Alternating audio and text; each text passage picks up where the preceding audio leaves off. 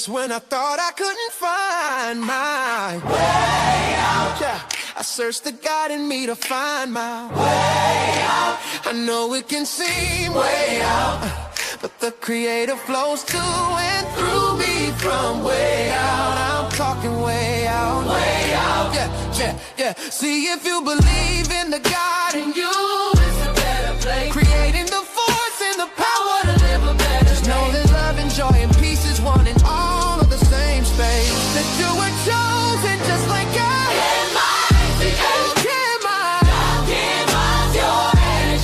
That's right. Only you can make the change. Shine your head at you. Shine so bright from darkness to light. Hey, hey, hey. From darkness to light. Yeah. And you'll find your way out. Yeah, yeah. Oh, it won't seem way out. Yeah, yeah, yeah. The power of God will flow through you from way out.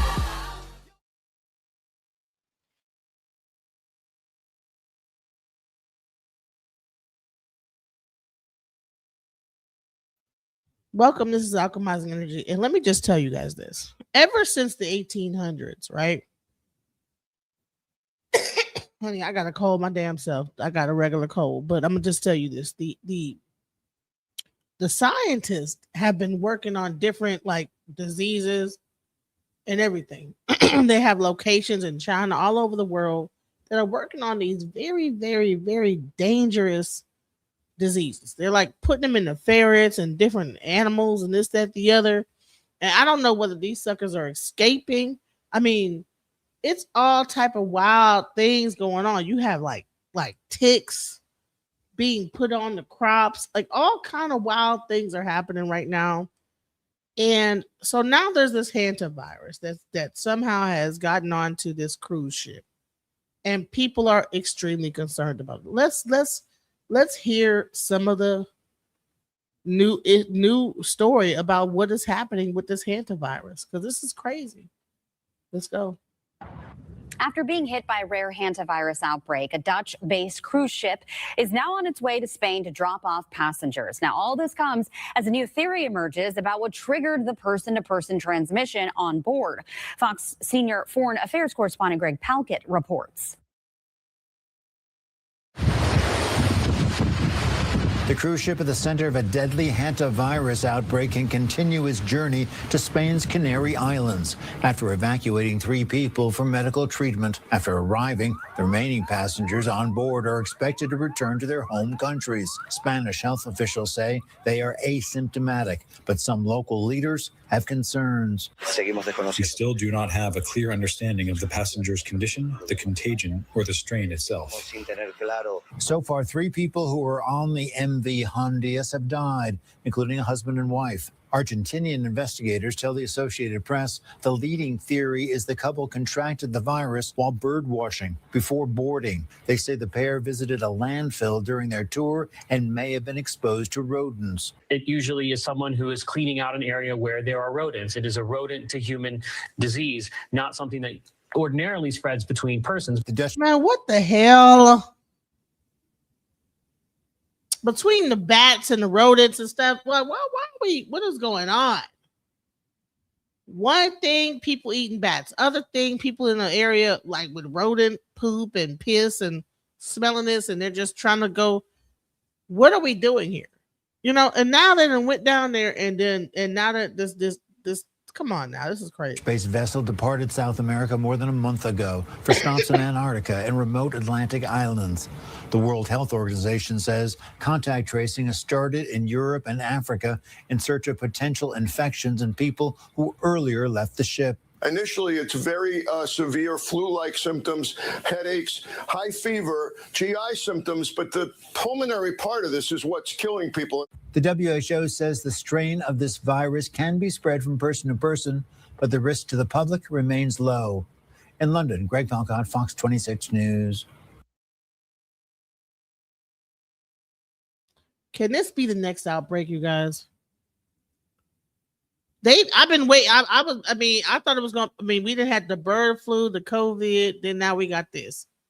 It seemed to me they put out viruses every year. Like it's like a new fad, like they put out like Jordan sneakers. It's a new virus every year.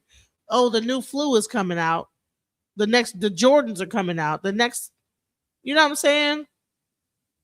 Do you want to get the new flu vaccine to go with the new flu Jordans? It every year. And why is it that it's always hitting cruise ships?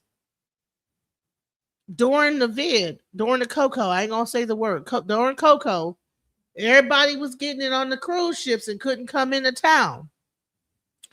Man, I'm straight on cruise. On the cruises, all that is recycled air. You know what I'm saying? It's already bad like an airplane, but you sitting on that cruise for like a week or so and y'all just breathing each other's, and they might have like some gotten exposed to something. They breathing out and you breathing it back in. I ain't never been one to like want to jump on no cruise. You know what I'm saying? But every time I hear about a cruise, I'm hearing about some outbreak. Oh Lord. So everybody's talking about the Andes variant. They're saying that this is like the worst one, the one that hit the kidneys, right?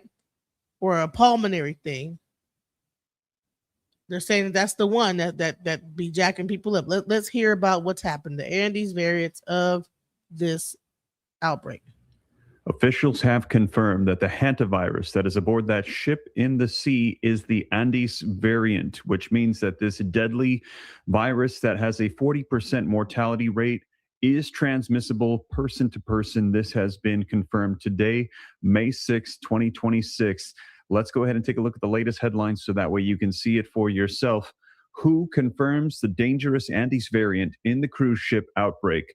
LUMC prepares for patients. 2 individuals aboard the cruise ship Hantavirus tested positive for the Hantavirus and were carrying the Andes variant, according to South Africa's health authorities. Officials noted that unlike many other strains, this version of the virus can spread between people when they are in close proximity. Here's another one. Hantavirus outbreaks rarely happen. This Andes strain is a complicated public health situation. And here's another headline, and you can see these all coming out today, May 6th, with the breaking news that this has now been confirmed. The Hantavirus Andes variant warning signs as WHO confirms deadly person-to-person strain on the cruise ship. 3 people have died so far after the virus outbreak on the MV Hantavirus cruise ship. We're hearing that this is the variant that does travel person to person, which is what we're hearing health experts were afraid of, which means that with an incubation period of 8 weeks, these people are going to need to be quarantined, and they're saying they don't want them to come into port for the next 2 months because they could be infected with it right now and not even know it for a month or 2 months from now. So they are stuck out at sea. Now, there's a lot of video footage coming out here with this breaking news that this has been confirmed, the variant that transfers person to person. Now, health officials are saying not to worry. This is not going to be a repeat of COVID, but they're concerned about this potentially spreading as well. But they're saying we're trying to contain it and keep it out to sea in that cruise ship. Let me know your thoughts in the comments. Now, like I said, we're going to dive right in. I've got the articles linked. Man, could you imagine being on a cruise ship and they're like, oh, you can't come into town? They're probably running out of food, all type of stuff. It was meant to be out the sea tour for a certain amount of time. And now they're saying you got to stay up on there. No, you can't come into town. What? Now, I'm one who believes that the cocoa was being passed through the water. I'm sorry.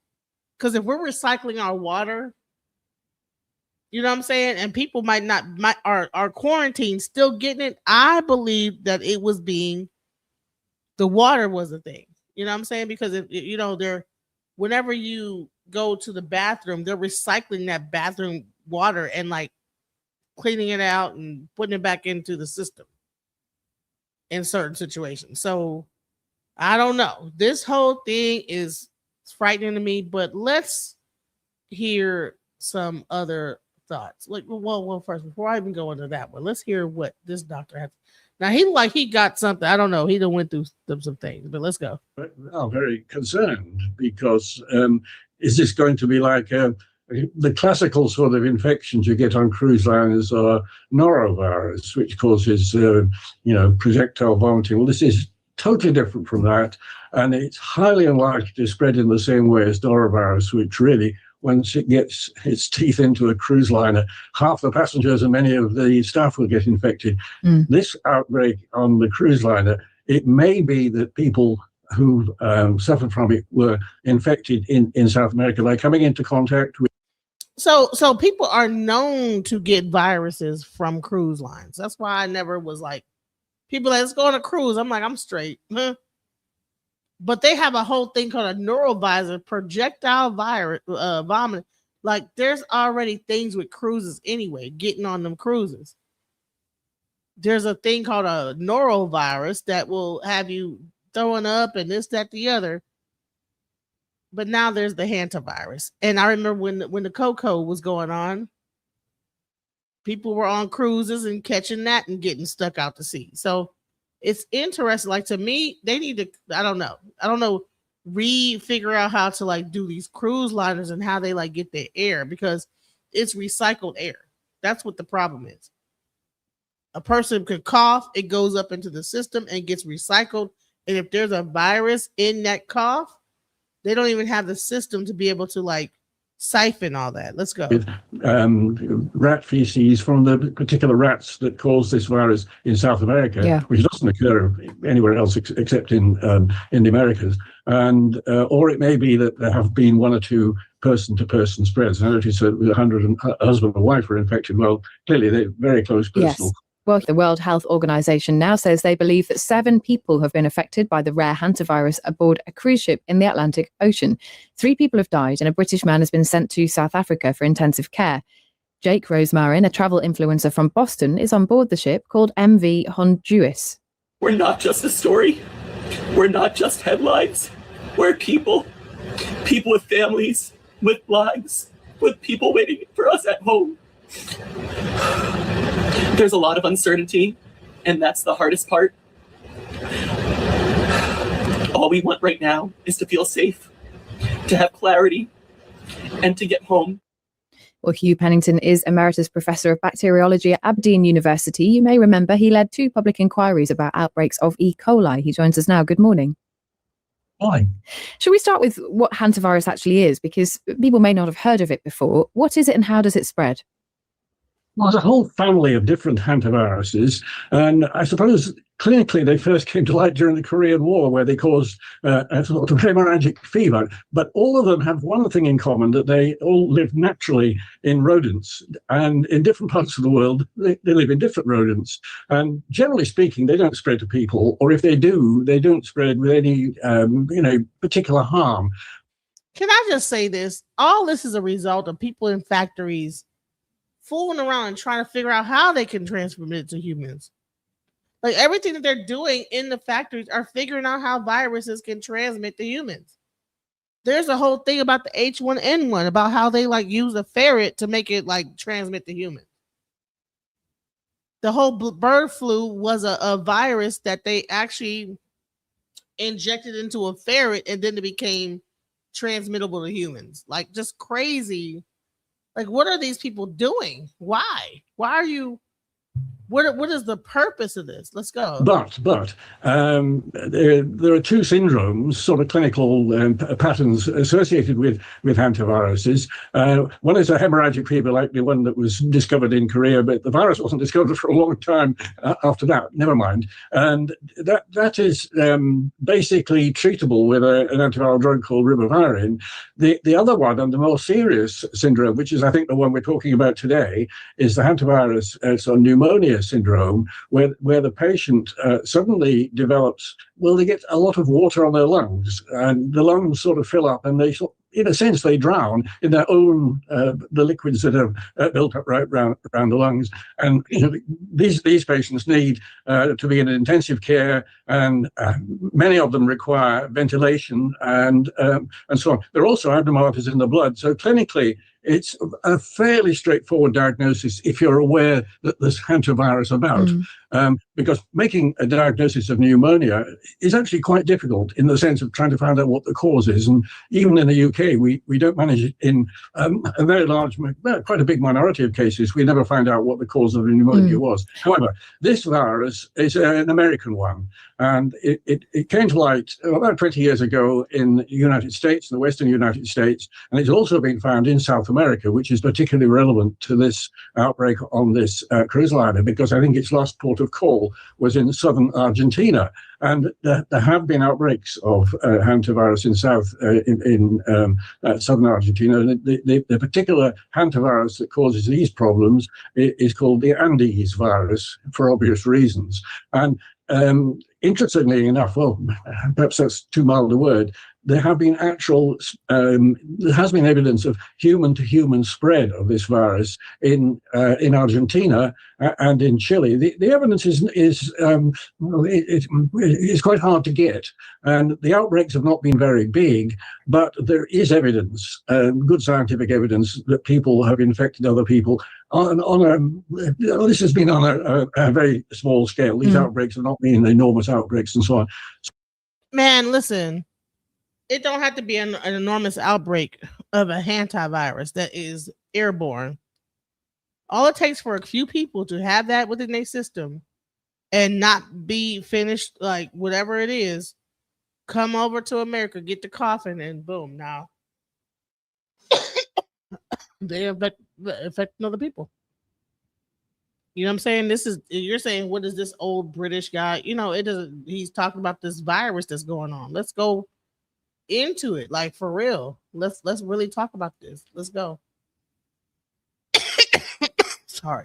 I see what you're doing. It's not going to happen. You're preparing everybody for the next lockdown, right? I'm gonna go to hell when I say this, but keep those people on that boat. Keep them on that boat. Can we stay in lockdown forever this time? Don't even try to prep us. All we want right now is to feel safe, to have clarity, and to get home. Oh my gosh, you guys, this is so wild. Before we get into today's video, I just want to let you guys know that this video is for educational purposes only. Please remember to be kind to everybody everywhere in your everyday life, in the home, in the grocery store, and especially in the comment section down below. Please do not show hate to anybody, anywhere.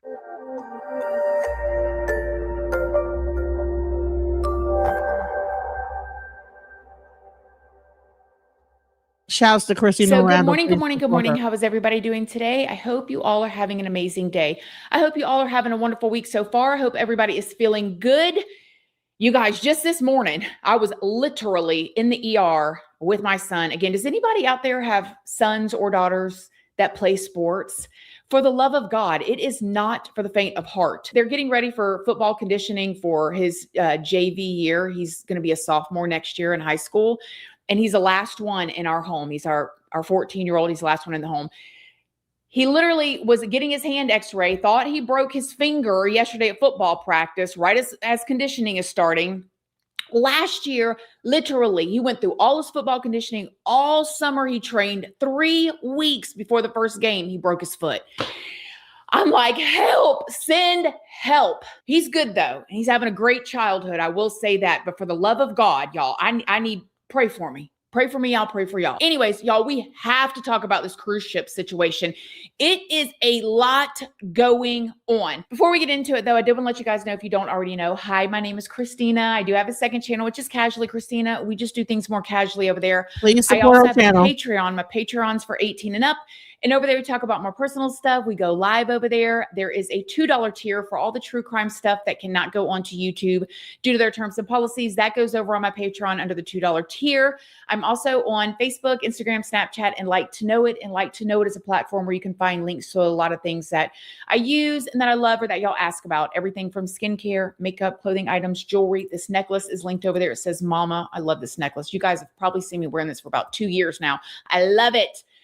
And other things that I want to link over there that y'all ask about, I do. And all of those platforms are linked down in the description box if you would like to come and check me out. So before I tell y'all about this cruise ship, I want to tell y'all about this rare virus called Hantavirus. It is spelled like this, but I see everybody pronouncing it as Hantavirus, so that's how I'm going to pronounce it.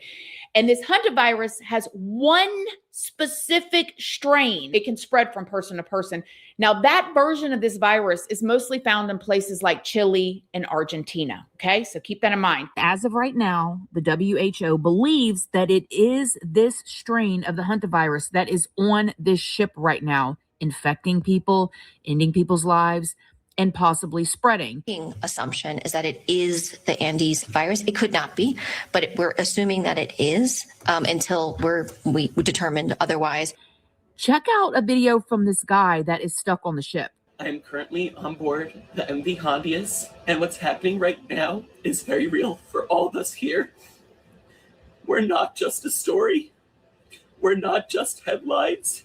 We're people with families, with lives, with people waiting for us at home.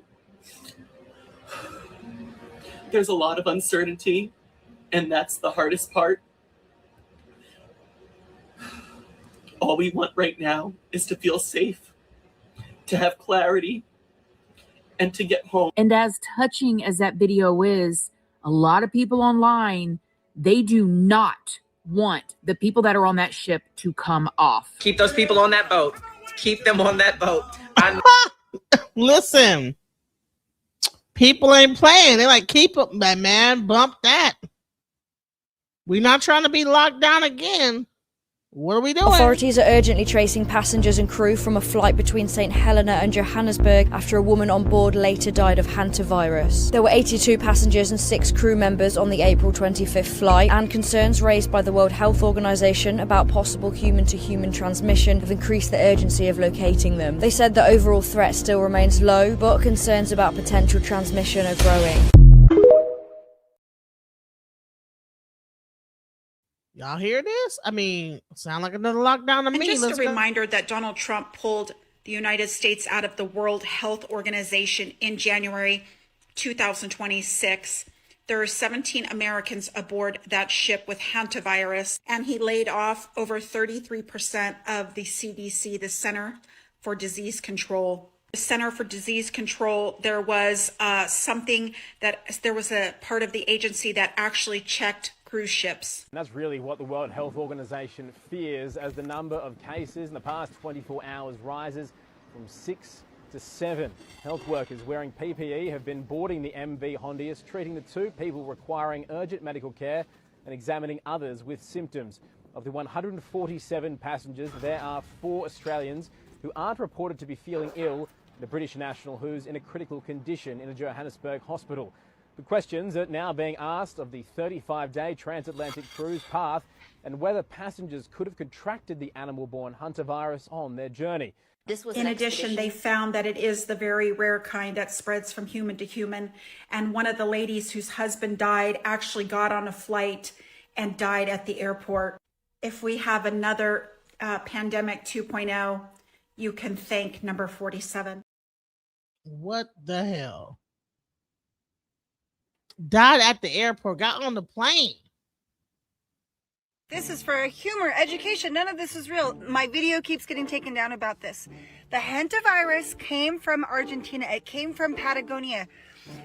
I have so many things. There's so many dots to connect. Please stay with me. 1, when have you known wealthy people who like to be uncomfortable? What are a bunch of wealthy people doing on a cruise ship in the very bottom of Patagonia in late fall? I'm way the further north in Patagonia. It's freezing. Hence, I wear the same sweatshirts all the time. It's so cold. What are a bunch of wealthy people doing getting on a cruise ship all the way down in snowy, icy glacier Patagonia in late fall? There's not even tourists in Ushuaia right now. That makes no sense to me. So many things. How do I say this? TikTok, I'm just joking. None of this is real. Conspiracy theory. I'm crazy. Please don't take my video down. Earlier this year, $40 billion from the U.S. came to Argentina. Where? What's that money doing? Okay. So many Patagonian fires were set this year. We know we can trace back who set those fires. 300,000 settlers from the I country, quotation, came down here in refugees to Patagonia. Perito Moreno, the largest glacier in Patagonia. The president has just sold the land rights. Okay. There's a real jump scare motherfucker guy, SM are the initials, who said that his ideal world is that the US population goes to $100 million. The hantavirus was in the files. J.E. was talking about bioengineered weapons and how they can be used. Do you remember what his profile flag was on that gaming app, which is how they found out that he's still alive? This all ties back to the iCountry settlers and the U.S. government. Ugh, please, TikTok. I'm crazy, TikTok. I'm on a lot of rugs. I'm not. Don't take down this video. This is all conspiracy craziness. This all ties back to the iCountry settler state, dude. Tie it all back. Oh my gosh. I'm in Patagonia. What were a bunch of really wealthy people doing on a cruise ship in the middle of late fall in Patagonia? Have you ever known wealthy people who like to be uncomfortable? None of this is adding up, dude. Authorities are urgently tracing passengers and crew from a flight between St. Helena and Johannesburg after a woman on board later died of Hantavirus. There were 82 passengers and 6 crew members on the April 25th flight, and concerns raised by the World Health Organization about possible human-to-human transmission have increased the urgency of locating them. They said the overall threat still remains low, but concerns about potential transmission are growing. I mean, people are saying TikTok's not a reliable source, but I'm going to tell you this. At least they're talking about it. I don't see a lot of people talking about this. That's why people are saying, what are y'all talking about? You know what I'm saying? What are you guys talking about? Like, oh yeah, there's a whole virus going on a cruise ship full of people, and people are dying. No, it's inhumane, but I can't go through this again. I don't even think that cruise ship should dock. They cannot leave that ship. They can't get off that ship. I'm sorry, y'all got to stay in the middle of the ocean. Buddy talking about, I just want to come home. I'm so scared. I feel it, brother. I feel it, but not. Y'all aren't freaking out enough for me. I'd rather play Battleship than let them get off that boat before the summer ends. Like, I swear, you guys, especially after the last pandemic and the level of stupidity that it bred, it would genuinely be the end. And I saw. Let me tell y'all about this cruise ship. The MV Hondias. This is a popular expedition cruise ship. This is not like the huge cruise ships that we see here in America when you think about like Carnival Cruise or Royal Caribbean. Anybody love cruising? I absolutely love to go on a cruise. This cruise is for expeditions. This cruise ship specifically was built back in 2019, and it is operated by a Dutch company called Oceanwide Expeditions. It is designed specifically for Antarctica or Antarctic expeditions, and it carries around 170 passengers. So you think this ship carries around 170 passengers.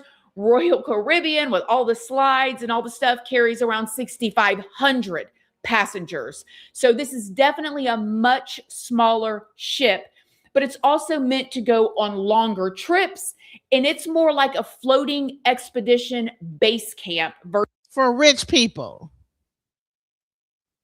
I'm going to say what she ain't saying. For rich people. Because ain't nobody got money to be going to damn Antarctica or whatever the hell. They charging like what? I think like, I don't even know what the cost is.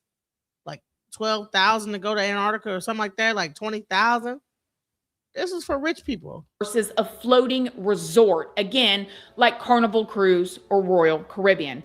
Now, this ship is actually built for extreme environments. It's not built for luxury entertainment, okay? It has about 7 different decks with all kind of lounges. It has a dining area and lecture rooms in it. And then it also has about 80 cabins, ranging from like the basic cabins to suites. So you can get a suite on this type of cruise ship. Also, this is not a vacation or a casual vacation crowd. Most of the people that are taking a trip on this specific ship, they're not doing it to relax and go on vacation, okay? People pay thousands to tens of thousands of dollars for this type of expedition travel. Think people that are more interested in nature or photography or science or like bucket list trips. Now, I want you to keep all of this in mind because this really matters. This is a longer trip. So this is like a 35-day cruise style trip that is on this ship that we're talking about today. This is where people are together for weeks at a time on a small ship, and they go to different remote locations. Because of them being on this small ship, because of it being everybody being in more tight quarters, they're together for longer periods. And rich. Because it take too much. You already know that this is like a rich people's ish. You know what I'm saying? Let's go. Times. I mean, you guys, it sounds like a dream for, me, like say me and my husband, we have talked about this type of thing when we retire, when we're older and all of our kids are grown and they're living their own lives. They're in their careers, families, traveling, whatever they're doing. And me and hubby are sitting at home. Why don't we go on these types of trips? You get on a boat and you go do all these different expeditions, right? Well, because it's a small boat and they go to these remote islands, there is very limited medical care. And there's a lot of excursions that they go on, meaning that this ship stops a lot over these 35 days at different places. And you have the people getting off of the ship at one remote place, then getting back on the ship. Then the ship goes to the next place. The people get off, they get back on. Again, they're all in these close quarters on this ship. Now, this ship in particular left from Argentina in late March with passengers boarding around March 30th and officially setting sail on April 1st. The route was a Southern Atlantic expedition, which means that it included places like Antarctica. Did y'all see the Antarctica video? Yes, they went there. Sub-Antarctic islands and other very isolated locations. Most people never even get to visit these types of places.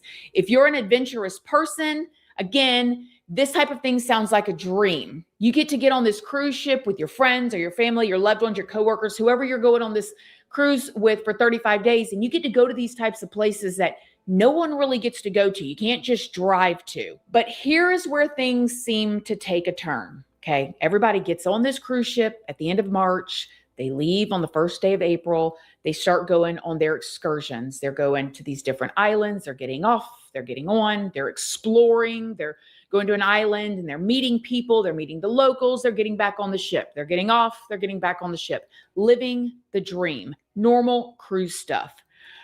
Then on April 11th, a 70-year-old man on board suddenly got really sick and he just died. Okay, so you're on this cruise ship. Again, you got all the workers and everything. And the man just passes away. Now, at the time, no one knew it, but he had the Hantavirus. So what is the Hantavirus? Okay. The Andes hantavirus is a rare but very serious virus found mostly in parts of Chile and Argentina. So to put it in simple terms, this is a virus that you usually get from rodents, specifically from their droppings, their urine, or their saliva. Do y'all remember this couple right here? I did a video on them and his wife passed away. And when they found, well, both of them passed away, but when they found her body, they said she had the hantavirus. Okay. This is a virus that people can get from the droppings, the urine, and the saliva of rodents. Hantavirus has been found in the United States. You probably remember that the wife of Gene Hackman died of hantavirus. There have been about 684 cases of hantavirus in the United States just in the last year. Hantavirus is typically spread by mouse droppings or mouse urine, which is one of the reasons why we caution people that if you find mouse droppings in your area, please don't vacuum them up. Use Clorox wipes or other areas to pick them up so it doesn't aerosolize a potential virus. Hantavirus is rare in some areas and endemic in other areas, like in New Mexico.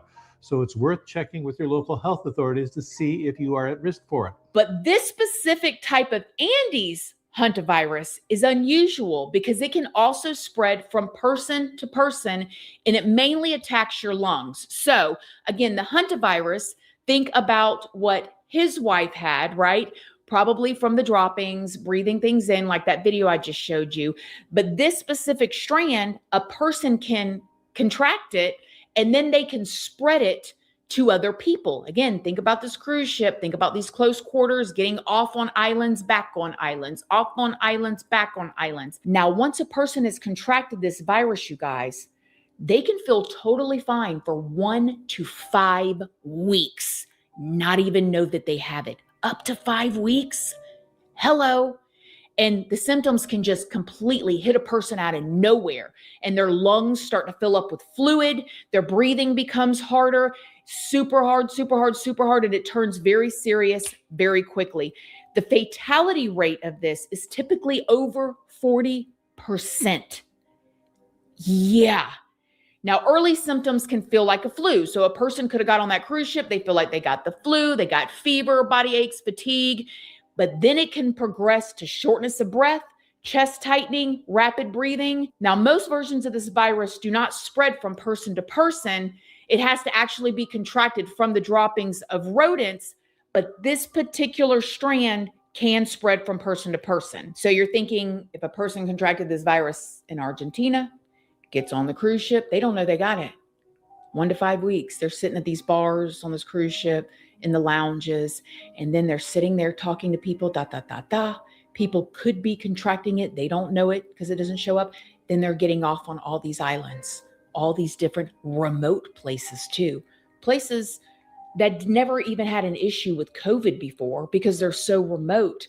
But now you've got these excursions getting off. Very creepy to think about. Now, I also want you to think about the fact that when CV-19 hit, they were saying, oh, it can lay dormant in your system, You got this 10-day period. That's why if somebody had a cold or a cough or a fever, they were making people stay home for 10 days from work or from school. Hey, this thing is 4 weeks. 4 weeks. So you might not even know you got it, and then you just drop dead. What the hell? I mean, are y'all listening to this? What? And that was with a very small fatality rate. This hantavirus has almost a 50% fatality rate. So when a person gets it, they're flipping the coin. They don't know what's going to happen. Now, remember that 70-year-old that I just told y'all about that had the hantavirus? They just, boom, out of nowhere, got sick and passed away. Now, get this, you guys. His body was on that ship until April 24th when they docked at St. Helena. By this time, his wife was sick. So she ends up getting flown to a hospital in Johannesburg, South Africa, and she passes away shortly after. Now, this whole time, people are still getting off the ships, on the ship, off the ship, on the ship. But still at this point, no one had identified the virus. They just knew they had this older couple. The 70-year-old, boom, passed away. They get the wife off, fly her to the hospital in South Africa, and boom, she passes away. Then things began to escalate. By April 27th, the ship reaches Ascension Island. And now at this point, there's another very sick passenger. They end up taking that person off of the ship. And this is when they finally confirm that it is the hantavirus. So imagine that these people have been on this ship this whole time. They didn't even know what it was. They just think that the guy just died. He's 70 years old. He died. He's on the ship dead. His whatever body, because ships have, you know what I'm saying? I mean, it's recycled air, just like a airplane. What's up, Barack Obama? What do you think about this? This is crazy to me. Like what? What, the new virus? Yeah. What do you think about this? Crazy. Well, I will say this.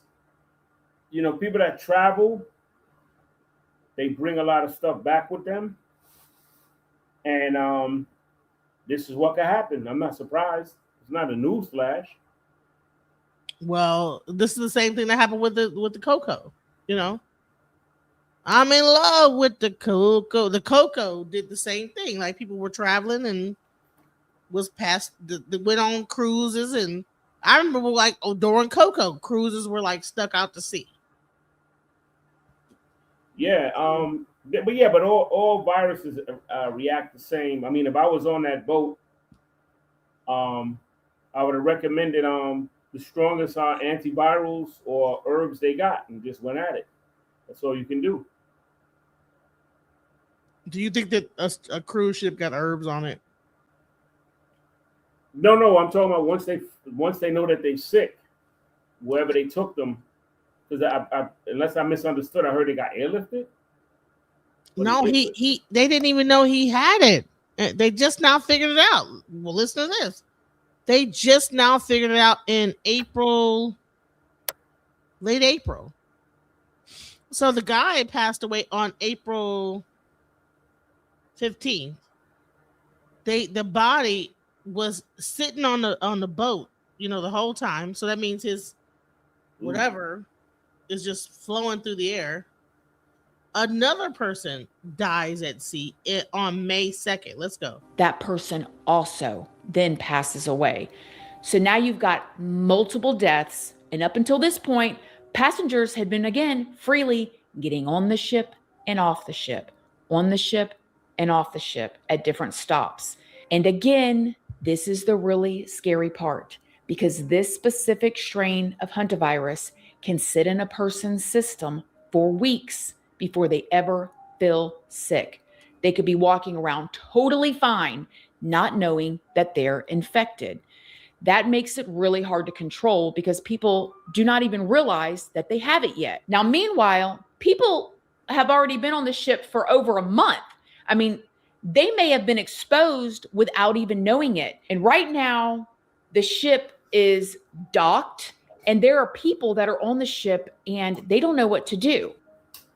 Now, you guys, I cannot imagine. I remember when CV-19 hit. Do y'all remember seeing the cruise ships? I live in Florida. Cruising is really big here. I mean, you can drive 2 hours and get on a cruise ship from where I live in Florida. You can drive 12 hours and get on a cruise ship. I can drive 6 hours. I can drive 5 hours one way. I mean, there's cruises all around us here.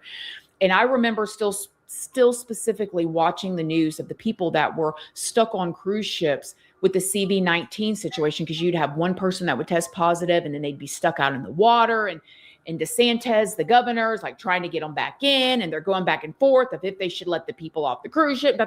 And I just remember thinking, I cannot imagine being stuck, because they had people quarantined to their rooms. So yeah, it's not jail and it's not prison, but it still has to be. You're quarantined to a room with recycled air. What did you say? You're quarantined into a room with recycled air. I mean, that's all you can do on a cruise. I mean, there's not much. Open the window, all you're I guess. doing is spreading the virus, whatever it is. No, if you quarantine in a room and you open your window, I guess it will just be in that one room. No, like if the air that's full, like, I'm sure that these boats are not like, they're hot in hot areas, tropical. You can't get, viruses are everywhere. You can't get away from them. So we just hopefully this will be contained there, and it won't be. They're trying to get up off this boat. They're trying to get up off this boat. They're trying to get off of it. Let's go. Such a helpless, confined feeling. You are stuck in this room with nothing to do. They're bringing your food to your door, and you don't know if you're going to get sick or not. These people are sitting there on this cruise ship, a hantavirus, and they are in their rooms. You've got the employees that still have to keep working. And every door they go to, they don't know if a person is carrying it or not, but they still have to keep feeding people. Like, what a nightmare. Now let's fast forward to May 2nd. Officials end up notifying the World Health Organization that there is a cluster of severe illnesses linked to this ship. At that point, there were 3 confirmed deaths. One person at this point is still critically ill in a hospital in Johannesburg, South Africa. Several more people that we know of right now on the ship are sick. So these are people that are showing symptoms already now, which they could be sick from the flu. They could have picked up a cold and it could be spreading, or it could have already spread, or it could have been spreading and they got off the ships at all the, I mean, you guys, this is like what horror movies are made of. And at least one new suspected case has recently just popped up again. So not only has all this been happening since April 11th, when the 70-year-old passed away, then his wife passed away, and then the next person passed away, and then the other person was in the hospital, and now they got other people on the ship sick, and there's a new case that just popped up. The sick passengers are getting so bad that the ship cannot properly treat them anymore. So officials are trying to get them off the ship and into hospitals, But that has been really, really complicated. I mean, different countries are involved now, South Africa, the UK, Germany, the Netherlands. And this is because there are passengers on this cruise ship that are from all over the place. Cape Verde did allow a small medical team to go on board the ship, and it had 2 doctors, a nurse, and a lab technician. And they went there to really just assess what is happening. But as of now, they're not really letting this ship fully dock anywhere. None of the countries want to let them dock there. And I don't blame them, especially something like this. You're talking about something, again, that has over 40% fatality rate. Like, I really feel for the people on the ship. I cannot imagine how helpless they feel. I feel like sit on your balcony and just breathe in fresh air as much as you can, because I can't imagine what they're going through, you guys. But also letting them dock right now without fully making it clear if it is the strand that transfers from person to person. The ship is trying to reroute possibly to the Canary Islands just to get people proper medical care, because they're not able to give them the proper medical care right now. But now officially, the WHO is still saying that this is a generally like low risk for most of the public. But that's mainly because right now the situation is contained all on the ship. But the reality is this is a very tricky virus with a long incubation period, that if it is this strain, it can be passed from person to person, and people were already moving around before anyone knew what was happening. So yeah, this is definitely something people are watching very closely. Again, I cannot imagine, you guys, what all's going on. As of now, the last thing that I've seen from the WHO is that they were waiting for the test to come back to see if it was that strain for sure of the hantavirus. They know that the one man passed away or had hantavirus in his system. It's what they're attributing to the 70-year-old and his wife that passed away. And if this is the one that transfers from person to person, how terrifying. Like, actually a scary movie. Wow. So have y'all heard about this? What do you think? What do you think about that? Thoughts, Barack Obama? It's just like any other virus. You gotta get the antivirals. You gotta isolate them. There is no antiviral. There is no cure for it. No, all viruses work the same. You can they attack the body the same. Some are deadly, of course. But what they need to do is put it in a lab and then try to, whatever antivirals or antiviral herbs they got out, test it and see what happens. Sometimes it could be something simple that can destroy it. Oil of oregano, ginger, turmeric, high powered soursop. It might be something that we can stop. I don't know. Because once it's here, that's all you can do. You understand? Hello? I don't know. I think that you might be like making it more simple than it is, because there's no cure for it. But let's go. Down below if you'd like to check them out for yourself. They have all come out in the past couple of hours today as we've received this confirmation. The World Health Organization is coming out and saying, yes, this is what we were afraid of. This is that deadly disease that has a 40% mortality rate. There is no cure. There is no vaccination. And in addition to that, this variant, the Andes variant, it is transmissible person to person. So I'm going to dive right into all the video footage that's been coming out so that way you can see it for yourself. And before we do, if you appreciate the live stream updates, it's currently 2:48 p.m. Central Standard Time here in Houston, Texas, May 6, 2026. Do me a favor, take a second, hit the thumbs up, like, appreciate getting the latest breaking news. And to stay up to date, it's totally free. Why not hit the subscribe button? I'm doing daily updates to keep you up to speed on everything that you need to know that pertains to you, your family, the world, so you stay up to date on everything. But with that being said, you guys, let's go ahead and take a look at some of the video footage coming out today so you can get caught up on the latest. Some breaking news this morning. The leader of the Canary Islands rejecting a plan to have the cruise ship at the center of the hantavirus outbreak dock there. All as we also have new information out of South Africa. Authorities there confirming the Andes strain of the virus has been identified in 2 passengers. This is the strain that can be transmitted between humans. The World Health Organization giving an update on the origin of this outbreak, which has killed 3 people so far. Listen. This was an expedition boat, and many of the people on board were doing bird watching. They were doing, a lot of things with wildlife. So our assumption is they were infected off the boat and then joined the cruise. We do know that some of the cases have had very close contact with each other, and certainly human-to-human transmission can't be ruled out. Joining me now is physician and former Air Force flight surgeon, Dr. Zaid Fadul, to discuss. Doctor, as a fundamental matter, why is hantavirus so deadly? Hantavirus is deadly because it's a hemorrhagic disease. And what happens is it breaks down blood vessels and it breaks down and everything starts to kind of flood and crash in your system. And it ends up having a 35 to 38% mortality rate. So if you think about it from that term, it's just pretty terrifying. Before we get to the cruise ship itself, what symptoms should we be on the lookout for, just in general, for this hantavirus? I think it's the same symptoms of the flu. In fact, it's very, very common to be misdiagnosed as a flu early on. People are going to get fever, really high spiking fevers, body aches, they're going to feel muscle aches, and they're going to feel like they got run over by a bus.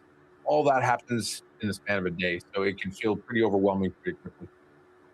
When we start hearing about this Andes strain and the potential human-to-human transmission through this, let's keep in mind, this is a strain that is only found in Argentina and Chile until obviously it then expands, and it is the only known strain to transmit person to person. I hear all that, and it's natural, especially in light of our recent history, to think, is this another pandemic? Is this another COVID? What are you thinking on that? I understand people's concern and anxiety. I will tell you that with the amount of attention and focus and effort being put in to contain this, it should keep it contained. It's not like the virus whose name we shall not mention on TV. Sure. Hantavirus and the Andes variant specifically can be dangerous. It has a long latency period. People can be infected for 2 weeks before they show symptoms, and then they can stay infected for 3 weeks after they've had those symptoms. So you've got this 6-week window where people are going around potentially spreading the virus. But at this point, we've identified it. You've quarantined everyone. Those people who are, at risk are going to be kept away from the general population. And typically, you have to be in really close contact with somebody, intimate contact, to really pick it up person to person. It's not like measles where you can walk in a room a couple hours after somebody was there and pick it up. So, it's not as effective as that. And we've got the appropriate measures in place. And, my suspicion is we've hopefully contained this. We're looking live now at the ship itself. On the subject of containment, the one word that comes to my mind is quarantine. And I read one report, one doctor saying these folks could be quarantined for up to 8 weeks. You agree with that? Yeah, I do. Yeah, because at some point it's going to take up to 4 to 5 weeks to really guarantee they don't have symptoms. And if they were to develop symptoms and survive, they're still infected for another 3 or 4 weeks. So that's where that 8-week estimate comes from. It's going to be a long time on that cruise ship. Doc, a lot of our audience. I would say this is that if you're not in a healthy state right now, you need to be figuring out how to do that. If this thing gets onto the American soil, you need to be of good health. I don't know whether that's like being a vegan. I don't even know what that is. Whatever that good health is, try to be the healthiest you could be, because you don't want to be of bad health and this thing hit you.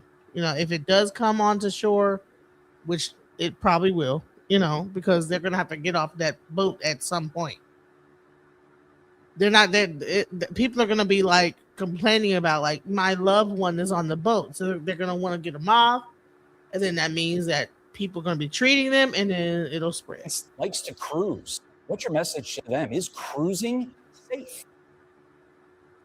I've got 4 children, and cruising is like the easiest way to go on vacation with small families. The challenge with cruise ships, regardless of what part of the world you go into, is that you're going to be in close contact with lots of people. Now, they work overtime to try and make sure it's as hygienic as possible, clean as possible. But the reality is, anytime you're in any environment with lots of people in a small confined space, you have that risk of any kind of communicable disease. I think personally that cruising is still safe, but I think you always have to take precautions. If you're feeling sick, you shouldn't go on a cruise. If you're on the cruise, hand washing is always one of your best bets. If you're really concerned about picking up a disease and you maybe have some underlying illness, it's not fun, but you can always throw a mask on. And these are the simple precautions that can go a long way to protect you. What are your thoughts on that, Barack? What do you think about the cruise ship? Do you think the cruises are safe? Say it again. What do you think that cruises are safe? Well, nowhere's 100% safe. Everything is a mystery. You know, I was on 2 occasions about 20 years ago. I got exposed to tuberculosis, and my aunt, it spread to her brain, and my brother-in-law, he had it in his lungs. They was hospitalized. I was lucky. I got exposed to it, and they gave me pills, but my immune system was so strong, I never got sick. So I was like a carrier. So it's the same logic. Like I'm those bad experiences then built me up for like stuff like COVID and this stuff now. Like I'm riding out with caution, but you got to be aware of what could happen and what you could do. Only thing you could do if you get sick is get in isolation and hope it go through you and hope to survive. My brother-in-law ended up in the hospital almost a month because the first 2 weeks he was in the hospital, the antibiotics. It wasn't antibiotic. I think tuberculosis is not a virus; it's a bacteria. The antibiotics they was giving him wasn't working, and he ended up dying young. Not from that, but he died at like my sister's husband. He died at like I don't even think he was 50. He died young, so I don't know if his immune. So that's another factor too. That's why they're saying. I guess they said 40% of the people died from it. The other 60, I guess, have an immune system that can fight it off or that can give it a challenge and survive. But that's all you can do. I'm not gonna if it's true, I'm not gonna panic, but I'm gonna be aware, start masking up, and hoping people don't cough near me. I get real nervous even to this day. Somebody cough near me because you don't know what it is. You know what I mean? Yeah, and so someone says start tapping in the herbs, different strands, flowers, teas, etc. Experiment yourself. I would say detox. You know, if you have a system that you have not detoxed, go ahead and detox because I believe that certain people, were able to get through COVID because they had a certain immune system. Get your immune system up, guys. Yeah, I had it twice. COVID-19. Yeah, I had it too. Yeah, I had it too. No, but I had to go to the hospital because mine was what happened was I was in I think it was in isolation back then, and I kept getting these fevers and actually the herbs wasn't working. I had like some of the strongest herbs in it, and it was like, yo, I never got a cold like this. And then 2 guys that I grew up with from New York. I don't know if you ever heard of bless his soul, DJ K Slay, the hip hop dude. Yeah. He had it around when I had it, and they killed him. I survived it. I think Kid Capri survived this. I'm not putting people's business out there. They had put it out there. I think Fred the Godson died. He was on. I don't know if you know who that is. No, I don't know. It's an underground rapper. He went on YouTube. He went on social media and would get ready to go on a ventilator, and a week later he passed. So it was a scary thing. Very scary. You know what's crazy? My neighbor, he had COVID, and he was saying that the thing that like they were trying to put him on a ventilator, but he said no. And what he did was sing.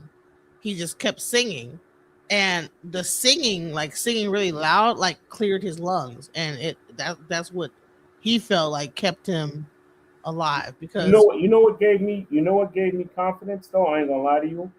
Remember the actor, comedian Bernie, what's his name? Bernie Mac. Yeah.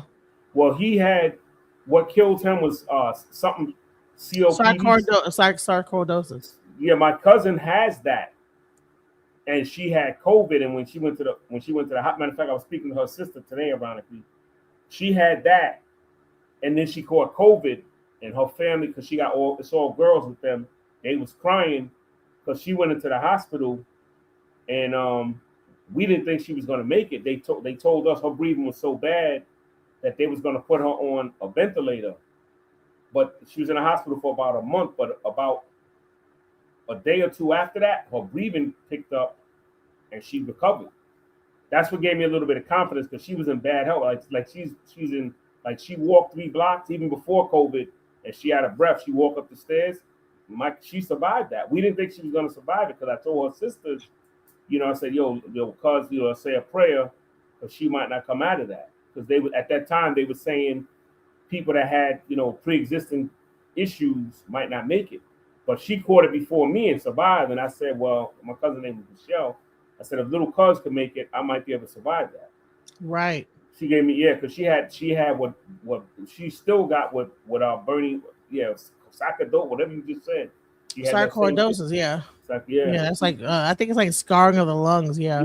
She has that, and we was like, yo, this could be it. And then I have a relative, my father's cousin. She's 94 now, so about 3 years ago she had it, and she survived. Matter of fact, I talked to her for the holidays, and she told me she don't have no long-term effects from COVID, and she's over 90. So, I mean, there is miracles like that. So, you know what I mean? I try not to stress or dwell on it. You just hope if you get exposed to it, you hope you survive it. That's all you can do. Exactly. Let's go. But it's usually let off this segment. I'm sorry. Go ahead. No, I was saying that it's usually travelers, people that go on vacation. That's who I hate to say it. That's who we bringing that stuff around, going somewhere and coming back with it. Exactly. Especially the other countries, you're not inoculated, and those people are used to that.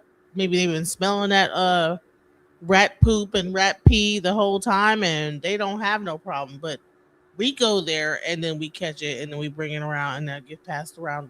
We don't have the immune system to actually deal with that, and that's where we get like this hemorrhagic fever type of thing. Yeah, go ahead. Yeah, different parts of the world got different strains. Like in the Caribbean, I met people that don't have air conditioning. I almost died when I went out there in the summertime. These people don't have AC, and I had all kinds of breathing problems. I don't understand how those people can survive that. It's like almost inhumane. I know a lady with 5 kids in the Dominican Republic, and she ain't got no air conditioning. I feel so bad for them. These people, these people are have to live like that, man. We don't have AC in America. It's like a big deal, but them people, man, I feel for some of them around the world. They got to deal with. Exactly. So let's go. By saying the Canary Islands refusing to let this ship dock. While we do understand that these ships themselves have a fairly robust medical establishment on them, that medical establishment could get overwhelmed very quickly with the numbers that we are talking about. So we certainly hope that some area lets this ship dock to get to a hospital where they have a lot more doctors and a lot more medical professionals that can take care of them. Dr. Fadul, thank you so much. This was really good. Appreciate it. There you have it, you guys. So that is one of the many videos that have been coming out today that are confirming that they have said that this is the Andes variant. This is the one that spreads person to person. Let's take a look at some more video footage so that way you can see the latest coming out today, May 6, 2026. Authorities in Switzerland are tracking a new case of hantavirus linked to that outbreak on a cruise ship. They say a man who was on board has tested positive. CBS News foreign correspondent Remy Inocencio joins us from our London bureau with more. Remy, what can you tell us about? You see how American media lies? He didn't just test positive, he died. And his wife died. Okay? Not just tested positive. Let's go. This case and the current situation on the ship. Errol, yes. Well, currently this morning, French media is reporting that the Ministry of Health there, that a French contact case has now been confirmed. And this would bring the total number of cases to 9. Meanwhile, the MV Hondius and its 150 passengers or so are still stuck off the coast of Cape Verde after getting there on Monday. We've also gotten confirmation that the strain of hantavirus can jump from person to person. This coming from health officials in South Africa. And this is after a 35-day voyage there that you're seeing on your screen. until people started getting sick and then dying. Now, I spoke to the WHO's point person in Cape Verde. Her name is Dr. Ann Lindstrom yesterday about what this means for all those people still stuck on the Hondias. Take a listen. Do they need to be quarantined? What we know is that we would want to have a thorough epidemiologic investigation, medical exams, of course, epidemiologic investigations, maybe sampling, testing, etc. And then if there is the need for a quarantine, that will be a decision of the health authorities. How long will this potential quarantine, let's say, last for these passengers? 8 weeks is a horribly long time to be quarantined, right? Yeah. And these passengers have already been contained within the boat for a very long time. We have been worried about the mental health of the passengers, the uncertainty, the unclarity, and how they are feeling to be contained in the port of Cabo Verde for a long time now. If you had to, I guess, make an educated guess as to where this may have come from, what are your thoughts? This boat has been certified to be free of rodents. And I know that the crew has been scrutinizing every area of the boat to make sure, even having several traps on the boat to be able to see if there are rodents, and none have been found. Many people say that this is why they will never go on a cruise. To what extent are cruise ships safe in this regard? I would say that this is an exception.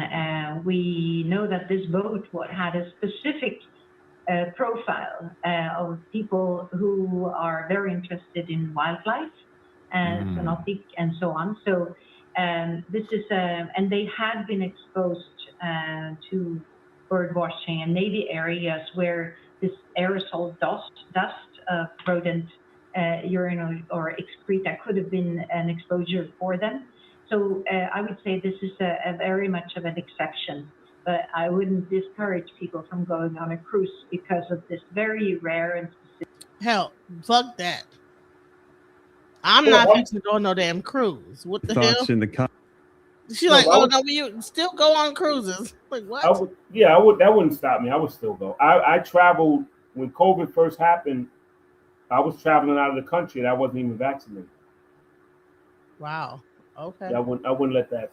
I wouldn't let that stop me because, like I said, it's hopefully an isolated incident. I mean, anybody can get sick. You can get sick in the house, so it don't matter. I mean, that's just me. I'm not speaking for you. I wouldn't let that stop me. Right. So there's a bunch of stuff. People are talking. Let's go. Got off my cruise on Sunday. It is now Tuesday, and I am in the hospital sick as a dog. Now, I'm not one to panic when you get off a cruise ship and you're sick. It just happens. You're around so many people. But I'm like really sick this time. Everything hurts. Can't open my eyes too much. Definitely have been having fevers, high fevers. My throat hurts so bad. It just sucks. It just sucks. I was supposed to start a new job and I'm in the hospital. But my cruise was still lit though. I'll keep you guys updated. Last time I was in the hospital, I had freaking mono and I got admitted for like a week. That was awful. That's almost how I feel now though. Like I'm so fatigued. This is rough. It's also like so busy in here that I'm in the hallway in a bed with there's other people out here too. There's no more rooms. So there must be something going around for sure. This is Jake Rossmarin. He is a passenger on the cruise ship that is plagued with the Hantavirus. Now, he is one of the 17 passengers that is from the United States.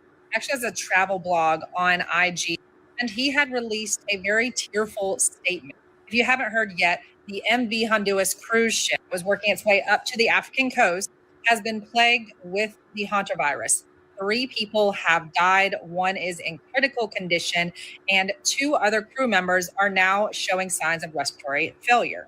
The hantavirus is the same virus that killed Gene Hackman's wife last year in New Mexico. This virus comes from urine and feces from rats. Officials are saying that this virus usually does not travel person to person, but they cannot confirm that at this time. They also don't know if this was an infection that was already on the cruise ship or that somebody brought in. Now, Jake did post this day one update. So this is older, the older version of what's going on, but it's crazy. That's you know what. So let's go. The hantavirus is or could be possibility of becoming a pandemic, right? And by the occurrence of things, right? The people who have been affected by this disease have been white. There's no any black person who has shown a case of being affected by this hantavirus. We hope that this disease will not carry on to become something big, because the other pandemic, I don't want to call it, started just like a joke, it became something big, right? White people are having a reaction towards this disease. I want us to listen to them. I shall be back with a deeper critical analysis. Let's dive. This hantavirus thing is already out of hand. Okay, the first person to pass away was a man with his wife on the cruise ship. On April 25th, she flew with his body after he passed away with this from St. Helena all the way to Johannesburg in South Africa. She started getting very bad symptoms and deteriorating on the flight back to Johannesburg. Collapsed in the airport, passed away the next day. They test her body. She has hantavirus. Who doesn't know if it's the Andes hantavirus that passes from person to person yet? They assume it is. Now, who is extensively trying to contact trace the 82 passengers that were on the same exact flight with her from St. Helena to Johannesburg? And the Andes virus is a little different than COVID. This is what they say anyway, that you don't get it just from casual contact, which would be if you sneeze, if you're in the same room. You got to get really close contact. So like kissing each other, things like that. But the thing here is, I'm assuming that they would not let her leave with her husband's body if she was having symptoms. And the incubation period between hantavirus is, some say 1 to 8 weeks, and then WHO says 1 to 6 weeks. So I don't think she even had symptoms before she was evacuated with her husband's body. To make matters worse, FIFA World Cup is in less than a month. Kansas City is hosting the Argentinian football team at their base. And there is going to be so many people from around the world, potentially from that area, coming to the FIFA World Cup. Just don't go. Just don't go. I would much rather people fearmonger over this than not fearmonger over this, because the mortality rate with this is 40%. 4 in 10 people pass away from the hantavirus. And there's no vaccine either. So just don't go.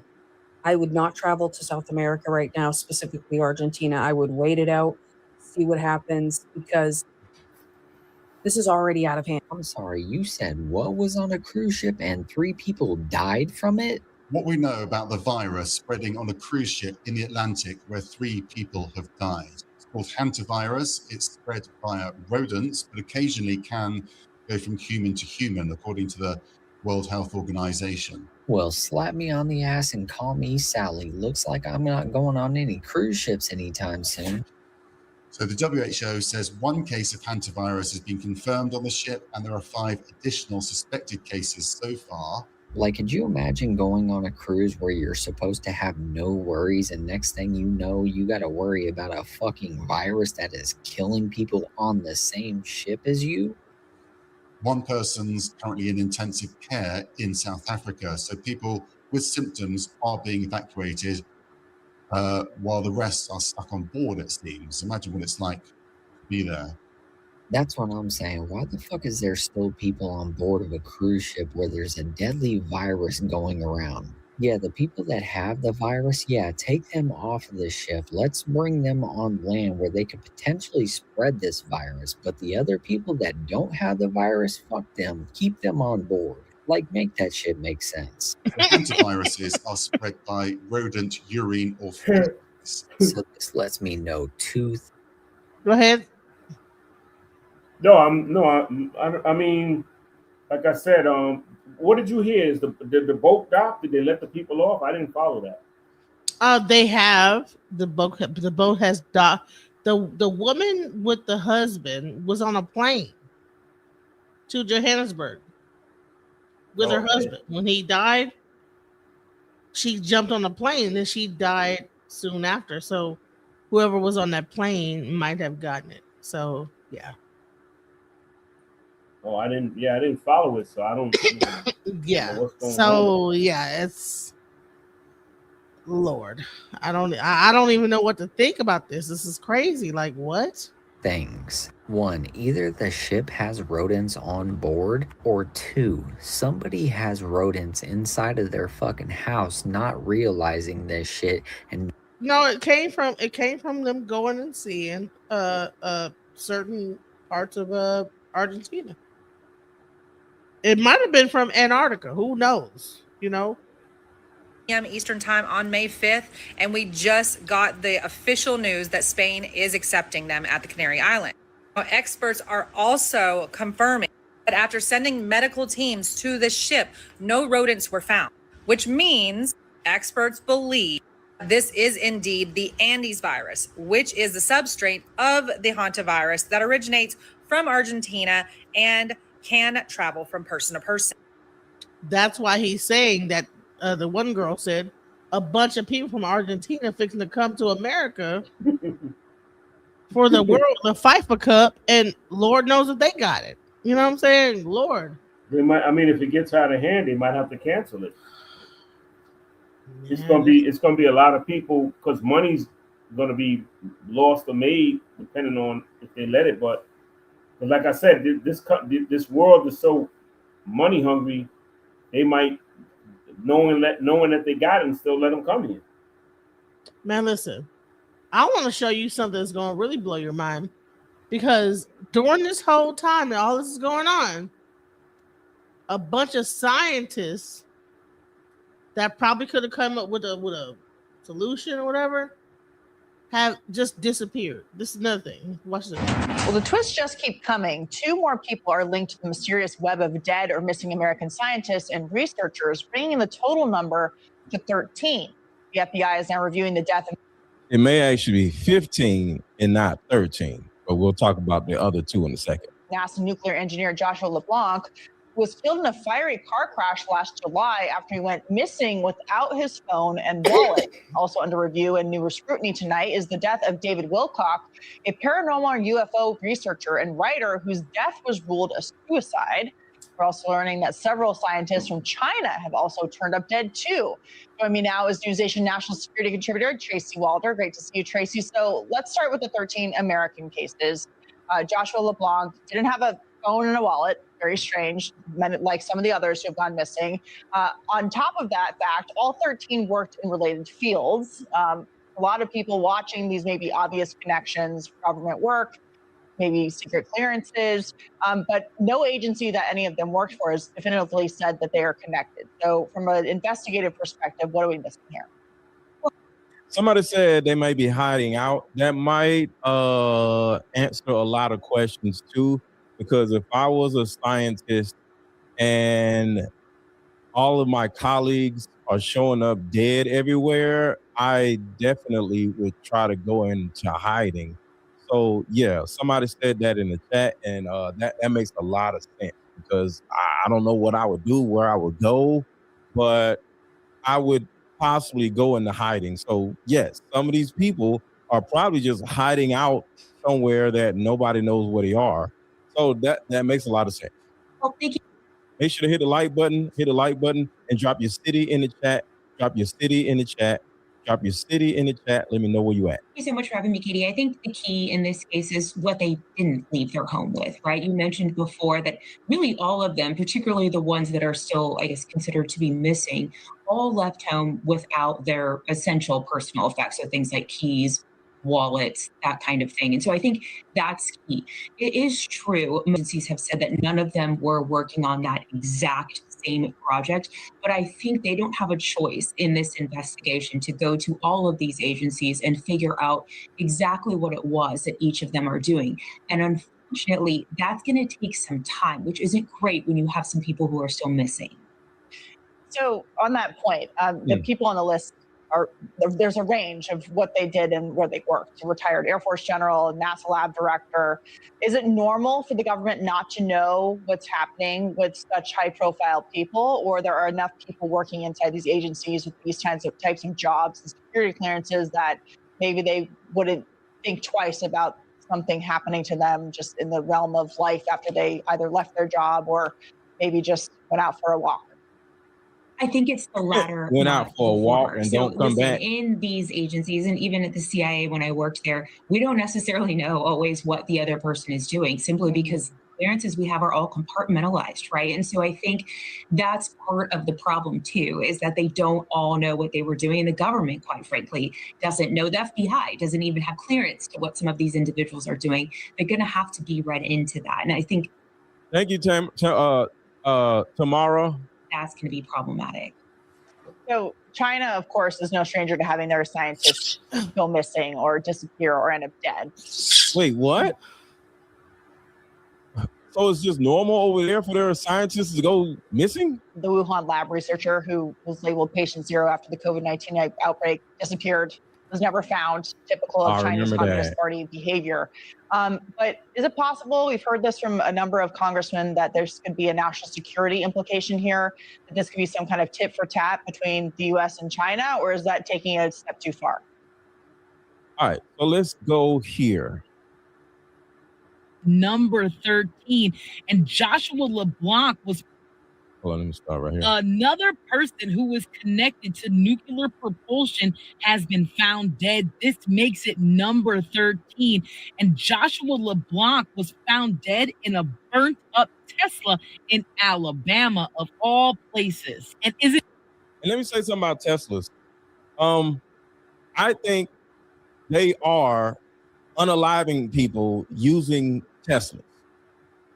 There's no way in hell I will ever buy a Tesla. Tesla is owned by this, you know who, and they're connected on a database or a mainframe that no other car is. I'm quite sure for example, if I made a video about Elon Musk, or I made 30 videos about Elon Musk, and I drove a Tesla, I'm quite sure my Tesla is on their database, and they can literally hit a button and cause that Tesla to run off a cliff by just hitting the button. Like, there's no way in hell I would buy a Tesla and actually drive it, because it's on a mainframe. All they got, they can control the steering.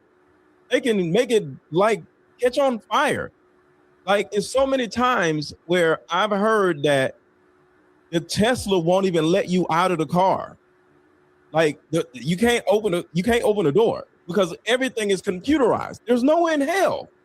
And it's suspicious that Amy Esrich, who was also linked to Alabama, was also linked to nuclear science in the propulsion industry, was found dead too. Now, it's something going on in Alabama for sure involving these scientists. Of course, the FBI is supposedly launching this investigation to see if there are any links between all of these missing or dead scientists or engineers, but it is looking very suspicious that each and every one of these people have some sort of a connection to one another, and they have a connection to NASA, or they have a connection to propulsion, nuclear science. Don't you find that suspicious?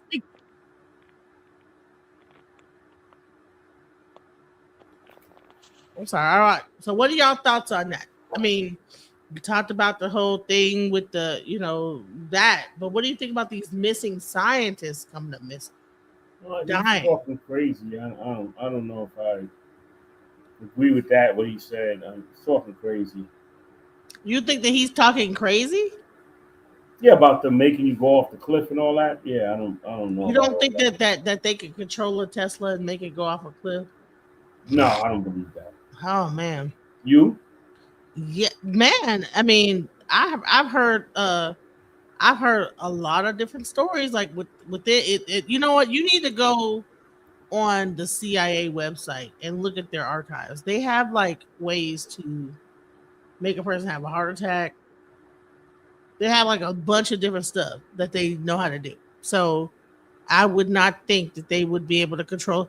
I've heard they can control a car and make it like just take over the steering of a car. You don't think that's real? I don't know. I don't think so. Hotspot. What they're gonna do it? They're gonna do it. Channel, If they make a million, if they make a million cars, they're gonna be able to do it to a million cars. Say it again.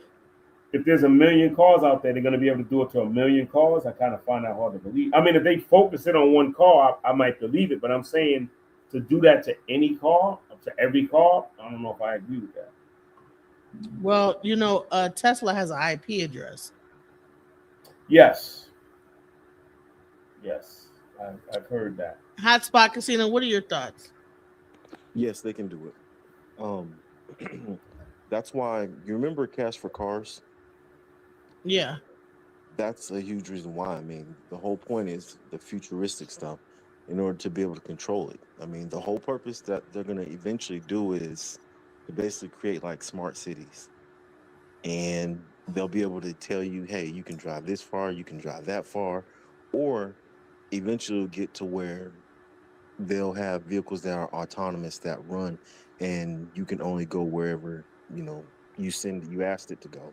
And if they want to control you and say, you know what, this person there aren't doing what we say, hey, just drive it straight ahead into this 18-wheeler that we have automated as well and get rid of them.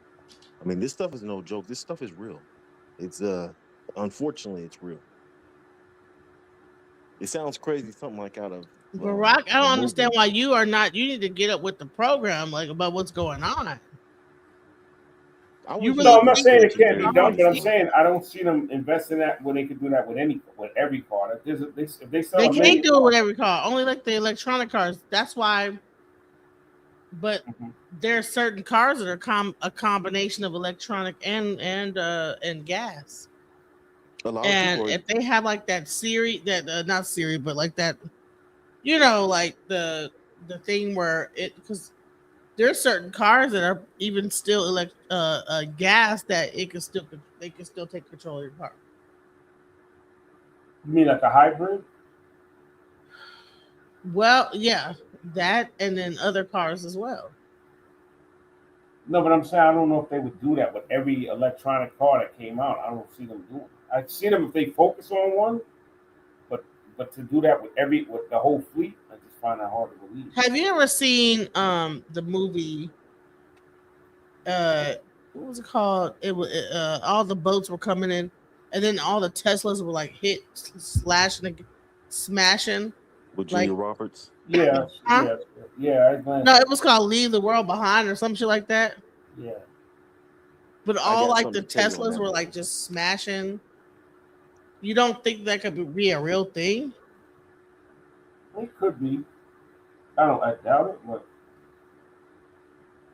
All right, let's go. Because I find that suspicious. There's no way that all of these could be a coincidence. There must be some sort of connection. But what is the connection? And who is taking care of these people if this is happening on purpose? Now, of course, all of this is allegedly, because I don't want anyone to take this video down. There's no misinformation here. This is alleged. Yes. They have cameras all around them. So there's cameras filming you and cameras filming everywhere you are. So a person can literally tap in to the computers on your Tesla. And if you're like, say you're in California and you're riding up a mountain or something, the cameras can show that if the car veers over to the left, it'll go over the mountain. So not only can they control your steering wheel, they can see where you are. So when they make your steering wheel go this way, they know you'll go off a mountain. Like there's no way in hell. It's crazy. It's absolutely crazy. So I'm gonna this right here I'm gonna save, and I'm gonna get back to her in a second, because she's gonna talk about number 14, person number 14 and number 15. Is I just look at the trade craft that I know China works when I worked Chinese counterintelligence and when I worked nuclear weapons. I think the issue is that's not typically how our espionage trade craft works. We want people alive, and we want people to have access to current information. If you look at McCaslin, you know, he's been retired for quite some time. Right. This is absolutely crazy. The FBI confirmed yesterday they are looking into a growing list of missing or no longer alive scientists and researchers. Let me tell you about 11 of them. Amy Eskridge was from Huntsville, Alabama. She was a propulsion researcher and president Alabama of the Institute for Exotic Science. She reportedly passed away in 2022 from a self-inflicted wound. Michael David Hicks was from Sunland, California, former research scientist at NASA's Jet Propulsion Laboratory in Pasadena, California, where he studied comets and asteroids. He passed away in July 2023 at 59 years old.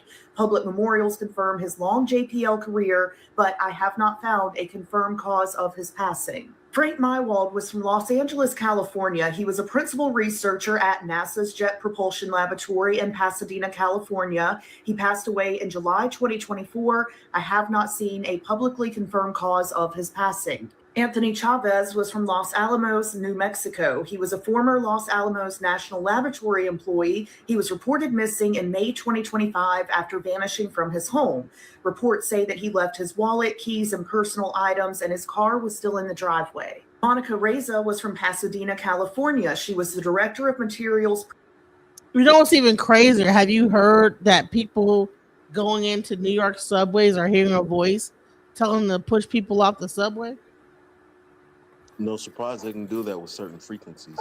The Amy chick is crazy because she recorded them hitting her with like microwaves, and she would report like, "Hey, if anybody says I tried to kill myself, it wasn't me."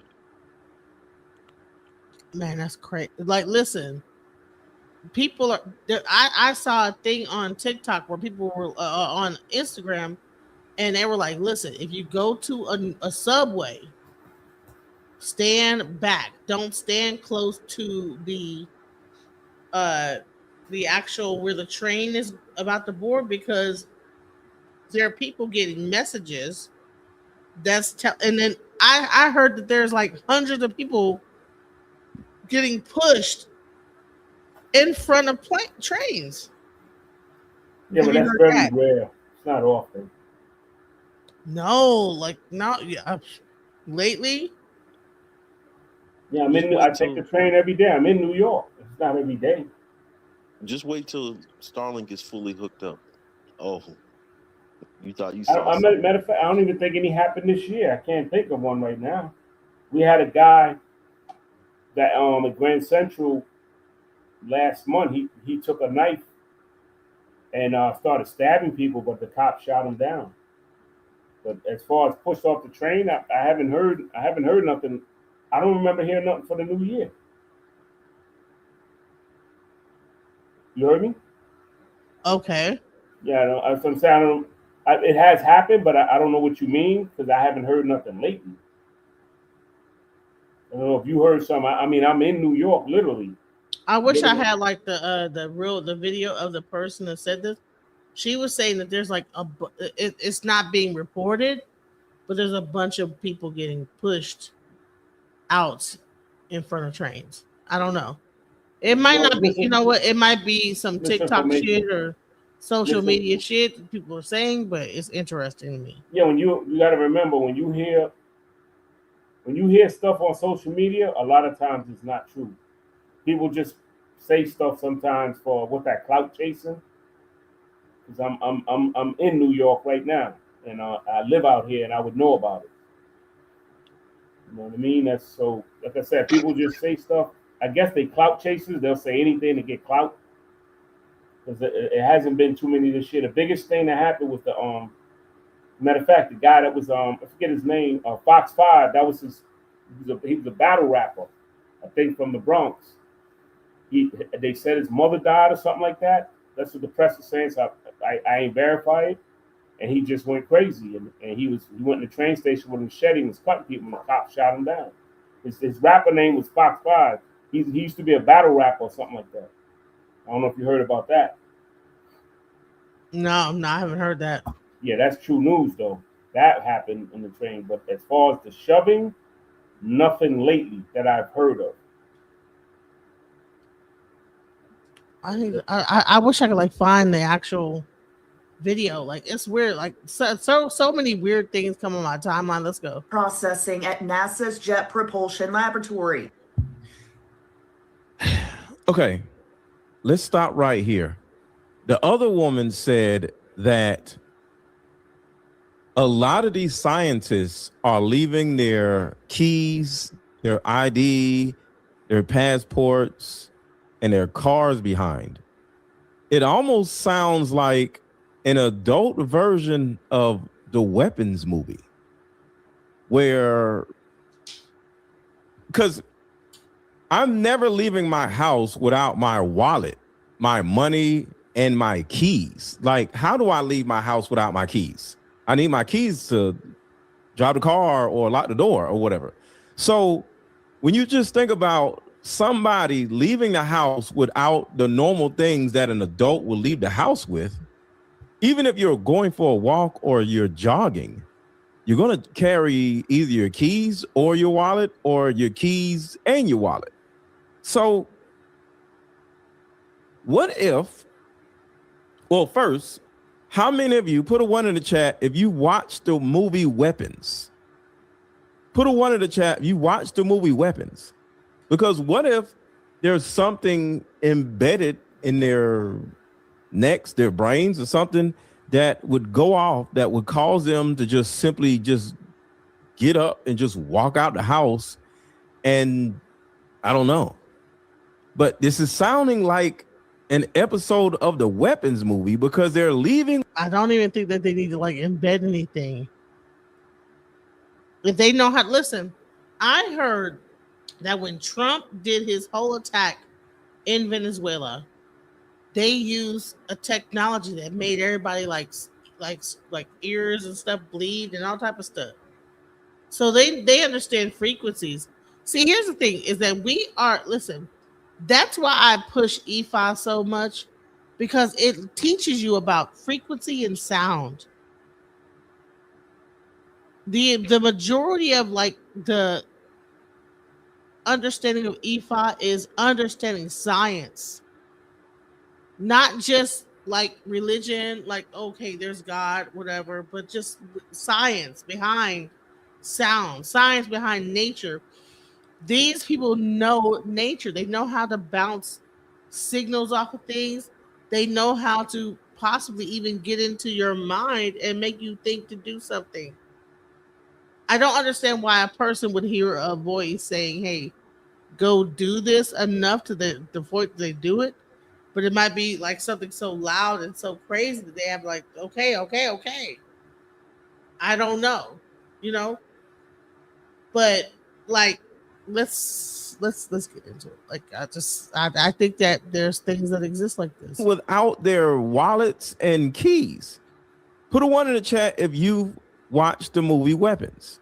2024, I have not seen a publicly confirmed cause of his passing. Anthony Chavez was from Los Alamos, New Mexico. He was a former Los Alamos National Laboratory employee. He was reported missing in May 2025 after vanishing from his home.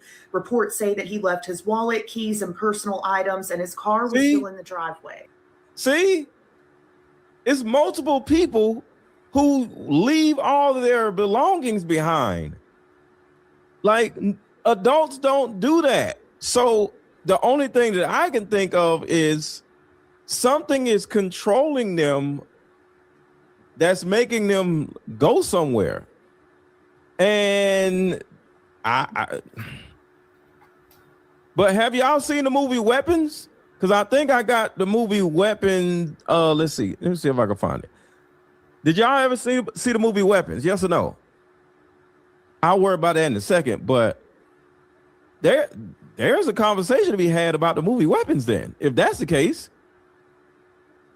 Monica Reza was from Pasadena, California. She was the director of materials processing at NASA's Jet Propulsion Laboratory. She went missing in June 2025 while hiking in the Angeles National Forest in Los Angeles County. She was with 2 companions and then disappeared. Melissa Casillas was from Talpa, New Mexico, administrative worker at Los Alamos National Laboratory in Los Alamos, New Mexico. She has been missing since June 2025. She was last seen walking along Highway 518 in Talpa. Stephen Garcia was from Albuquerque, New Mexico. He was a government contractor at a New Mexico facility for the Kansas City National Security Campus. He was last seen in August 2025, leaving his Albuquerque home on foot.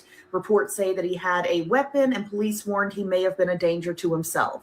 Nuno Loureiro was from Cambridge, Massachusetts. He was the director of MIT's Plasma Science and Fusion Center. He passed away in December 2025 after being shot. His passing was a homicide, and it was at the hands, allegedly, of a physicist. We can go into that more in a part 2 if you want, but let's keep going. Jason Thomas from Wakefield, Massachusetts, pharmaceutical researcher. He went missing in late 2025. He was found no longer alive in March 2026. Officials said they did not suspect foul play. Carl Grillmar from Llano, California, was a Caltech astrophysicist who worked on NASA's NEOWISE and NASA's NEO Surveyor missions. He passed away in February 2026 after being shot. Authorities later arrested a suspect. William Neal McCaslin from Albuquerque, New Mexico. He's a retired U.S. Air Force Major General. He has been missing since February 27th, 2026.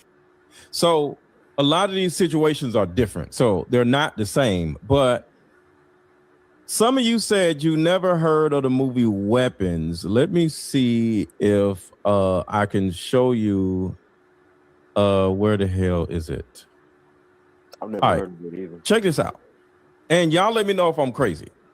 Check this out. While the movie might seem like just another horror movie, once you understand what the movie is really about.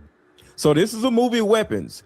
And in the movie, I think a classroom full of kids mysteriously disappeared, and there's no signs of forced entry in any of the, I think the 60 kids' houses or whatever. They just disappeared in the night, kind of like what's going on with some of these scientists. Not all of them, because some of the scientists are getting shot or whatever, but the ones that are just walking out of their houses.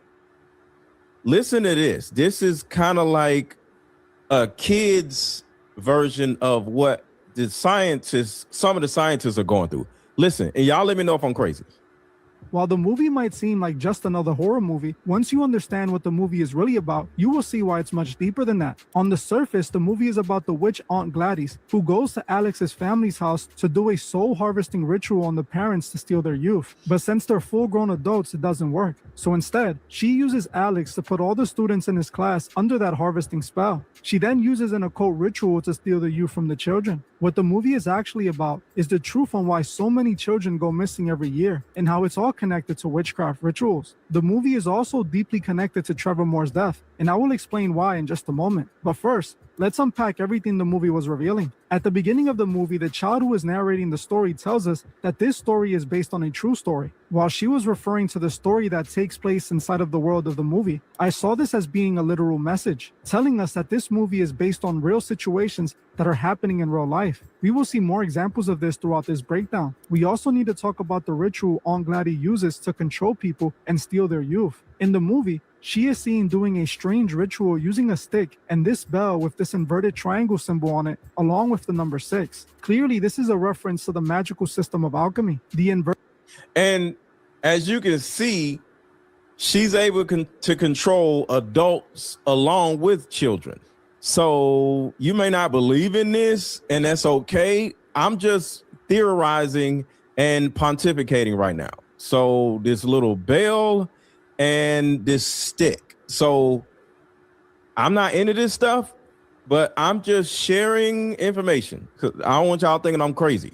In the movie, She is seen doing a strange ritual using a stick and this bell with this inverted triangle symbol on it, along with the number 6. Clearly, this is a reference to the magical system of alchemy. The inverted triangle is a symbol in alchemy and also in other occult groups, indicating this occult witchcraft is inspired by real occult rituals. This occult ritual utilizes an object that belongs to the person they are trying to affect with the magic, and it also requires the blood of the caster, which would make this a... Uh-oh, what happened?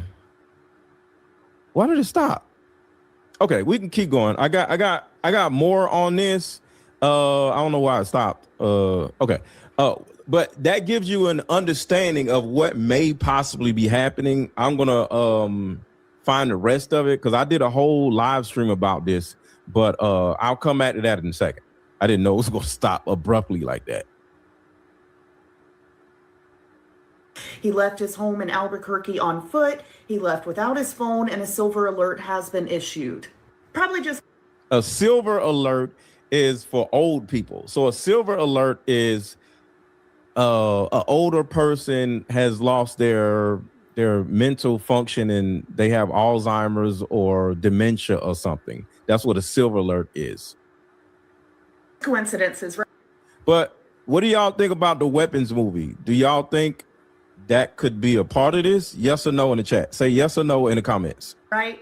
Well, the FBI is looking into it. Congress has demanded briefs, and we should find something out in the coming weeks, supposedly. Let me know your thoughts. I have been talking a lot about missing William Neal McCaslin.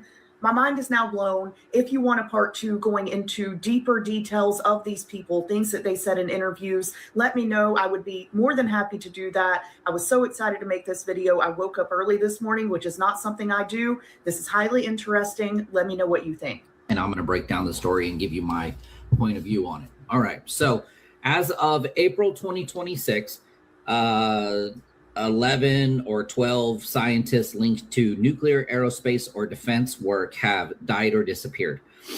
FBI says that it is looking for possible connections, and NASA, Congress, the White House have all turned over this investigation to federal investigation bodies like the FBI, which I don't fully trust. I don't trust any of them. Everybody hit the like button. Everybody hit the like button. Everybody hit the like button. Make sure to hit the like button. Make sure to hit the like button. Make sure to hit the like button. Worked for the government for 28 years. I don't trust a thing the government says or does because they may be the ones behind this. But I want to name all of the people who have disappeared and died, and then at the end talk about what I believe the connection is. I haven't seen anybody else connect this, but I, being an insider and having worked in the aerospace and the military theaters for 28 years, I have a little bit more skin in this game. All right, so it goes all the way back to June 11th, 2022. Amy Eskridge was perhaps the most outspoken of having been followed, threatened, and came out several times saying, you know, she wasn't suicidal and stuff, the same kind of thing that I said at the beginning. So Amy Eskridge was 34 years old. She's a researcher in experimental propulsion, anti-gravity, some stuff with 0-point energy, and she co-founded a research tank. She was found with an apparent self-inflicted gunshot wound June 11, 2022. So it goes back that far. And you got to remember, these are some of the most brilliant people on the planet. Nuclear and space propulsion stuff. These aren't drug addict, stupid, dumb people. These are the most brilliant people on the planet. So something happened to these people. On July 30th, 2023, Michael David Hicks, 59 years old, he was a physicist at NASA Propulsion Lab, was found dead, and no public cause of death had been given. A lot of times families don't put out public cause of death if it's ruled a suicide. So remember that, because on July 4th, 2024, Frank Maywald, 61, was a researcher at the same NASA lab as Michael David Hicks, also was found dead. No official cause of death was given publicly. On May the 4th, so those three were found with what I believe suicide. Can you stop saying that word, sir? Damn. Suicide. Stop saying the word, buddy. What's wrong with you? Oh, I'm sorry. On May the 4th, 2025, Anthony Chavez, 78 years old, was a former employee at Los Alamos National Laboratory. It didn't say what he did there because that's one of the most secret labs in the United States, Los Alamos. He disappeared May the 4th, 2025, has never been seen again. On June 22nd, 2025, just a few weeks later, Monica Jacinto Riza, 60, aerospace engineer at the same NASA lab as Frank and Michael. Somebody in the chat said, that's why I quit being a scientist. Come on, man. That's not funny, man. Tell me that's why I quit being a scientist. Yo, y'all are hilarious. This is not a laughing matter, man. Stop. Disappeared and hasn't been seen since. And to the new people just coming in, drop your city in the chat. Let me know where you at. To the new people that just came in, hit the like button and also drop your city in the chat. Let me know where you at. Where are the new people who just came in? Where y'all from? Or where y'all at? On June the 26th, 2025, 4 days after Monica, Melissa Cassius, who was 53, disappeared. Hasn't been seen since. She was an administrative assistant at Los Alamos and has been connected with Anthony Chavez, who disappeared May the 4th of the same year. On August the 28th, 2025, Stephen Garcia, 48 years old, disappeared, not to have been seen again in Albuquerque, New Mexico, which is, if you know anything about New Mexico, Arizona, Colorado, like that kind of area in the United States Southwest, is a lot of military secret, like around, Nevada, Area 51, all of that.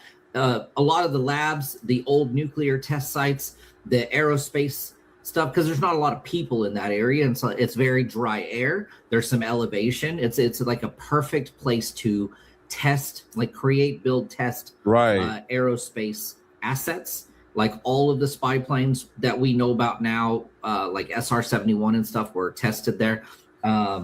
It's a hotbed for. It's also a big hotbed for UFO activity. And we'll talk about that because that's one of the reasons why people think that maybe these people have disappeared. But we'll talk about that in a minute. Let me get through this list. All right, so that was August 28th, 2025. He also disappeared. He was armed. And other people who have disappeared were also said to be armed, which made me wonder if they were carrying, because I carry, because of these videos I do, I'm worried about, watching my six, and I go around I carry. So I carry regardless of what I do. All right, December the 12th, 2025, Jason Thomas, 45 years old, was his body, he disappeared December. And shout out to Elaine. Thank you for the super chat. And shout out to Jeff. Timothy Cunningham, a CDC scientist, had the exact fate in 2018, left everything behind. Yo, that's just crazy, man.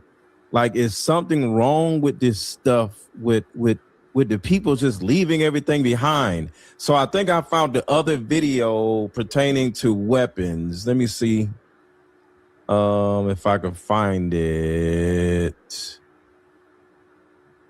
Let's see. Hold on. Is this it? 258. So I think this is it right here.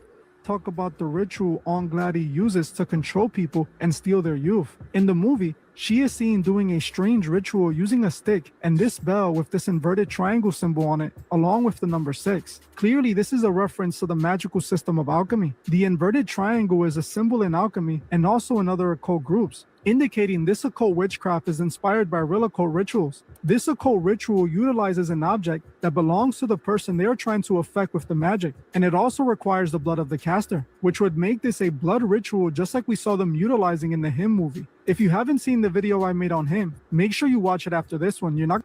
And My daughter told me to watch the movie Him. So I need to watch the movie Him, H-I-M. I need to watch that movie also. Have y'all seen Him? So put a 1 in the chat if y'all watched the movie Weapons, and put a 1 in the chat you watch Him. Like, I've never watched Him. I need to watch Him. Apparently it has something to do with weapons. You're going to want to miss it. The link would be in the description. This spell not only harvested the souls and stole their youth, but also forced a person under the spell to become zombie-like. Believe it or not, some people believe that they can use witchcraft to turn people into their zombie puppets, like the Haitian voodoo zombie spell. This is used to turn people into zombie slaves. The main purpose of putting the children under the spell was to steal their youth. We all know that children abductions are a huge problem all over the world, with hundreds of thousands of children going missing each year. I recently made a Patreon exclusive on the disappearance of 100 kids in Virginia in just 1 month. This movie to me explains why so many children are going missing. It tells us why these monsters are going after the children and what they're doing to so many of them. Coincidentally, they released a movie about a class full of children going missing around the same time 100 kids randomly go missing in Virginia. What? Wait, Weapons was based on a true story?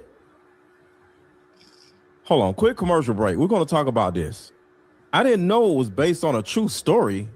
This just in, a new way of healing is sweeping the country, and it's a card game called Like Mother, Like Daughter. This game is powerful. My favorite question was, if you could parent me all over again, what would you change? This card game has a mother deck and a daughter deck, so we both have questions for each other. These are some good questions. Do you think I'm a people pleaser? If so, where did I get this trait from? This card game actually helped my marriage, and the questions showed me that I still had unresolved issues with my mom, and I was taking them out on my husband. If you don't do anything else, buy this card game. You won't regret it. Click the link below. Like mother, like daughter, we are the same. You'll see when we play this game.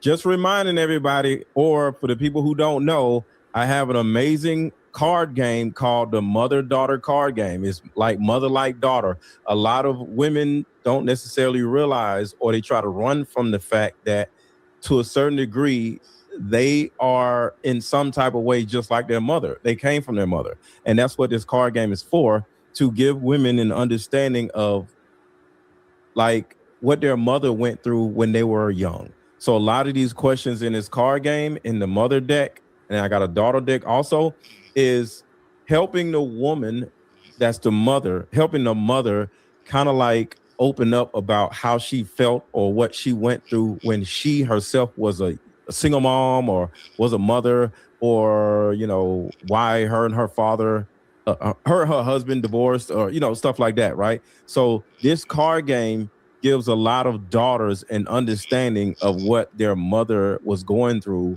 when she was a baby. So this card game is meant to help give everybody an understanding of the mother or the daughter's perspective, so we won't have so many issues. Because just like we're talking about all these children going missing and it's by voodoo or something, well, a lot of children go missing because they don't get along with their mothers and their fathers, right? So Mother's Day is coming up. So if you want a fun gift that would like make your mother smile, or that would bring your wife and her mother together, or bring you and your mother together, make sure to get this card game. Mother's Day is coming up. This is the perfect Mother's Day gift. And the link to buy the card game is in the chat and is pinned at the top of the chat. And in the comment section, just go to the top of the comment section. Is pinned at the top of the comment section. Just click the link and get your card game. Get your mother-daughter card game, because Mother's Day is coming up and I'm going to sell out before Mother's Day. So get your card game now. I have people that done bought 7 card games so they can give them out to different people in their family. So people are buying multiple card games at a time. So get your card game before we sell out. All right, so let's go back to this. We know they're after the children, and this is the very thing Gladys was showing us, showing that she was using occult rituals to harvest the souls and the youth of these children. We know that the elites did the same on Epstein's Island, and this is still going on to this very day. Yeah. This is what this movie is truly about. It's showing us the disturbing reality of the world, why that Epstein list will never come out. Now, like I said earlier, Zach Kreger was inspired to create this movie by Trevor Moore's death.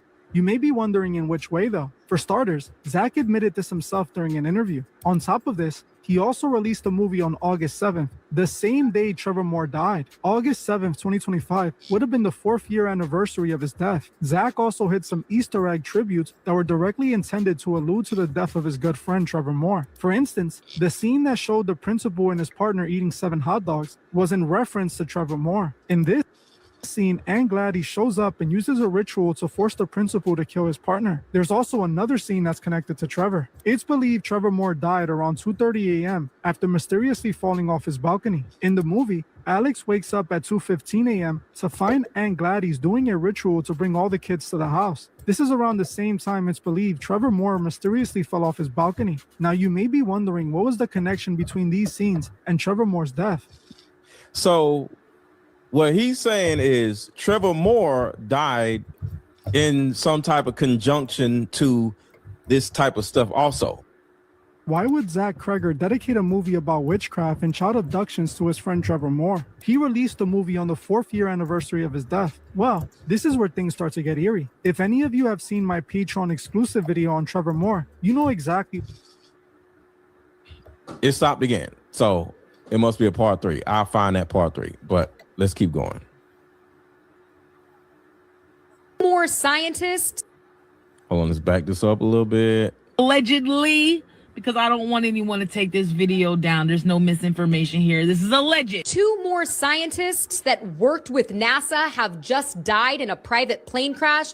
And this time it's a father and son, marking number 14 and 15 in the growing list that have recently vanished or been found dead. The father, James Moffett, spent 2 decades working for the military and directly with NASA before he moved on to advanced aerospace research. And his son, Andrew, was a research engineer and scientist that also worked with NASA and propulsion systems at the University of Alabama in Huntsville. Why does that sound familiar? I'm in Huntsville, Alabama. I know I've said that several times.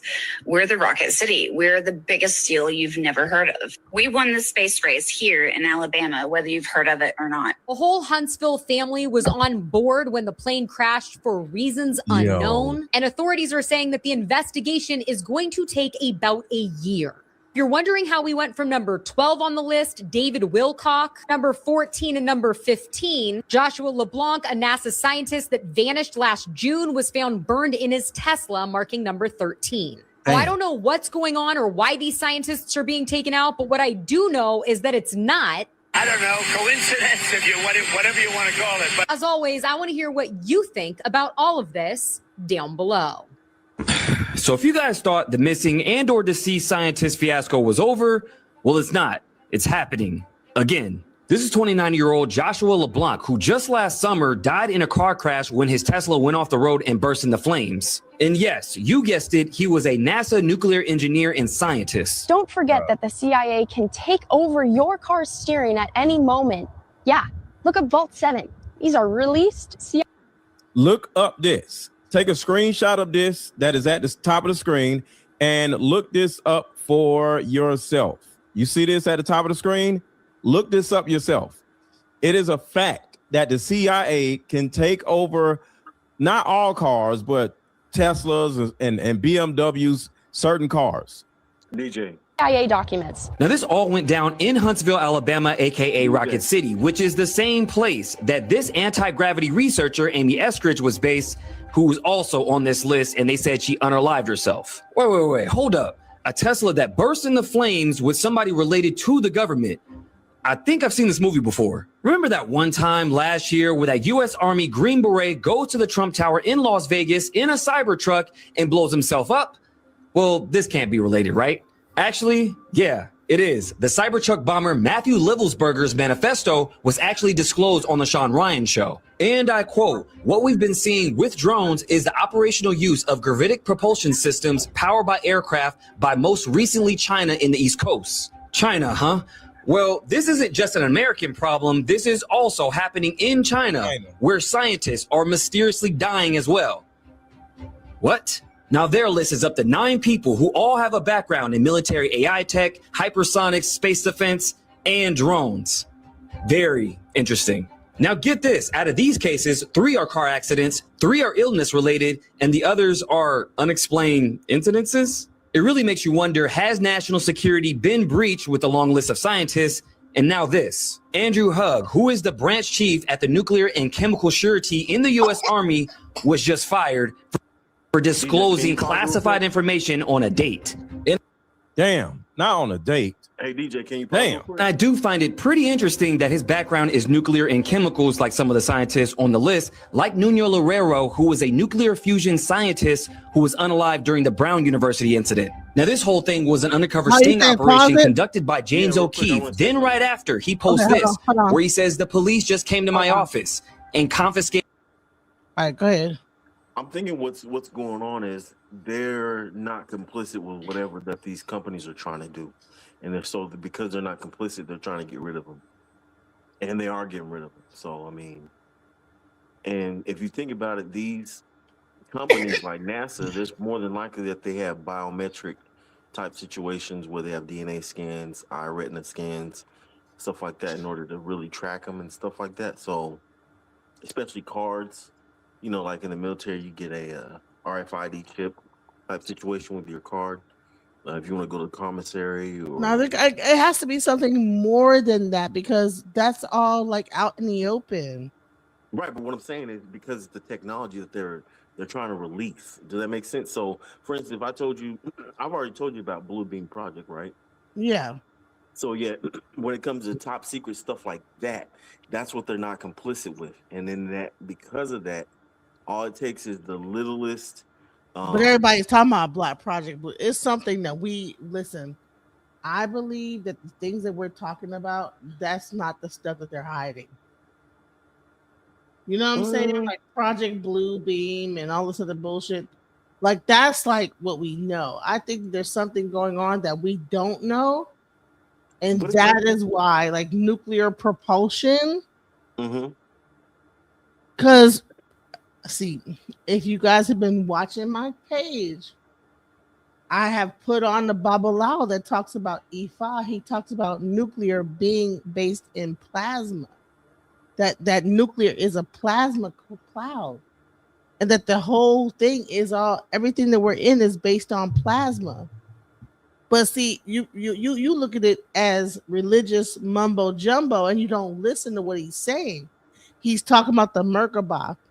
E5 talks about the science of all this stuff, but what happens is that people like will watch it and they'll be like, "Oh, I don't want to watch this bullshit, this religious mumbo, whatever."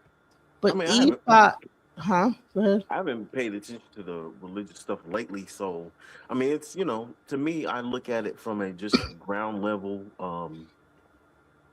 like a pencil or something like that. You know what I mean? Like what I see, as opposed to the philosophical or the theoretical way. I think it's way more than just Barack Love. I'm sorry, I didn't mean to. There's nothing, like it says, there's nothing new under the sun. So there's nothing that doesn't surprise me what they're doing. It really doesn't. It doesn't surprise me either. But I believe, I don't know whether, because we already are aliens. I don't know. Listen, I don't believe that I believe that listen, the Dogon said that we came from the Sirius star system.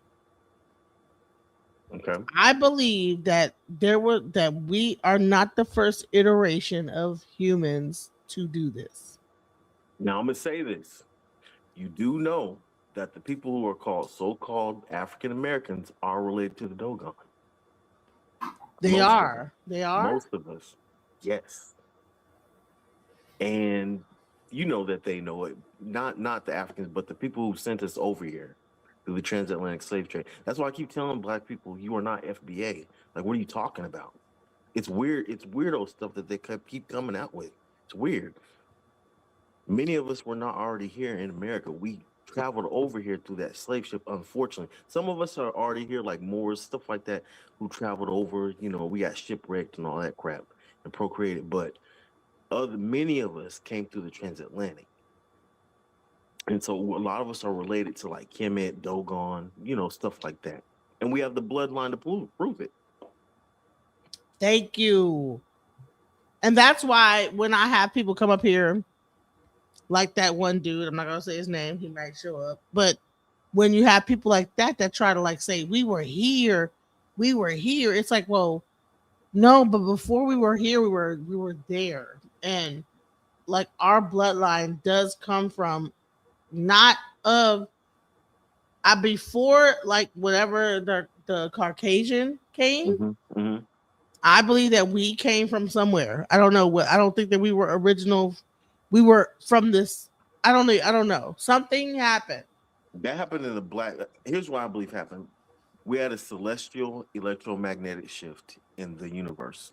That's what I believe what happened. One, and then two, the black woman's womb. They had a like many other species. It was like a what do you call it? Not a metamorphosis, but what's the other one?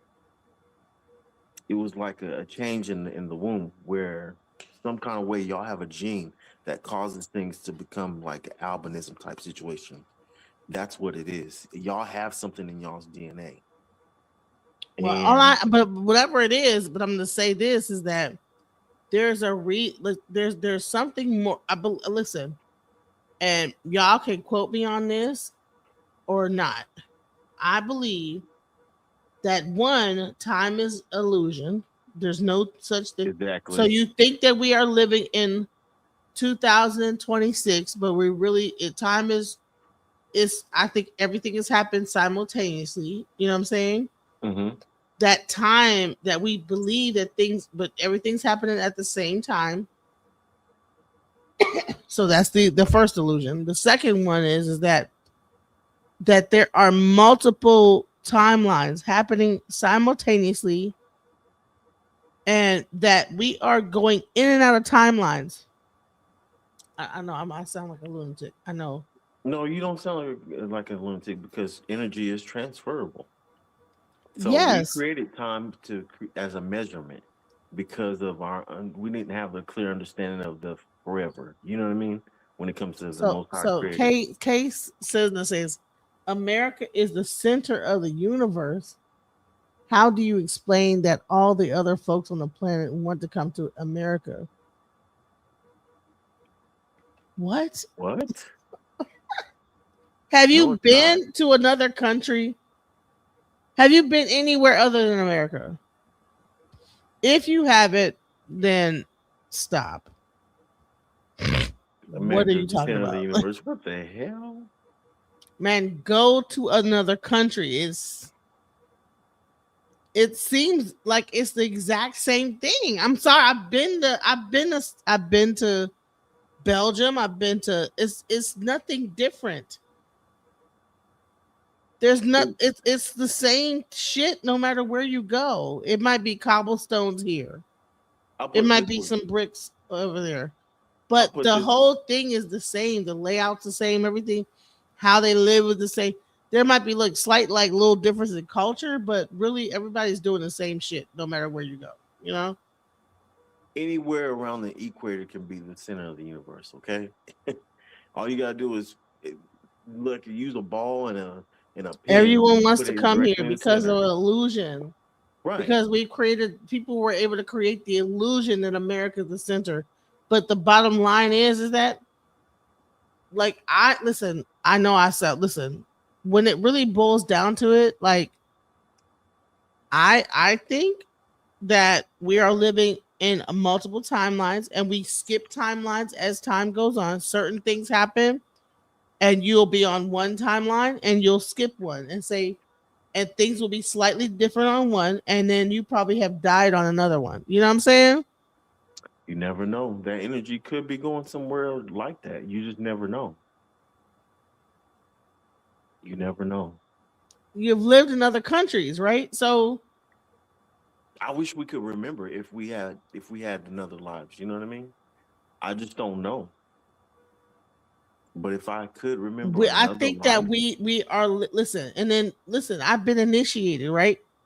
I okay. swear to goodness, when I got initiated, I saw it was a slight glimpse into a time, like it was almost like for a slight moment, like something happened, and I saw myself. I was in Cuba, but when I opened my eyes, and I wasn't on no drugs or nothing, I was in Africa. Oh, that's interesting. Yes, and then see, here's the thing, and I wasn't on nothing. They didn't give me no drugs or nothing like that, but just whatever the thing was, it opened up something to where I opened my eyes, and I was, for like a glimpse, I was somewhere else. Okay, and so that's how I know there's something to it, you know. And Mhm. I have also done ayahuasca, right? Okay. And when I did the ayahuasca, right, I was in a house, but I was also on a beach walking through sand. That's probably it reaching like a part of your brain that is not normal. You know what I mean? Like it went down a certain pathway in your brain. You know what I'm saying? Like the ayahuasca probably tapped into something. Well, whatever was going on, I was in a house, but I was on the beach. I was walking through sand. The girl that was playing the drums was someone's grandma, turning it to someone. And I don't care. You might say, well, that's because you were on drugs, but I believe that those things like tap into something of a different timeline of allows you to see past the veil. I'm sorry. I mean, maybe whatever y'all might think a bit about me. I'm being honest and being real about it. You know. No, I mean, it's a possibility. I tell people all the time, if we didn't have oxygen, you wouldn't be able to see. So maybe drugs do alter oxygen in a way that it opens up something that you normally can't see. And the reason why I say that is because, like, when you think of a person who's like passing away, right? They lose oxygen, they start seeing things that you normally wouldn't see because they're going to more of a hypoxic state. That makes sense. So Yeah. oxygen controls a lot of the things that we can and cannot see. And it Depending on releases what? DMT. And all ayahuasca does is releases DMT. yeah, It puts DMT, right? yeah, All drugs really do is make your brain release different chemicals, correct. right? So you have like dopamine, serotonin, DMT, uh oxytocin, and other things like this. So all those drugs do. And then and one so there's one that makes you sleepy. And that's because I remember I did like the show with the guy Mandela, who talked about being or a heroin addict. He says what happens when you're on heroin is that you fall asleep. You go to bed. You know, you are in such a relaxed state that you go to sleep. Hmm. And I said, "Oh, okay." So I was like, "Do you hallucinate? Do you?" No, you just get really sleepy, like this the most sleepiest you could ever feel. That's a You don't narcotic, right? hallucinate, you just get sleepy. And I was like, "Damn." There's been times when I like, probably like didn't get enough rest the night before, and about like 3 o'clock, I'm like damn near like narcoleptic, right? And Mm-hmm. I was like, I wonder if that's the same thing, like how people will be super tired and like maybe they're driving or whatever, and they like will think they're awake, right? And think they're driving and fall asleep. And in their mind, they're driving. And I'm like, dude, so all these drugs are really doing is inducing a state that really exists in the real human mind. They're not doing anything that does not exist in humanity. All it is that you're doing a thing that's like triggering that thing to happen That's an uncomfortable place for me, that though. exists really in that your brain really could do without drugs, right? Yeah. The thing is that you take the drug and it makes that happen without like staying up all night and then getting super tired, and then you're trying to go through your day and you're falling asleep throughout the day, but you might be like, I mean, I went through basic training and I would be like marching and sleep, like sometimes like be able to march and sleep at the same time. That's why I But say you'd I be, wouldn't be able to do that. up the whole time, but be able to march, that type of stuff going on. So all drugs do is they make something that already exists in your brain happen on command versus it happening like naturally, right? Right, creates a response. Yes. See, but I couldn't do that because I like control of my own, because I know what that feels like. Because I remember, in college, I used to drive to college campus. It was like an hour and 30 minutes away, and the road, it would focus on one line, hypnotize me for like at least 30 miles, and it frightened me because I had to come to and like, oh my God, where am I at? I don't like that feeling of not being in control. Have you ever been drunk and woke up and been in your driveway? No, I've only been tipsy, but I had full. I mean, have control. you ever like been tired and just been driving? Have you ever been like driving on your way to work and just wake up and you're at work and like be like, damn, how the hell? I've done this. I have like been driving and my mind will go somewhere.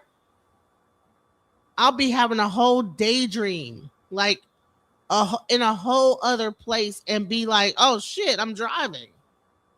I've only done that driving to college campus back in the day. It doesn't matter if you only did it once. I'm saying like that was a number of times, and I didn't like that. I could totally drive and like go into another place and still be driving my car home and come back into my body and be like, oh shit, I'm still on the road driving home. Like I can like be dreaming, thinking about something else. Like if you like are driving a long period, like maybe an hour or 2 or 3.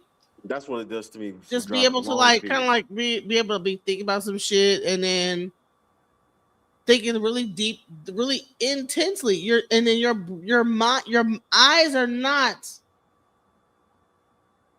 like you're in your brain. You're not in your eyes. No, I get what you're saying. And so but somehow your eyes are still operating and making sure you don't crash, but your brain is somewhere else. And then somehow you'll come back to your brain, into your eyes, and know to slow down or to do this. Like, what is that? That's an unconscious thing that your brain does naturally. It can multitask, but it's just about, are you present? You know what I mean? If you aren't present, then anything could happen. He said that's the alpha state of consciousness, right? Yeah. All right. So alpha, beta, theta, all those are frequencies, right? So if you have, if frequency exists on that level, what about like okay, so so even like with time, trance state, exactly. It's the same thing with time. You can change frequency and be able to jump timelines. But it would take an enormous discipline. It all comes down to discipline and how much you are into something happily, and you cannot waste your sexual essence. Man, let me tell you something. That is all Ifa is talking about, is being able to jump timelines. When you get an Ifa reading and that Babalawo says, hey, this is the offering, right? Do this, do that, right? All you are doing is changing what you would normally do every single day. If every day I get up, I wipe my ass and I brush my teeth, if the next day I get up and I do a backflip and roll on the ground, it does something to the church. It does something, Mm-hmm. And that is what Ifa is teaching people, is that when you're in a cycle of things, all you have to do is slightly alter like what you do, and then you'll change the trajectory of what you're gonna do. You know, you understand what I'm saying? Yeah. And so, I mean, we've gotten like really off topic, but the whole thing is that like, because I'm like getting that's way off topic, but with sound, scientists have been going into sound frequencies. They've been going into all these different things that manipulate time and space. Yeah. NASA, like, listen, you can't tell me that they don't know that we're living in plasma. This is all plasmic universe, and that like even like when people are trying to shoot rockets up and past this like thing, that this is like that we're not encapsulated by water. Okay, and Venus has like lobsters on it. Why does Venus have lobsters on it? Have you seen that? Does it really? I don't know. Venus has lobsters. As hot as it is on the, I don't know. I don't even think we've been to Venus yet. They sent a probe up there and it had fucking lobster. It took pictures of lobster. Man, I don't know. Y'all listen. Y'all have not been on the dark side of the webs, the internet. Have I? Like I have. I've been on like all type of. My internet shows me all kind of wild shit. Venus with lobsters on it. Rockets going up into the sky, hitting the fucking dome, and a fucking ripple go through the thing that like I've seen all.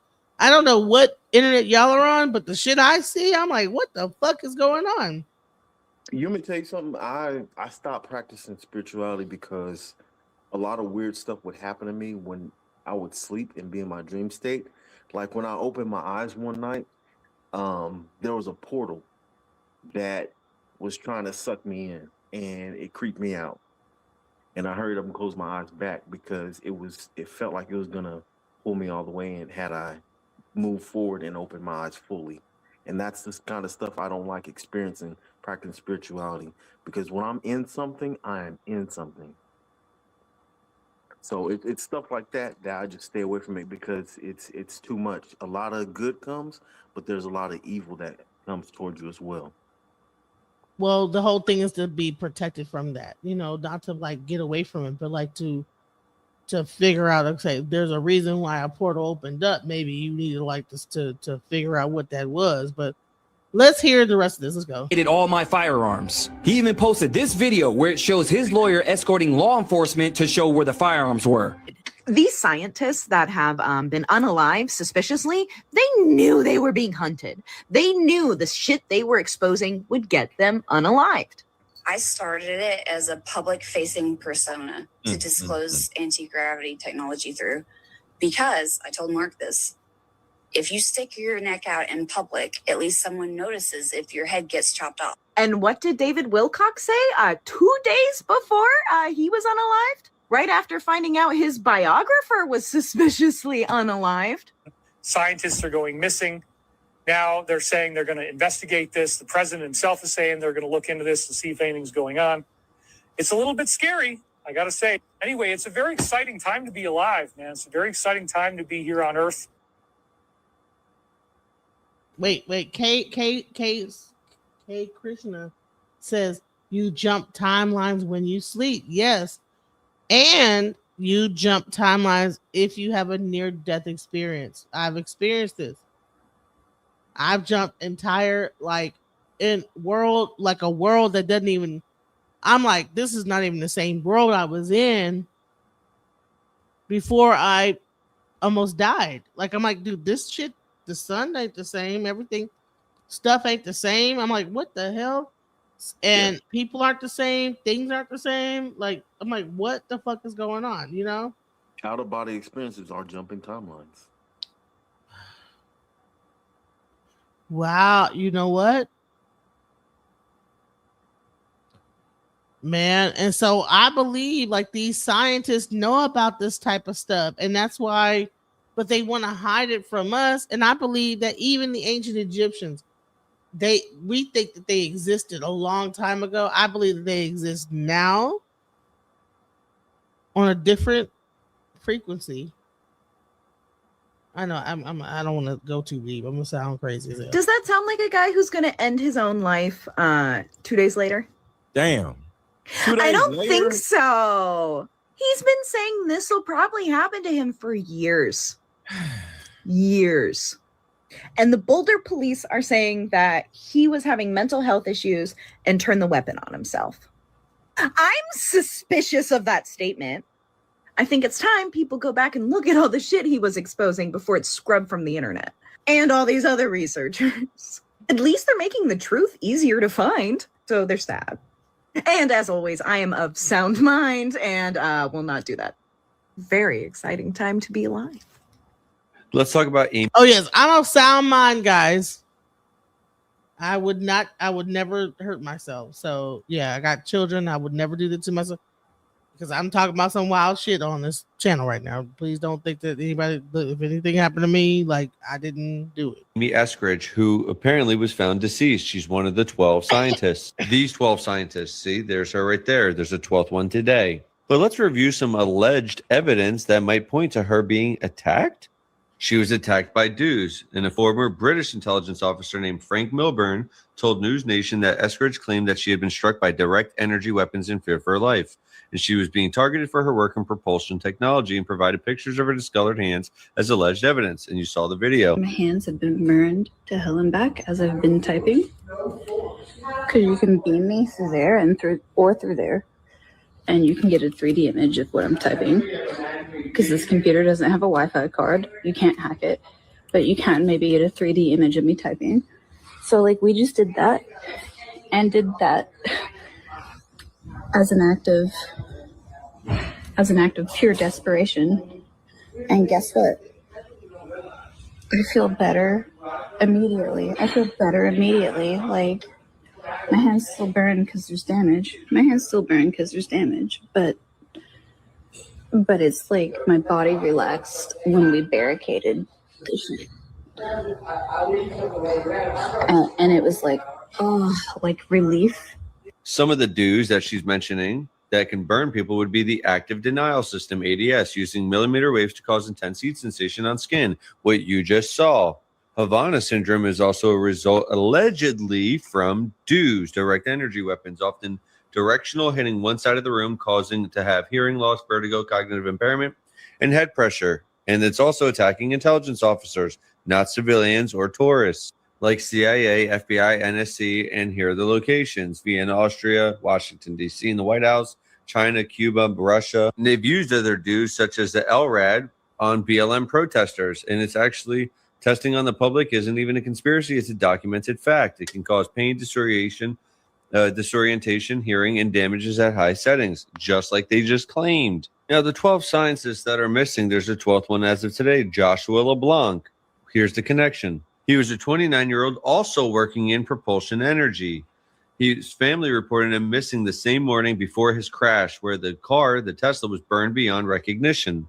And I said, we already know about these weapon systems that can fry electronics as well as disable vehicle electronics. There we go.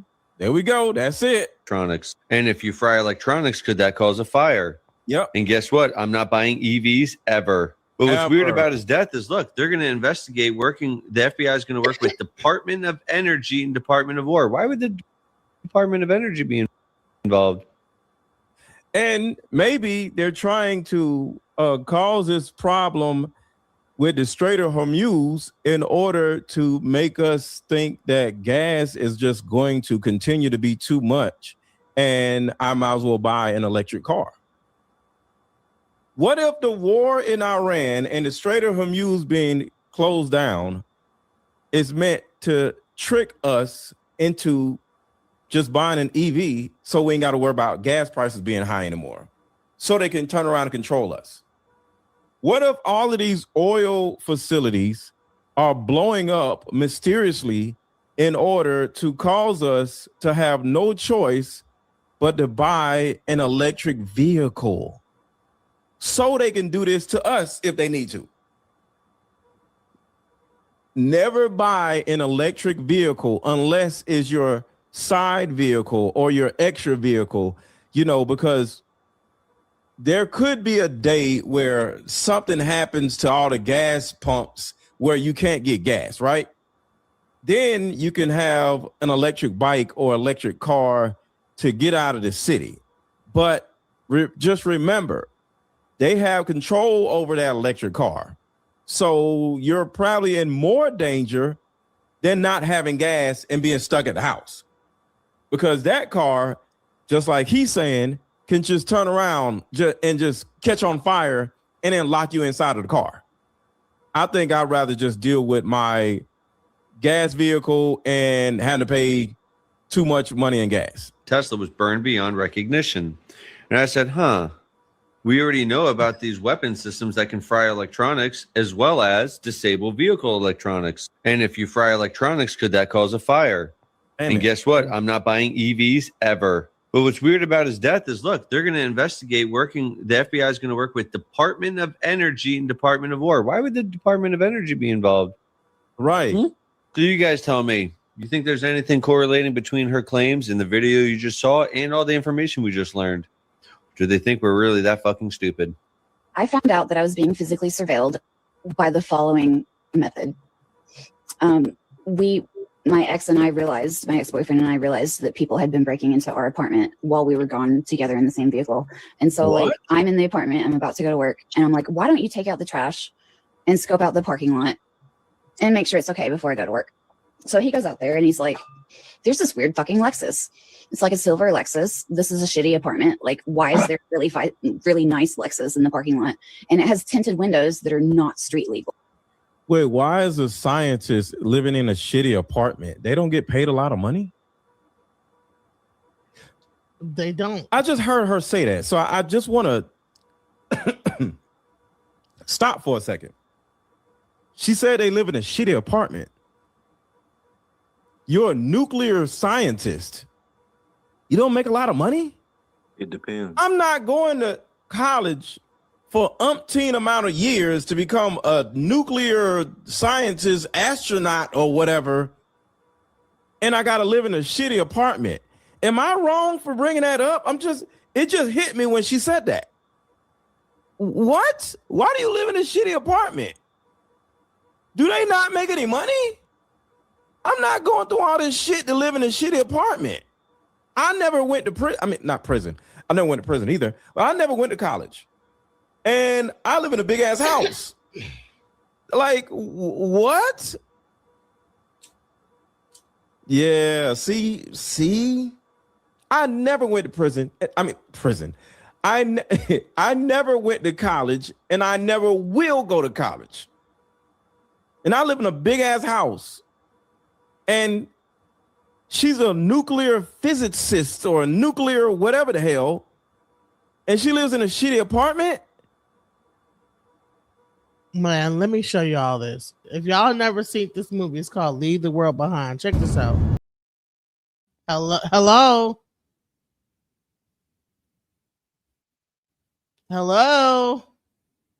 Why would a movie do that? I'm sorry. That just kind of triggered me a little bit. That's crazy. That's how you brilliant and you live in a shitty apartment. I'm sorry. I'm sorry. I just went off on a tangent. That's crazy. Claims in the video you just saw and all the information we just learned. Do they think we're really that fucking stupid? I found out that I was being physically surveilled by the following method. My ex-boyfriend and I realized that people had been breaking into our apartment while we were gone together in the same vehicle. And so like I'm in the apartment, I'm about to go to work, and I'm like, why don't you take out the trash and scope out the parking lot and make sure it's okay before I go to work? So he goes out there and he's like, there's this weird fucking Lexus. It's like a silver Lexus. This is a shitty apartment. Like, why is there really nice Lexus in the parking lot? And it has tinted windows that are not street legal. Like, someone said it's an apartment because they move a lot. Oh, okay, that makes sense. Maybe they move a lot. I don't know. I just went off on a tangent, but I'm just like, how are you a nuclear physicist and you ain't got no money? I don't know. I'm just asking. That's crazy. Because I'm one of the people who think church is a psyop, college is a psyop, taxes is a psyop, voting for presidents is a psyop. So I might just be off on a crazy tangent. I don't know. Just totally dark, totally black tinted windows that are not possibly street legal. And so he comes back in and we're standing in our bedroom window looking at the Lexus and talking about it. Somebody said, read the comments. If you want me to read your comment, let me show you. You got to put the comment in the super chat like this. So color will be behind your words and I will be forced to read the comments. So just like I read this person's comment, put in the super chat and I will read your comment with no problem. But if you want me to read your comment, you got to put in the super chat because there's too many comments going through. And I say out loud, maybe we should walk over there later and take a picture of the license plate because the Lexus is across the parking lot from us, but it's backed in so you can't see the license plate. Within 2 minutes of me saying, hey, we should walk over there later and take a picture of the license plate, we were still standing there at the window looking at it, talking about it. And an Eastern European looking motherfucker with a black beanie dressed all in black in his 50s or 60s walked out of the apartment directly across from ours holding a license plate. And he opened the trunk of the Lexus and he took out some tools and he changed the license plate right in front of our fucking faces. What? And then he walked back to his apartment and he put the old license plate on the front patio. Holy shit. What? Hey, that means they heard them talk about the license plate inside of the car. What is happening? And went inside, left it outside. I'm sorry. I got to hear that. I'm sorry. Y'all get mad at me when I rewind stuff. I got to hear that again. Right in front of our fucking faces. And then welcome to the channel. Hello, good evening. I don't see your name. You normally have your name up there. What's your name again? My name? I have many names. Okay. All right. So I also go by a number. Okay. So how do I address you? Do you want me to say my 9-digit number? No, just like give me a 1 digit so I can like know. I can say okay, number 2 or whatever. Yeah, you can call me number 3. All right, number 3. All right. So what are your thoughts on today's show about what we're talking about? I think that I'm pro racism, just like this guy in the red shirt, this bald black man with the red shirt. I'm pro racism, just like him. It's my opinion. Right. So we're not talking about racism, sir. So you're about to get kicked off. Do you have anything to say about the subject? That's what I'm talking about, the subject. What's the subject? This man is discussing. He's disgusting or discussing? He's discussing.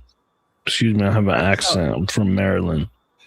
Okay, so what are we talking about? This guy is talking about his opinions and his emotions and how he feels. About what? About what he's discussing. You don't even know what we're talking about. He's got these boxes in front of him. He's obviously talking about the boxes. 2 seconds to address the Make subject. it one. Make it one. You have 1 second to discuss the subject that we're talking about, and we're already kicked off. So what's up? He clearly has like soaps or suds. All right. So clearly he had nothing to say about the subject. So we're talking about like the Hantavirus, the lockdown, and the missing scientists from NASA and how they have come up missing. That's what we're talking about, sir. He walked back to his apartment. Hey, DJ, before and you he put the begin old again- license plate. Say it again. Before you start again, I want to say something real quick. That movie, Leave the World Behind, Mhm. there was a guy who does like these breakdowns of certain things with science. And he played, if I make no mistake, he played the movie in reverse and actually found that they were playing low vibration, dangerous low vibration signals for everybody here throughout the movie. Throughout the movie, there was a signal going on. Yes, that is actually bad for your health. Yes. And if I make no mistake, Obama and them approved of this movie, and they knew about these frequencies from this movie the whole time. I can't What? find that for my life on the internet anymore, especially on Crazy. YouTube. Yes, but yeah, people listen to and watch this movie, it's not good for your health. They purposely do Actually, that. like watching the movie is not good for your health. Wow. Watching one, exactly. That's what I'm saying. They're hitting us. These Movies. people are. They're evil.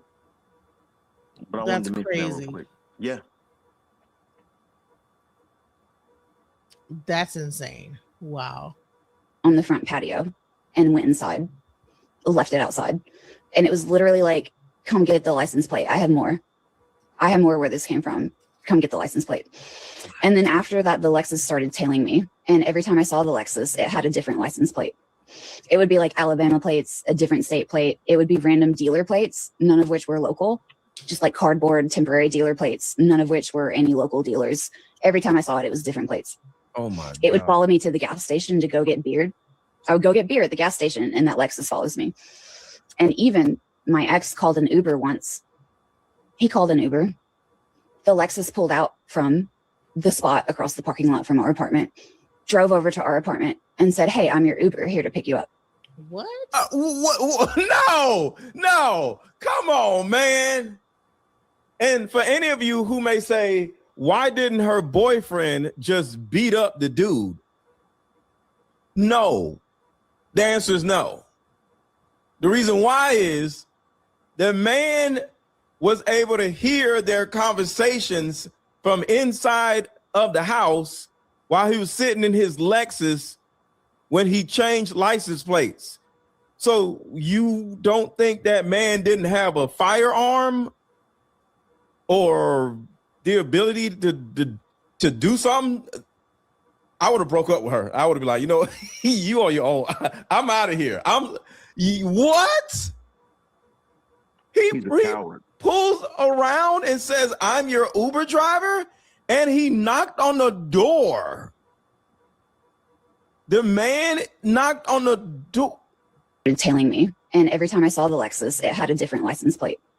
It would be like Alabama plates, a different state plate. It would be random dealer plates, none of which were local, just like cardboard temporary dealer plates, none of which were any local dealers.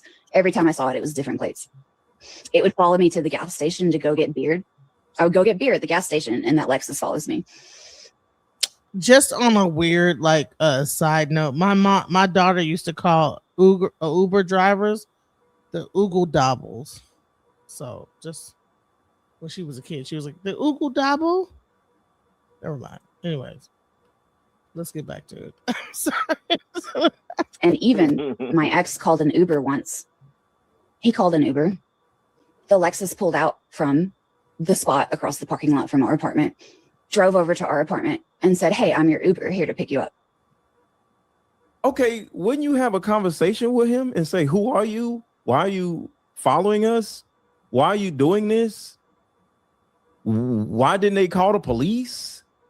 Like, I just have so many questions. What would you have done?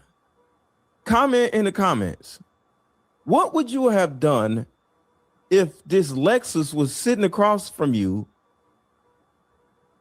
and actually spoke to you and says, "I'm your Uber driver"? Like, what would you have? I mean, called the police or something? I don't even know what to do. Like, what do you do? All right, we have number 3 here again. What do you want to say, number 3? I believe in self-defense and First Amendment. That's what I have to say.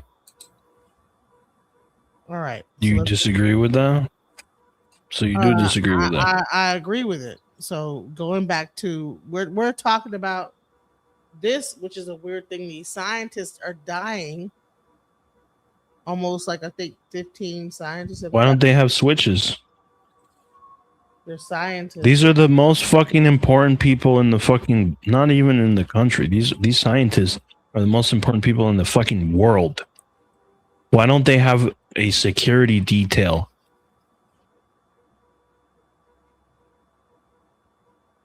Government has enough money to fucking bomb and kill innocent civilians all around the world. They got enough money for that.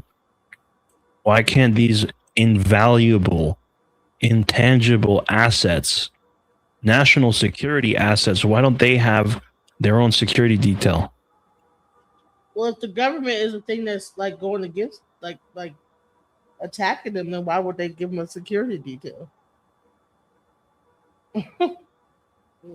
Because it's way further than that. It's an entire system.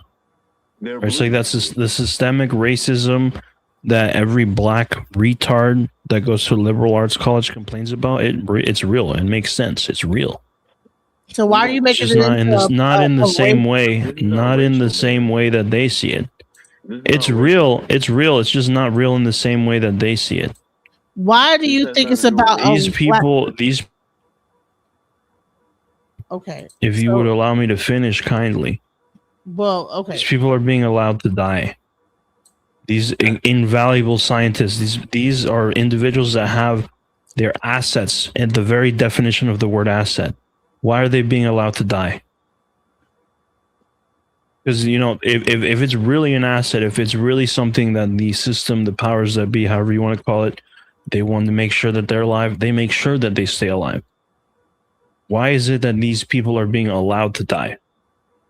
That's like police. At this point in time, any major city and even small towns, there's at least 3 to 4 security cameras on every block monitoring the block. The police see that shit. The police can, if the police had the interest of solving crimes, it is 100% possible. Remember that Luigi Mangione guy?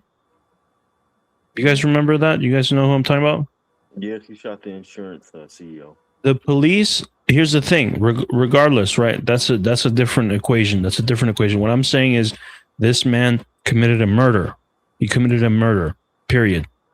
The police, what they did with this, in this one instance with this Luigi Mangione kid, they traced every security camera. They traced every single security camera. They traced every single traffic camera. They traced every DOT highway camera. They traced every fucking thing. They pulled all of the stops out to track down this Luigi Mangione murderer because of who he killed. They said, okay, this life is more valuable than others. Let me ask you a question. When a kid gets killed in Brownsville, when a kid gets killed in the South Bronx, are the police doing that? When a black or brown, since I'm so racist, when a black or brown kid is murdered by, yes, another black or brown, where are the police doing that very same thing? Where are the police desperately trying to solve the crime? All right, so then you didn't hear anything that I said. I've heard everything you said. Okay, so then you didn't understand what I'm saying. You're trying to make this into a race argument, and this Before you, God damn it! Listen, don't yell over me. You're making this into a race argument, and we're talking about science. We're talking about scientists that are doing research. We're talking about fucking viruses that are going to kill everybody, not just black people or white people. This guy, sir.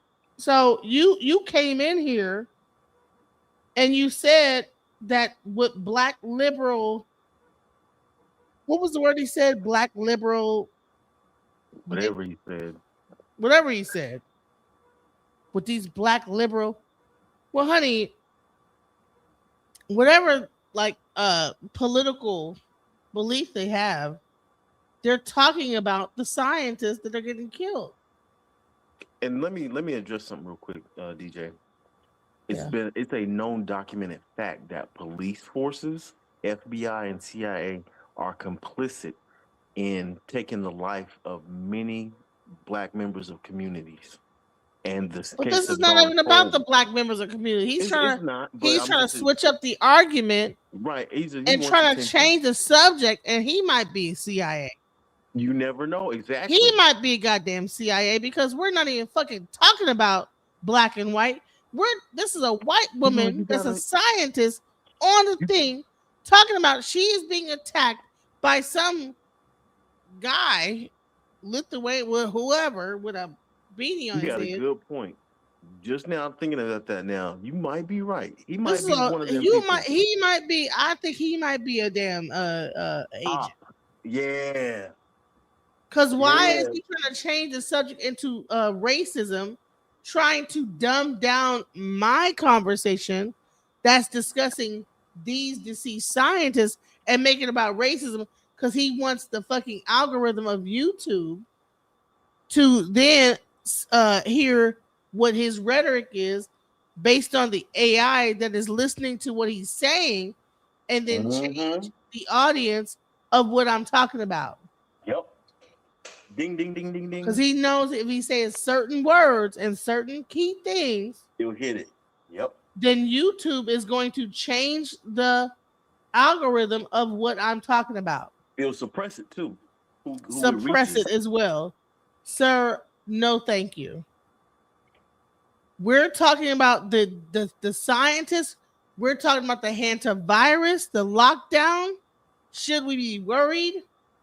And the scientists that are coming up missing. That's what we're discussing, not racism.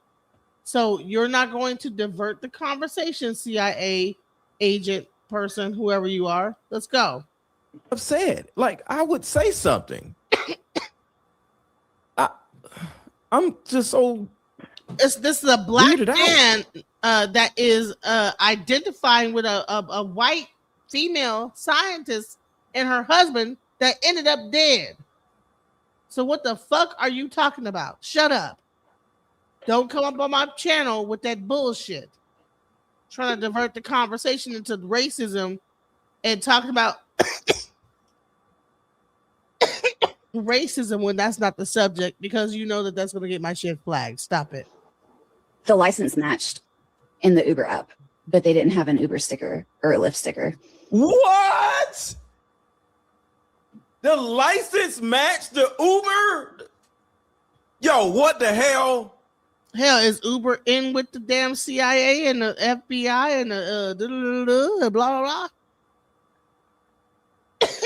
Is Uber a part of the whole goddamn scheme? Remember what we talked about? That DJ? guy's talking about like that there's like police cameras. Well, honey, I don't think the police, the CIA and all that shit, I think they work with each other. I don't think that the CIA, you know what I'm saying? I don't think the police are against the CIA. I think they all work with each other in tandem. Let's go. DJ, remember I told you about Uber having autonomous vehicles now.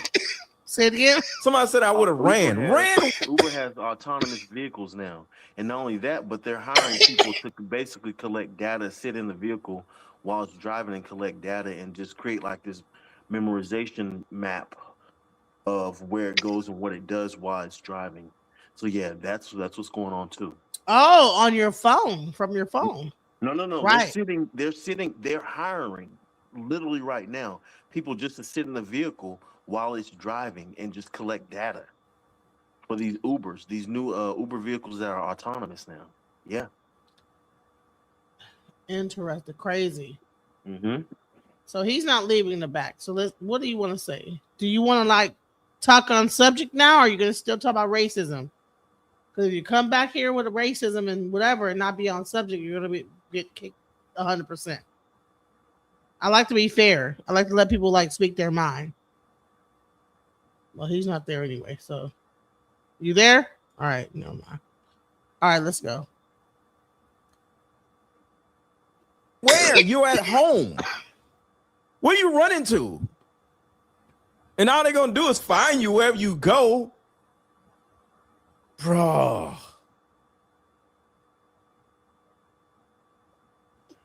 You can't drive Uber if you don't have an Uber sticker. He pulled out of his spot across from our apartment where he lived and drove over there to pick him up and said, "Hey, I'm your Uber, here to pick you up." They changed the license plate right in front of our face. Like 60 seconds after I said, "Hey, we should go take a picture of that license plate." And they leave it on the patio, like, "Take it. We have more. Just take it." Like, He was like, if you haven't had a U.S. government agent come to you and say, stop, shut the fuck up, stop, shut the fuck up. If that hasn't happened, they're going to let you do it. They're waiting. There are SSP motherfuckers that are fucking twiddling their thumbs. Like, and mind you, this woman is dead. She's gone. Just so you know, just to make sure. Her name is Amy Eskridge. She's dead. Is Amy not going to publish soon? God. Hold on. Just in case we didn't believe. Let's look up Amy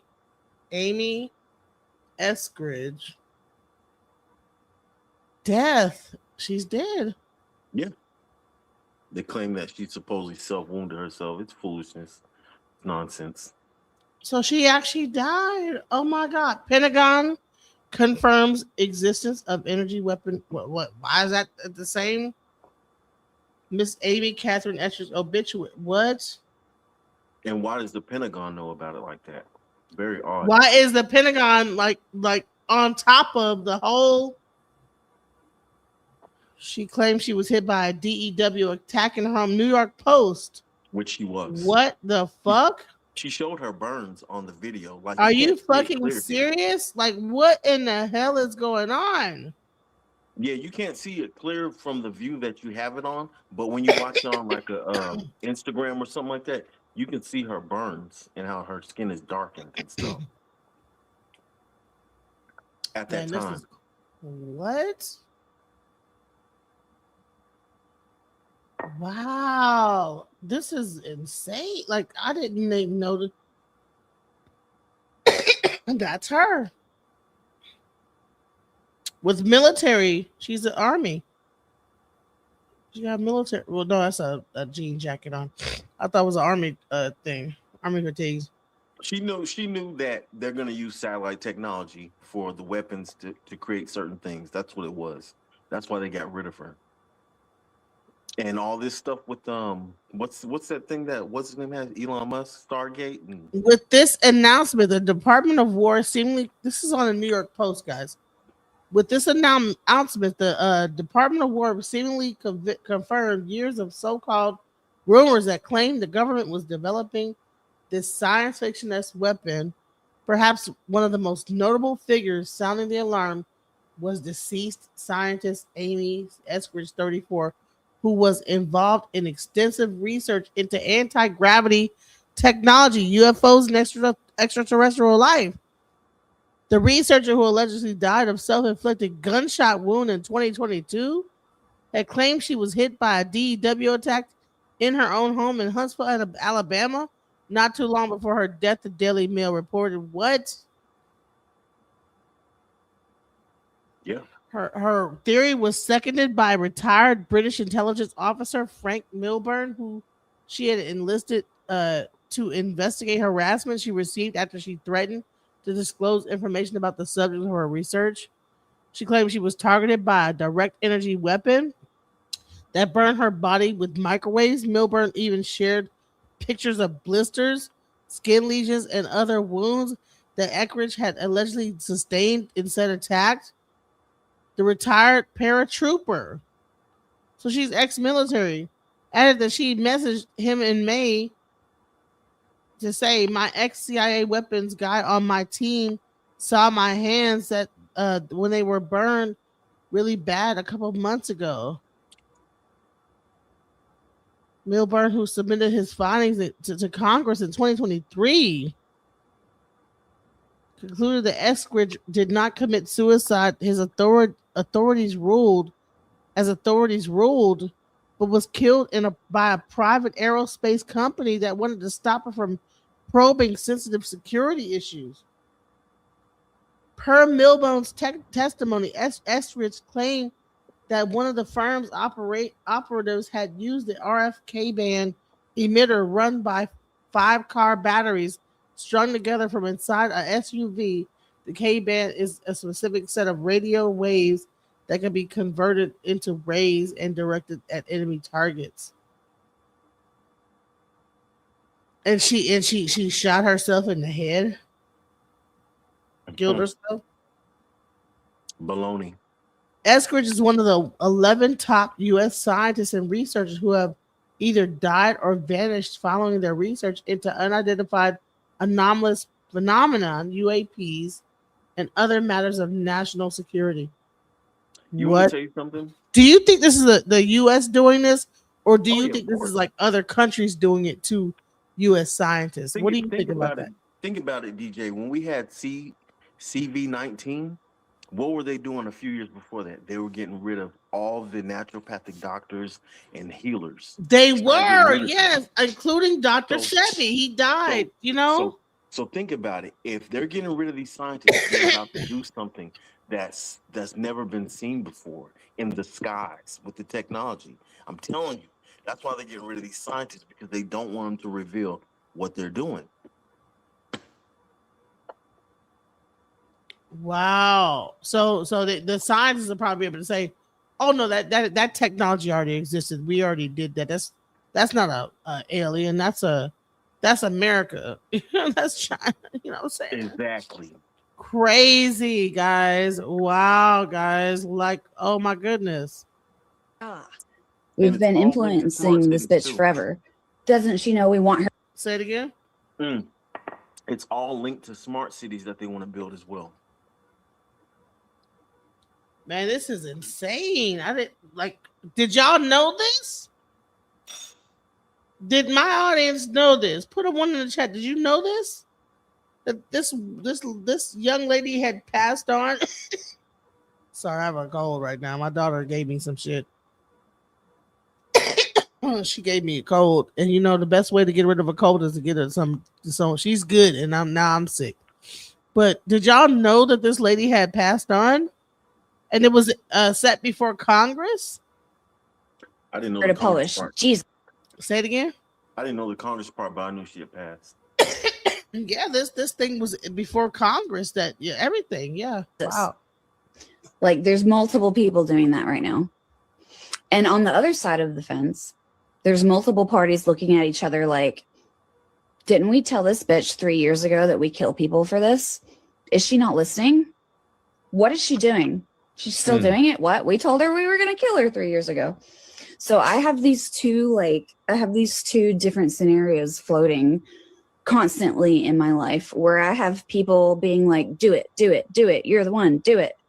And then I have, and see, you know, you're saying that, you know, she lives in a shithole apartment. You know, they get like stipends to like go and do research and this, that, the other.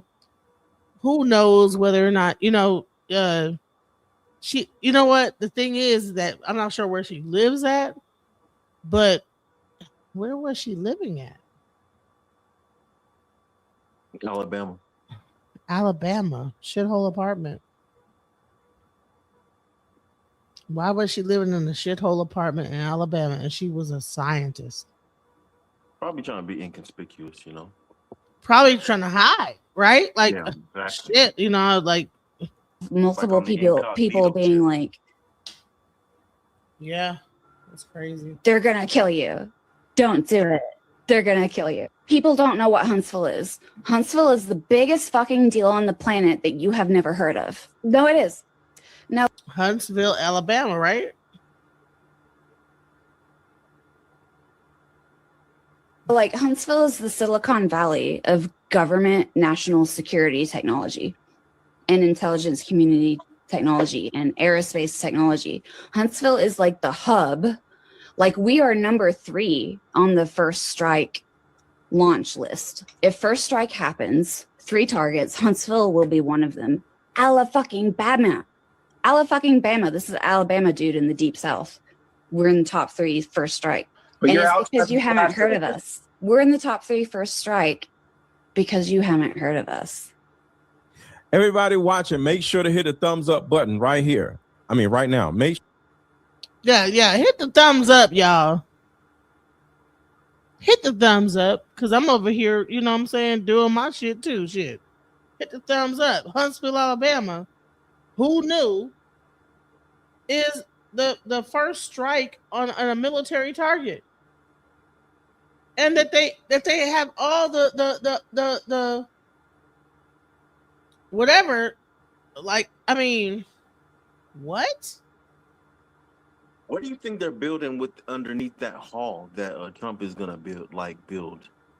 You think they're gonna build something similar, like some type of hub as well, like a data hub? No, they're just trying to rebuild the thing underneath that they already had, like, you know, the whole, you know, command center. That's all they're doing with that. But I'm saying we're talking about Huntsville, Alabama, that nobody is thinking of. Who would have thought that Huntsville? Listen, let me go back. What she just said, that's crazy. Huntsville, Alabama is the place of all what? No, like Huntsville is the Silicon Valley of government national security technology. Huntsville is the Silicon Valley of government national security technology. What? Who knew that? And they're first on the list when someone wants to shoot over a bomb. Honey, if you live in Huntsville, watch out, child, because that's crazy. Let's go. Technology and intelligence community technology and aerospace technology. Intelligence, aerospace, and national security. Huntsville, Alabama. They did that. No one would have ever thought Huntsville. Let's go. Huntsville is like the hub. Like, we are number 3 on the first strike launch list. If first strike happens, 3 targets. I hope she told like the other 3, because I'm like, what's the other 2? Because I need to get the fuck away from all 3, whatever the other 2 is. I hope she says it. Targets. Huntsville will be one of them. Alabama. Alabama. This is Alabama dude in the deep south. We're in the top 3 first strike. But and you're it's out because you haven't heard of us. We're in the top 3 first strike because you haven't heard of us. Everybody watching, make sure to hit the thumbs up button right here. I mean, right now. Make sure to hit the thumbs up button. Make sure to hit the thumbs up button. A lot of y'all have not hit the thumbs up button. Just everybody hit the like button. Everybody. Right. So I'm not gonna like do the song. But let's go. Alabama, podunk, redneck motherfuckers. They don't know anti-gravity. You know what I mean? Gah. Yeah, no, dude. I started the Institute for one reason. The Institute. I started it as a public-facing persona to disclose anti-gravity technology through, because I told Mark this. If you stick your neck out in public, at least someone notices if your head gets chopped off. If you stick your neck out in private, fuck you. They will bury you. They will burn down your house while you're sleeping in your bed, and it won't even make the news. okay, she has a point, but just remember, she's dead. We know she's dead because we know they, unalived her, but we still can't do nothing. And she's still dead. So somebody said no thumbs up button. If you're watching on your phone, you have to go to the top and hit the heart button. Okay. So the like button, if you're watching on your mobile phone, is at the top or is either at the bottom. Is either at the top or at the bottom. And there's like a little heart button. And just find it. Oh shit. I made a mistake. As a public-facing persona to disclose anti-gravity technology through, because I told Mark this. If you stick your neck out in public, at least someone notices if your head gets chopped off. If you stick your neck out in private, fuck you. They will bury you. They will burn down your house while you're sleeping in your bed, and it won't even make the news. Oh, for the people on mobile, just double tap the screen. Just anti-gravity. There's a such thing as anti-gravity, guys.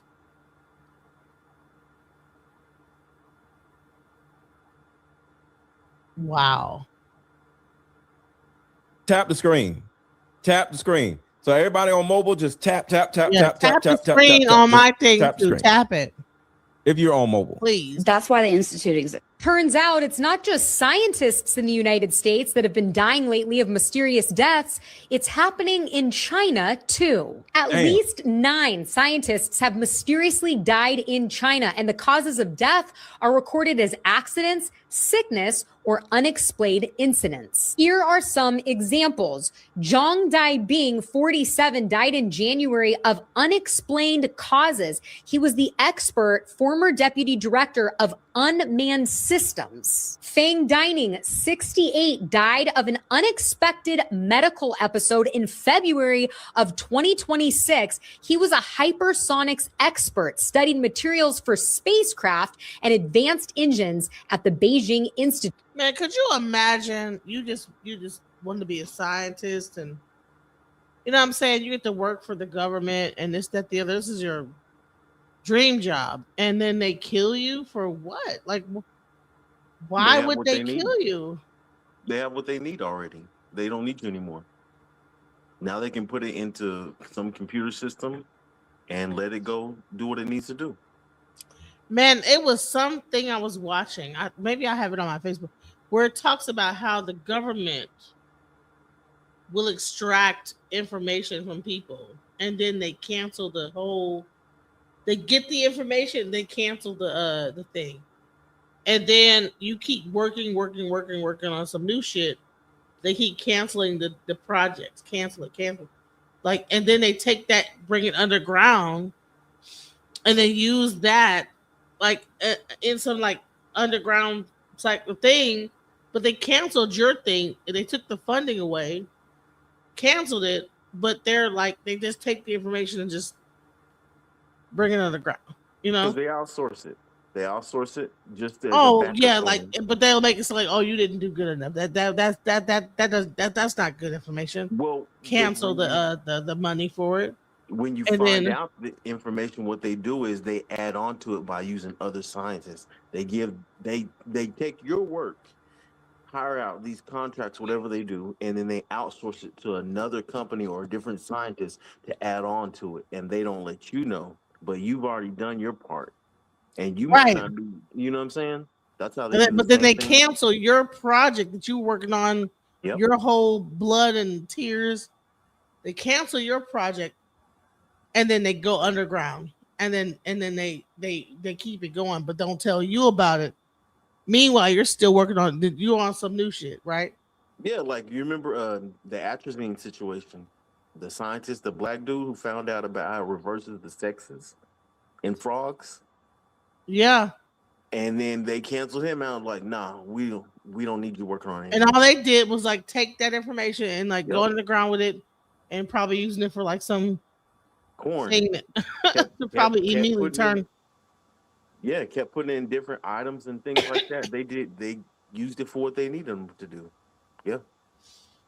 Hey, number 3, what's up? You want to say something about the subject? Hey, I Huh? agree with everything that you're saying. Wonderful. Let's keep going. Of technology. Yen Hong died just last month at age 56 of a reported illness. She was in the field of hypersonics research. Some of the other scientists were in the field of military AI, including Why would China kill its scientists? Why would America kill its scientists They that are have government developing contracts with the US. anti-gravity, supersonic, this and that? They have contracts, and China is very complicit with everything going on around the world. So don't think China's innocent. They're just as guilty because they're. But I'm trying to figure out like why would they kill, like, so just because a person made something, okay, hypersonics, right? Mm-hmm. Well, we got what we got out of you, kill you. But I'm like, bro, but that same person could have probably even made something more. Why would you kill that person? They don't want the information getting out. So just in case they slip up, they're like, "Ah, we got what we needed. We're just gonna X you out now."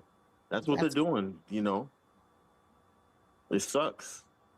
That is insane. Like, what? Like, forming technology and simulations. Sound familiar? And even their media is calling this extremely uncommon. Mainstream media is already saying that this could be espionage and that scientists have always been a political target, even though there is no evidence to support that. But I have to wonder if countries are actually working together to get rid of their smartest people so that they can't question whatever narrative is to come. What do you?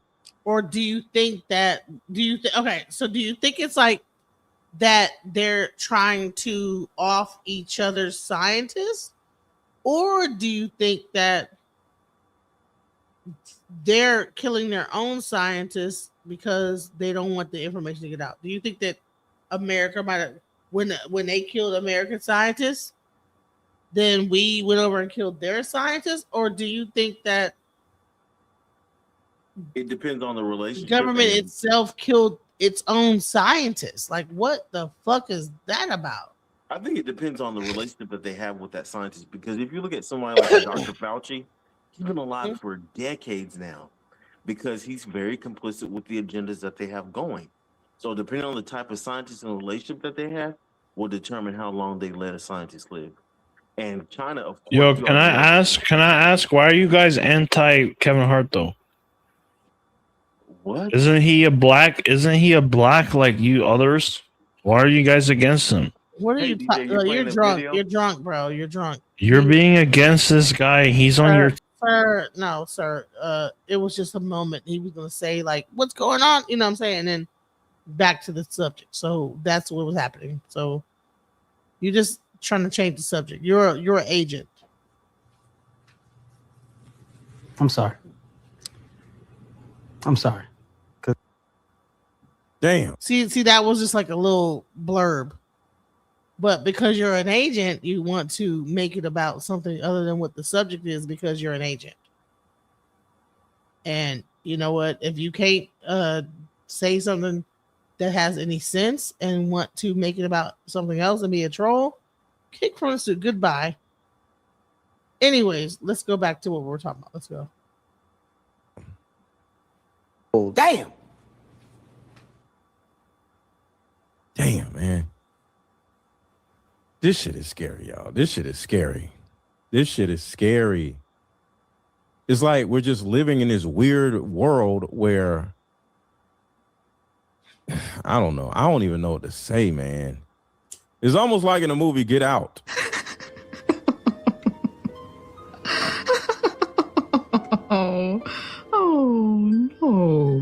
No. It's like when you finally get to somebody that can answer all of these questions, right? And you're just like, yo, is the government trying to unalive us? Is the government trying to silence us? Is the government actually the ones behind all these scientists dying?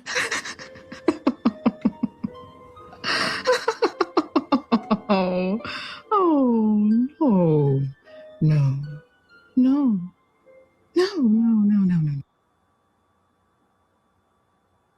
Did the government have something to do with Charlie Kirk dying? Is Erica Kirk a honeypot?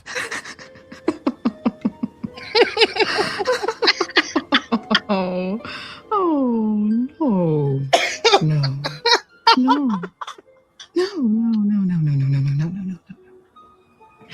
Aren't you something? That's not my experience. Not at all. That's how I feel. That's exactly how I feel. Like, oh my God, man. That's how I feel right there. Yes, they come for all of us. Shit. Honey, I don't know if they come from all of it. I think they're just coming for the scientists. If they want to come for you, you'd be dead already. You know what I'm saying? They ain't cover. They still want the people that they think is dumb. You know, I don't know. Like, if you really was making waves, you'd be probably like up there. It was somebody outside my door. If they really wanted to get you, you'd be up there talking the same shit she was. Like, there was a Lexus outside. He was like fucking like a black. You know what I'm saying? if it was going down like that for regular people, they would have the same story as she's having. Like there was a car. Now you do see people saying that they are a targeted individual. I don't know. Now I'm beginning to think maybe there are. I don't know. But before they come for all of us, while we're waiting, whenever they come get us, make sure to buy your mother-daughter card game because Mother's Day is coming up. Mother's Day is coming up, and I will be sold out before Mother's Day comes. So buy your mother's daughter card game. Is he going to get back into the subject? Because I'm not going to do a whole long discussion. Supervisor, give me a number and put it in the comments of how many mothers that you would like to buy a month. All right, so he's promoting the Mother's Day thing. Let me go on to the next. Hold on. Because I really was doing this thing about the virus, the hantavirus. So want to finish a little bit more of that, and then because the whole thing we're gonna need to know how to deal with this. I would say that the hantavirus, we need to just focus on our health and really be hyper focused on our health, because if this thing does sweep through America, we need to know what to do. Let's go. It can travel via respiratory droplets, which is why this is being treated so carefully. Now, experts have now gone on to say even further that since they have found no rodents on the ship, they're trying to trace all of the whereabouts of the passengers who have died, who are infected. And one that's really concerning is that one of the passengers who passed away, she was on an airplane. Now, it can take up to 8 weeks for these symptoms to show up. So now they've got to trace everybody on that airplane and anybody else that was associated with anybody who has passed away or gotten sick. Now, remember, what makes this virus so dangerous is that it does have a 40% mortality rate. So 4 out of 10 people can pass. This case is literally changing minute by minute. Hit that follow button so I can keep you updated. As always, we wish safety to every passenger on board. The World Health Organization just confirmed that they suspect a rare virus is spreading person to person on a cruise ship stuck in the Atlantic, and no country is letting it dock. So there are 149 people from 23 different countries trapped on the ship right now. 3 different passengers are already gone. There's 1 more in intensive care right now, and there's at least 3 more suspected cases on board, with 2 crew members showing symptoms right now. The virus is called Hantavirus, and it normally only spreads from rodents to humans. But the World Health Organization just said today that they believe that it is now starting to spread between people on this ship, which would be incredibly rare. 7 individuals of the 147 passengers and crew have been reported ill. Sadly, 3 have died.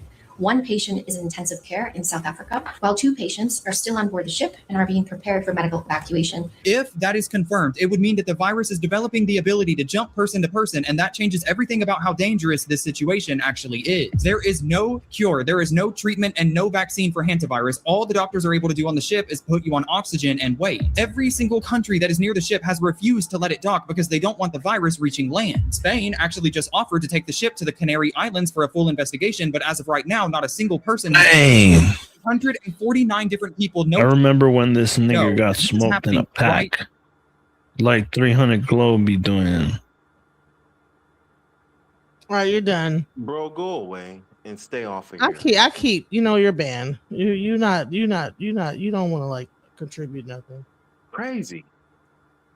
I keep trying to allow him to say something, but you know what? You're done. There's a deadly new virus outbreak which has turned a luxury cruise into a prison, but people around the world are starting to get concerned. This is a cruise ship that brings people to some of the most remote and isolated places on Earth. It has passengers from 23 different countries. And on its latest voyage, a passenger picked up the highly dangerous hantavirus, which is carried by rodents but has a fatality rate of up to 50% for humans in the Americas. Normally, this virus almost never transmits person to person, but that might not be the case here. The first victim was a 70-year-old man who passed away on the ship April 11th. They didn't know it was from the virus at the time. Then his wife got sick, disembarked at a port, took a flight home, collapsed at the airport, and later passed away at the hospital. Then a 3rd passenger died on the ship. But the virus went unidentified for nearly 3 weeks while passengers continued activities and disembarked at ports. Now that we know, the ship is stranded at sea because no country has agreed to let them dock. There are now 7 confirmed cases, and there are no known treatments for hantavirus. This Hantavirus cruise ship situation isn't looking so good because I'm sure you all know now that they're allowed to get off the boat. They're allowed to get off the boat in the Canary Islands.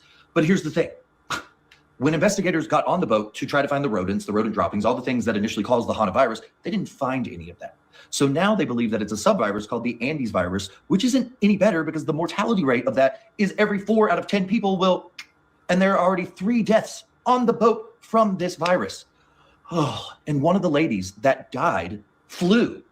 And it takes up to 8 weeks of incubation for this virus to actually even manifest and become this lethal. So now they have to go back on every single passenger on this boat and trace where they've been for the past 2 months because they didn't find the rodent droppings that initially they thought caused this virus. So now this virus can be transmitted person to person through just like the COVID vibe situation. Look, I'm not taking this lightly, but it's giving COVID vibes hardcore. And I just hope this isn't something that is being used against us as a distraction.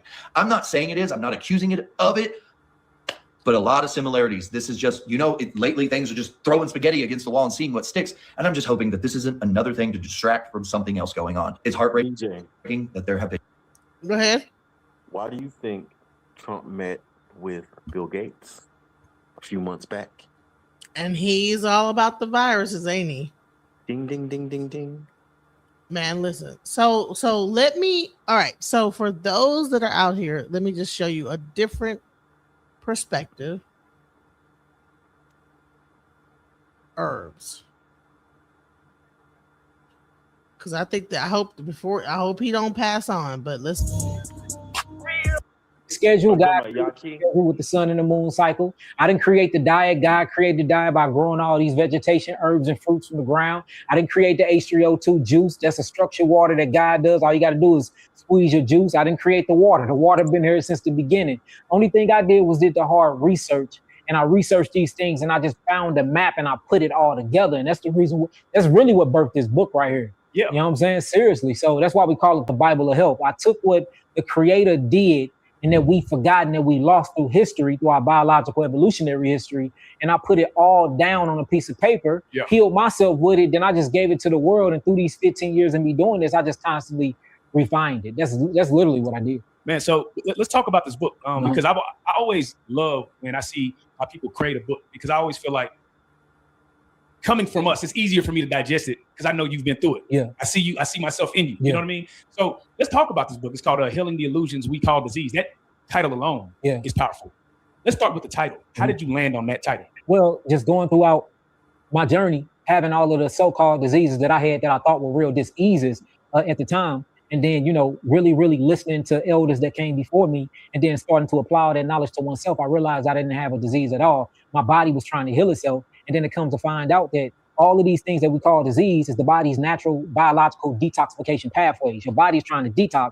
Your body is detoxing. It's creating these symptomologies. And then these symptomologies, we have been trained for over 150 years that the symptomologies of our body healing itself is a disease. And I teach people this all the time. Like, for instance, if you cough, if you cough, you can feel something happening in your bronchial tubes where you're trying to basically projectile something out of your bronchial tubes. Right. You'll go to the store or to the doctor, they'll give you a cough suppressive to suppress all of that mucosa or the irritants or those toxins back into the bronchial tubes. But God made my natural biological cells do something to where something get inside my body where I cough it out. So they say coughing, sneezing, fever, high temperatures, irritated mucosal membrane, and all these things are a part of a virus, right? But when you look at a cough is the body's way of getting rid of endotoxins within inside of the bronchial tubes. If you look at a sneeze, that's getting rid of all types of microbes and basically airborne bacteria that's inside of the sinus cavities. If you look at a fever thins out the blood. Not only do it thins out the blood, it increases circulation. And it is well documented that certain bacteria and microbes cannot live in temperatures above 103 degrees Fahrenheit. So we know that our body's supposed to be at 108.6 degrees Fahrenheit, but the body will give itself an induced fever to burn out pathological entities, to thin out the blood, to increase circulation, to bring more oxygen, and to bring more phytonutrients to those areas to heal.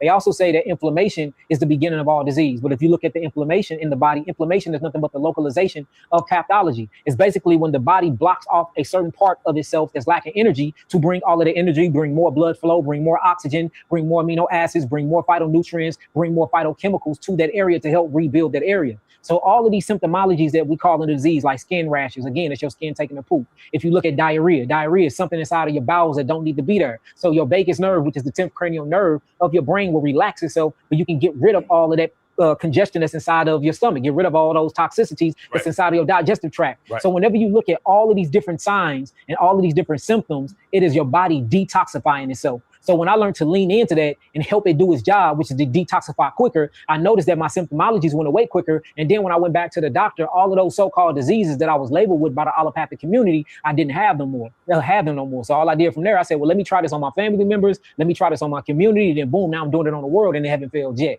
So this just shows me that disease is an illusion. We have been tricked that our body's natural capability of healing itself is disease, when it's not a disease at all. Only thing it is the body having symptomologies of opening up detoxification pathways. You know, you have a clinic, so you see things on a deeper level.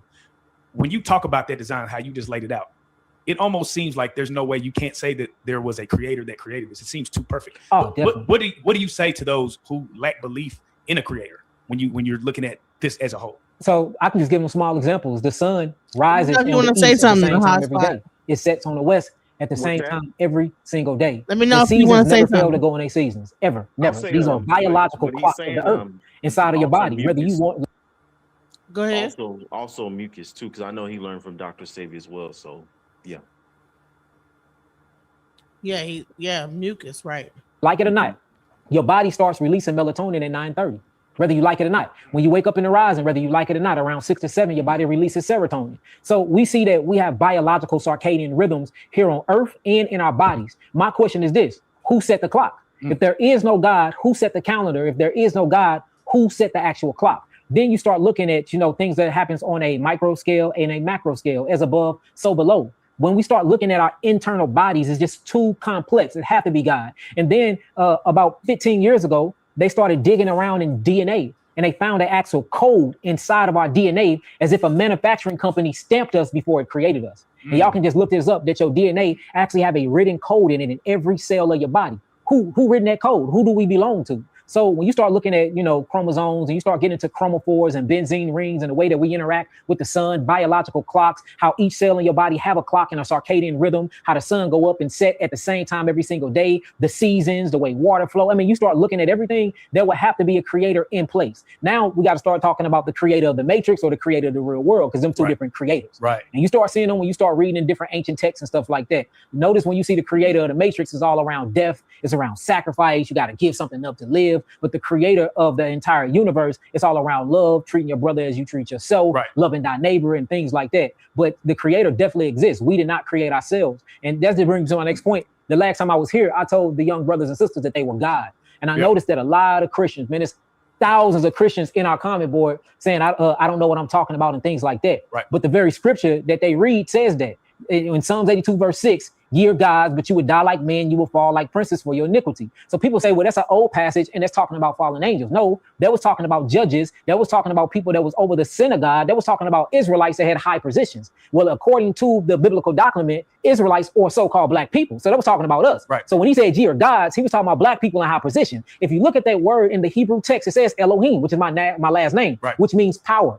God mean power. Then in the New Testament, book of John, chapter 10, verse 34, written in red letters, they say Jesus Christ said it himself. Isn't it written, I said ye were gods, but you want to kill me because I profess to be the son of God. Right. Oh, ye vipers and serpents. So that's 2 times in the biblical text that he called man God. Who was he talking to at the time? Jesus, who they call Jesus, who I call Yahshua, HaMashiach. He was actually talking to the Sadducees and the Pharisees, which was Israelites. Israelites or Hebrew Israelites were so-called black people. So for Christians to be, at my throat about that, there's nothing wrong with me saying that you're a God. I never said that you were the almighty creator. I never said that you was El Elyon. I never said that you was El Shaddai. I never said you was the creator of the heavens or the earth. I simply said ye are gods. And the reason why you are gods is because God created you. You were made in this image and in this likeness. That's like me telling my son that he's not Elohim. He's my son. He got all my genetic makeup, all my genetic code. He act just like me. He had my same characteristics, and he bear my last name. What do y'all think Yisrael means? One who struggled, one who was connected to a power source. That's what Israel is. So I will say this, is that I believe the same thing. That's what I've been saying, is that God is within you. You are a part of God, and therefore, yes, everything he's saying is correct, But you have to live a certain lifestyle in order to be a god. You can't just be out here all willy-nilly, because you control your own reality, but in order to be God, you have to follow universal law. That's just the reality. Exactly. So, you know, me and the Hebrew Israelites got a very, very weird relationships, man. Yeah. Because man. I don't teach the same doctrine and the same dogma as them because I'm not religious. Right. They come from a very, very religious perspective and a religious background. Me, I study all religion, I study all ancient philosophies and all texts, and then I put it all together to get the big picture. And from that big picture, in my experience here in this body, I will give y'all my perspective. So I think that's the reason why we disagree a lot, especially with the Christian church. So just for the Christian church or Christians, period, I never said that you were the almighty God, creator of the heavens and earth and of the universe. We can't be that because something created me. I am saying that I am an extension of that, made in its image and made in its likeness, which makes me a God. And for those who are scared of that, all y'all got to do is go to the Bible, look at the book of John, chapter 10, verse 34, look at the book of Psalms, chapter 82 and verse 6. It says it's right there. And if you speak and read. But you know what? Let me hear the rest of what we're going to say. And write Hebrew like I do fluently, you will see that it do say Elohim. So, and that's not the only time in the book of Judges too. You will see many times in the scripture where man is referred to as God in Hebrew. Right. Because they have taken a high position or a high authority over the people. So I don't know, man. I just think we had these complexes. And then again, when you get called God, that put the responsibility on us. Right. And I just noticed that the black church, not even just the black church, man, a lot of people that's in religion, they like to blame God or leave everything on and blame the devil and that leave their hands, you know, not dirty. So they can just have all these diseases or they can be weak in the faith or weak in the flesh. And they don't have to have a responsibility to renew themselves and to do the work to make themselves feel better. So if they call themselves a God, that means this is your own problem and you got to fix it. And the black community hate fixing its own problem. Yeah. We're going to get into that. But I don't want to veer away from the book just yet. Mm-hmm. One of the questions I have is like, so what you got to say about that though? All right. If you know that you're God and then that God lives within you, then you would try to do the right thing. Now you're saying that divinity only exists in a clean body. But the thing is that God exists in everything, no matter whether it's clean or not, you know? That even a flower that's wilting is a part of God. Yeah. Does that mean that, okay, the flowers is dying, things live and die, and that's the cycle of life. So even like the most imperfect thing also has God within it because God is the cycle of life itself. Yes, it's energy. However, in order to be a God, we're talking a true control of reality. Like, for instance, a leaf can't control its real reality. Human beings still have, you know, a profound effect on it and what we do. Man, humans don't control its reality either. I mean, to a degree we do though. No, you think you do. That's a false illusion that you think that you like control anything. You don't control shit. You don't control when you live and die. I get what you're saying. Listen, everybody's gonna die and live at any point. You don't control that. So therefore, it's a false sense, it's an illusion of control. You don't control nothing.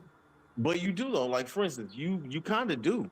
That's why you can call yourself a God or not call yourself a God. Because think about it. If I can live this life and choose what I want to eat, how I do something with people who I interact with, that's still a form of control, even though I get what you're ultimately saying. But we do to a degree, since we are a part of God, it's consciousness. So we are. So don't you think like a lion can't control what he eats or not? A lion can, is what I'm saying. Why can't he? Why can't he?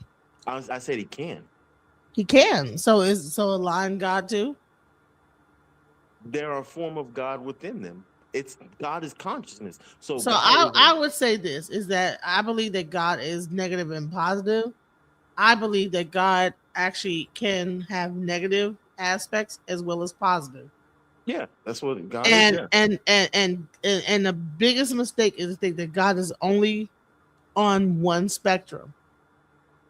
Yeah, so true. Just as much as a person can like eat right and do everything right, and their God, a person can eat wrong and do everything wrong, and their God too. I don't believe that there's a separation.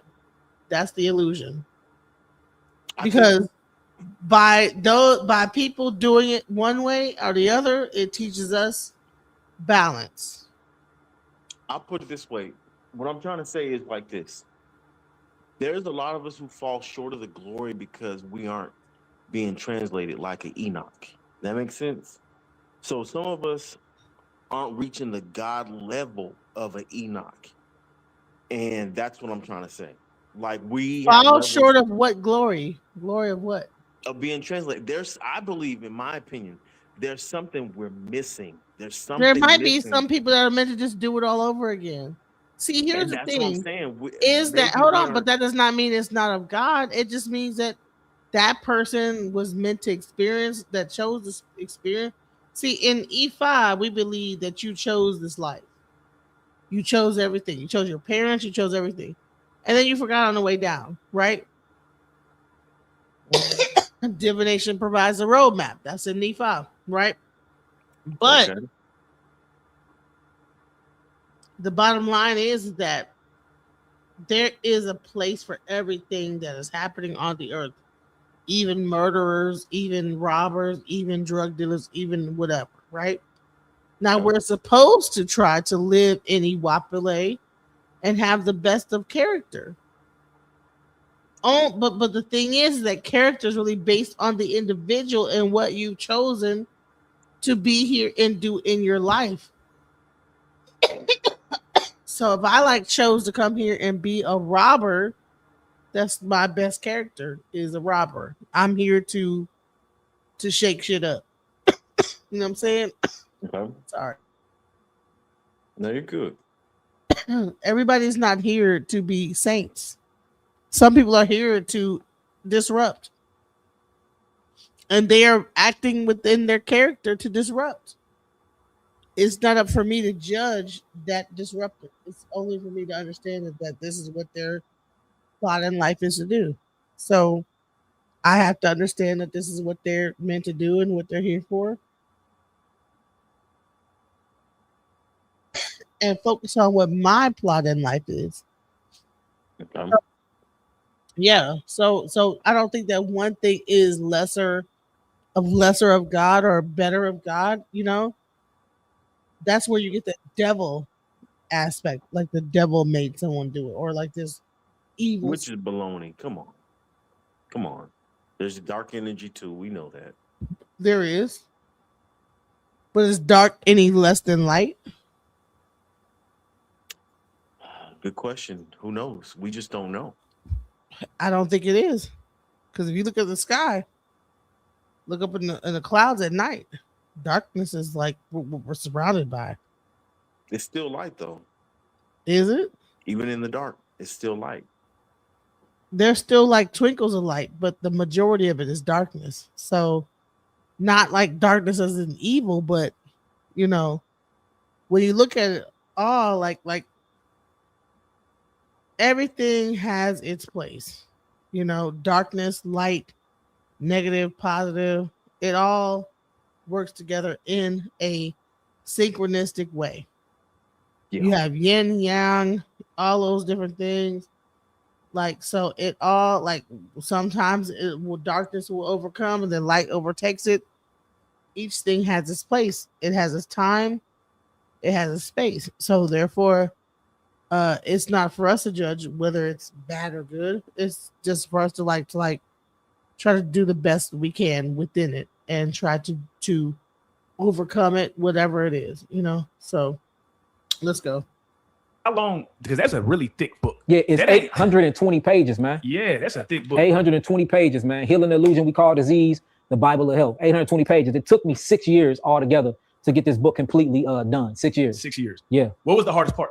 The hardest part was throughout the 6 years, I have a very open-ended consciousness, and I learn and I absorb knowledge like no other. So I noticed that, and this truth, I just got to say one thing about truth. Truth is absolute, but truth is forever changing. The true definition of me about writing this book, this is what I learned truth was. What is absolutely accurate to the very present now. And what I mean by that is, truth is what is actually accurate to the present now, meaning up to this very moment, the most accurate I can be about a specific topic is truth. But tomorrow, I could be intercepted with new information that will either add to or change the trajectory of the truth that I'm in. So this just shows you that truth is forever evolving, truth is forever growing, and truth is forever changing. So when I was writing this book of truth, that's pretty much what E5 is. Same thing with E5. He must have researched E5 because pretty much that's all EFI is. The truth ever evolving. Yeah. Let's go. I was talking about sales and I was talking about certain things as I talked about last time. I noticed a lot of the information was being upgraded as I was writing a book. So I had to keep rewriting certain chapters. I had to go back and revise certain chapters. So 4 years in, my book was done. But for the last 2 years, I had another rebirth and another conscious update, to my consciousness. So I had to go back and literally bring a lot of information up to its current position. But in 10 years, this book gonna have to be revised about 5 times. That's why you see people constantly revising their books, because information and knowledge change as our consciousness grow and expand in this reality. And I like that, because it tells me that you're not so arrogant that you're not going to learn and update it, right? And this is also not a money grab, right? Because money grab would have been 4 years ago, you would have published it and just is what it is. Can you give me the top 3 things that you had revised after you learned more information? For the first thing, I used to teach an all fruitarian diet to everybody. Go on fruits, go on fruits, go on fruits, go on fruits. But through people coming into the facility, people coming into the clinic, we noticed if you put them on an all fruit diet and they had fatty liver disease, it would drive their ALT and their AST levels up. These are liver enzymes. So it started the all fruit diet with fatty liver. When you already got fatty liver, it would drive your fatty liver up more, and it would start messing with your actual liver enzymes, right? But people that didn't have any liver issues, it healed them very quickly. So I had to start changing my diet specifically to each individual that came in due to your vitals, due to us doing iridologies, due to us doing blood analysis. When I check everything out based off of where you currently at, the diet might be different for you. You might not need a fruitarian diet. You might need a plant-based ketogenic diet, which is high in plant fats and high in plant cellulose, but it's low in carbohydrates. That way I won't drive your fatty liver issue, right? But if you come to me and you don't have fatty liver issues, then I could put you on an all fruit diet and your healing speeds up super, super fast. So that's one of the things I had to change in the book, because I used to push a straight fruitarian lifestyle until I started coming across clinical trials and data of me doing my own experiments and me handing out these diets to the masses. And I'm like, hold on, this is the 20th person when they go on an all fruit diet with already fatty liver, that it throws off their ALT and AST enzymes. And then you take them off the fruit diet and you put on a high ketogenic plant-based diet, which means you still on, I hate to say the word vegan, but I'm gonna use it for this segment. You still keep them on a vegan diet, but you keep them on a high fat vegan diet, right? Which is avocados, nuts, seeds, certain grains, and a bunch of dark leafy greens. They will heal and their enzymes will go down. So at that point, you got to ask yourself a question. Do I keep spitting the same ridicule, even though I'm seeing this inside of my own facility? Or do I change it and because the data is changing, then update the information? And that's what I did. So that's one of them.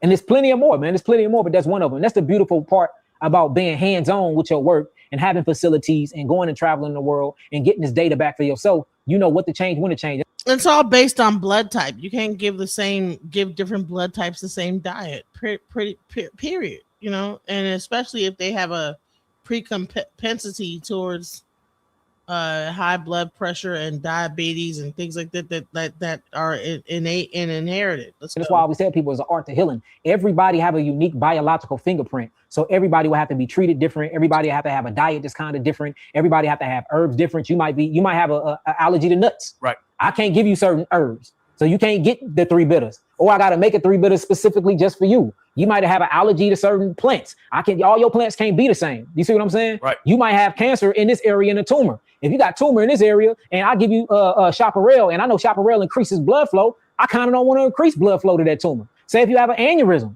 or you got a blocked artery, I can't put you on a lymphatic bed and shake up your veins and shake up your arteries, because I can unclog that plug and then it'll go to your heart and clog up your heart and you drop dead of cardiac arrest. So there's many different steps and many different phases to healing. It's an art to healing. And if you don't truly know physics, biochemistry, and you don't know anatomy and physiology, then it's kind of hard to really get there. So there's people in the chat asking, how much does this book cost? Where can they get this book? You can get this book off www.yakiawaken.com, YAHKIAWAKENED.com. It's $150, and it's $150 because this is my life curriculum. It's 820 pages of nothing but scientific facts and greatness, y'all. But it's $150. You cannot buy it off any other platform. If there's anybody selling a book and it's not from that website that I just gave you, I promise you it is a lie. We had somebody go in there and try to buy 100 books. We told them no, because I know what you're trying to do. You're trying to bootleg my book and resell it. So how much do you deal with that? Because, it's so funny. I saw an Instagram clip of you saying that the AI companies have been using you to sell their products. Yes. So how much do you deal with people doing that to you? Man, we pay $34,000 a month. $34,000 a month just on an attorney to go through and shut these companies down.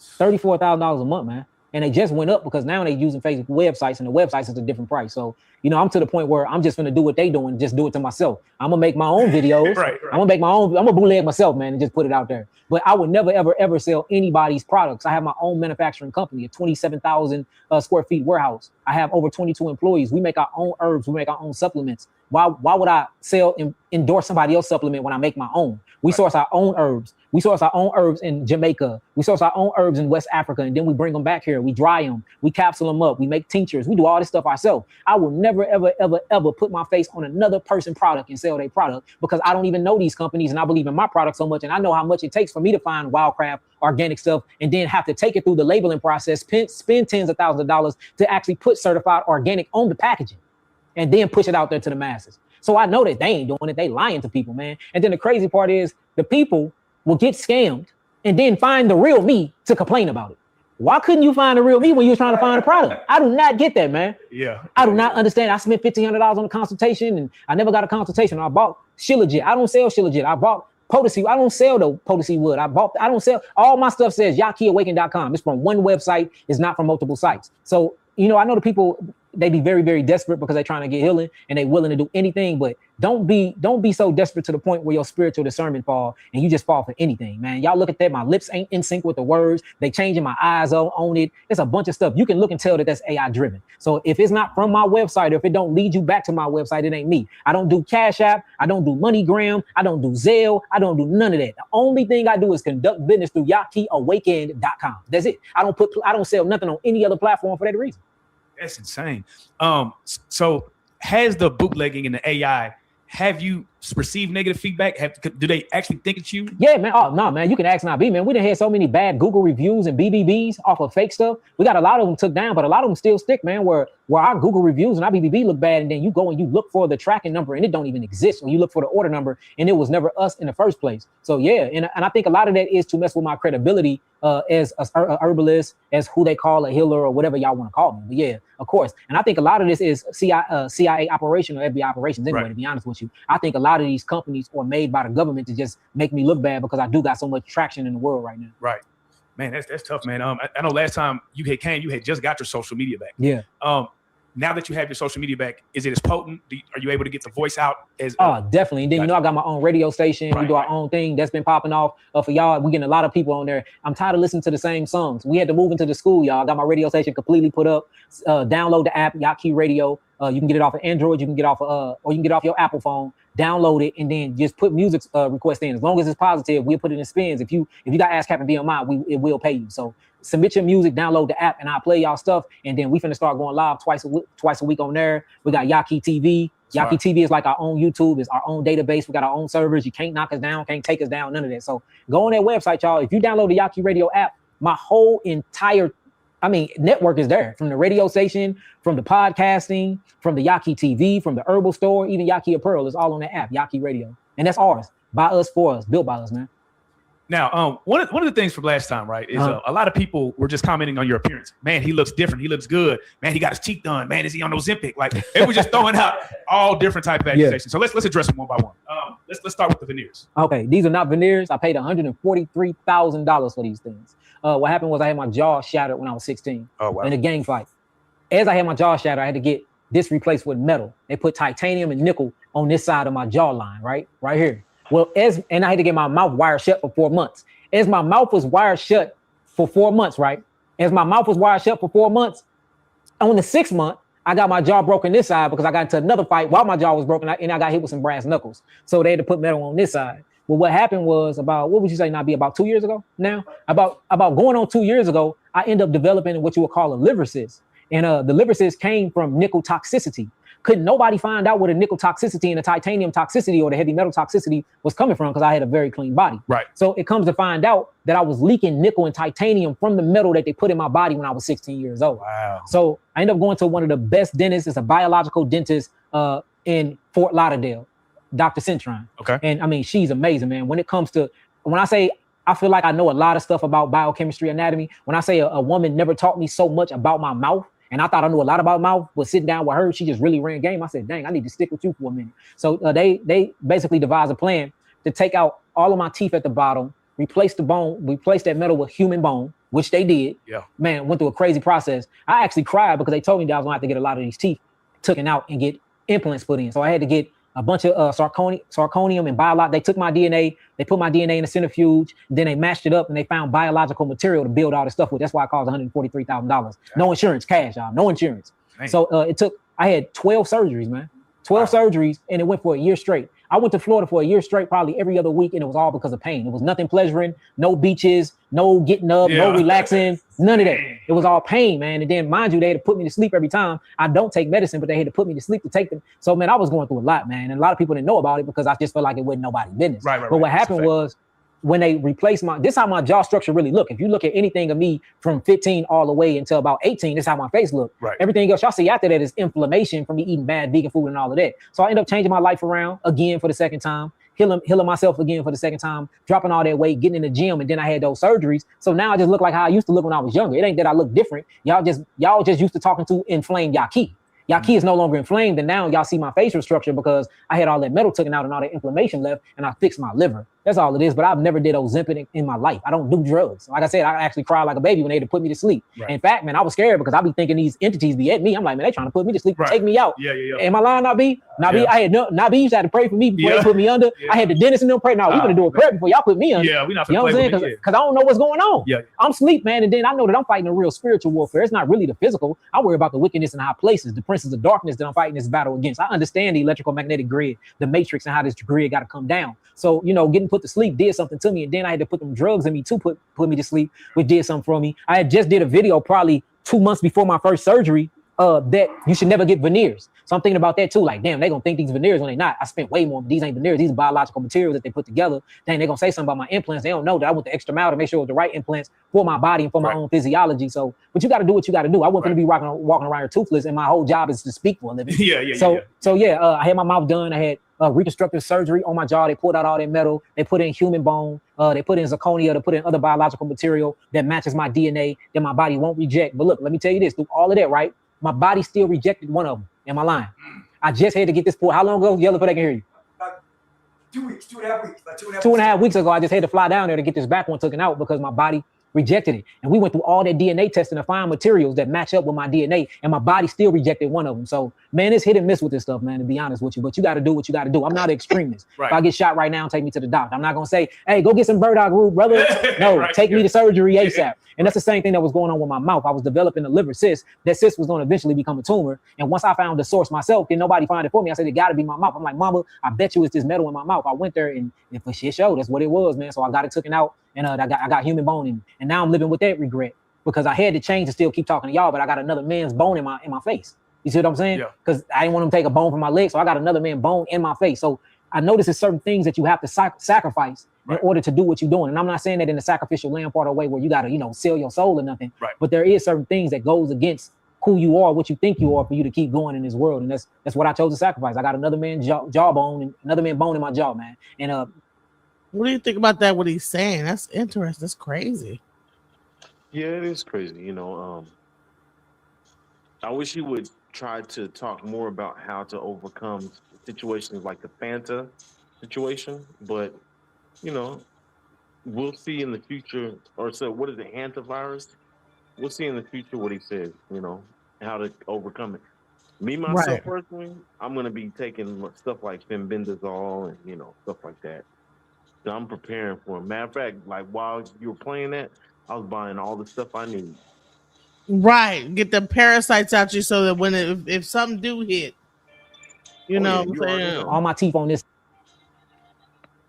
side or implants, I still got a lot of them up top is still real, but it's the bottom part because both of my bottom sides were shattered. This one was fractured. This one was shattered. Right, but don't you find like it?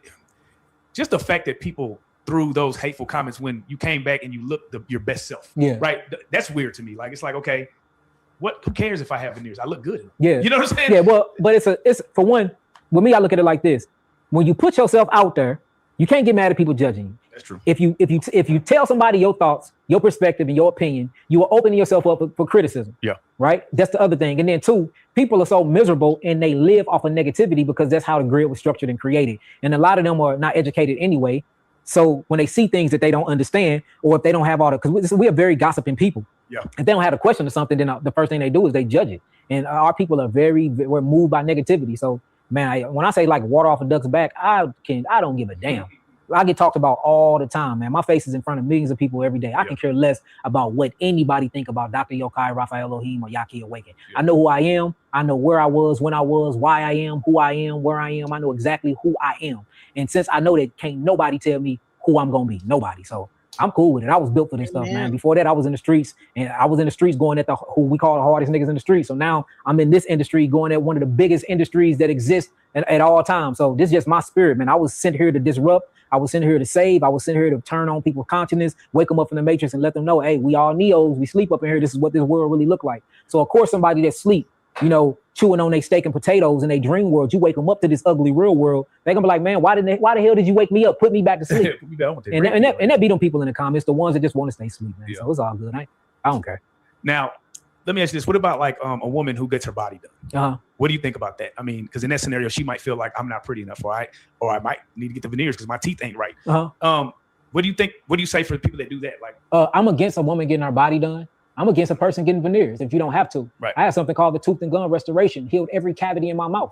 My issue wasn't a cavity issue. Right. My issue was a bone structure issue with heavy metal toxicity. Yeah. Something totally different. You want your booty bigger, do some sumo squats. Do some squats, build your buns, build your butt. You want your breast bigger, tighten up your thyroid, increase prolactin, go after the pituitary gland. So I'm against stuff like that. But again, it's your body, it's your entity. You do what you want to do. But I noticed that it's better if you build your body than to take the shortcut. This wasn't a shortcut for me. It wasn't no other way for me. Yeah, it was no other way. It was life or death. It wasn't no other way for me to rebuild my bone. I either had to take the metal out or go out from a liver disease, because that's what it was going to lead to. Right. So, but I'm against that. Veneers. I'm against veneers till this very day. Again, these are not veneers, but I'm against veneers because I have something called the tooth and gum restoration powder. I will give y'all the ingredients: white oak bark powder mixed with myrrh powder. You see what I'm saying? Mixed with baking soda, mixed with activated charcoal. Yeah. All of these things mixed together actually will help remineralize and build back up your teeth. You can literally brush your cavities out. I did it to every last tooth inside my mouth. I heal all of my cavities with my tooth and gum restoration powder. It heals the gums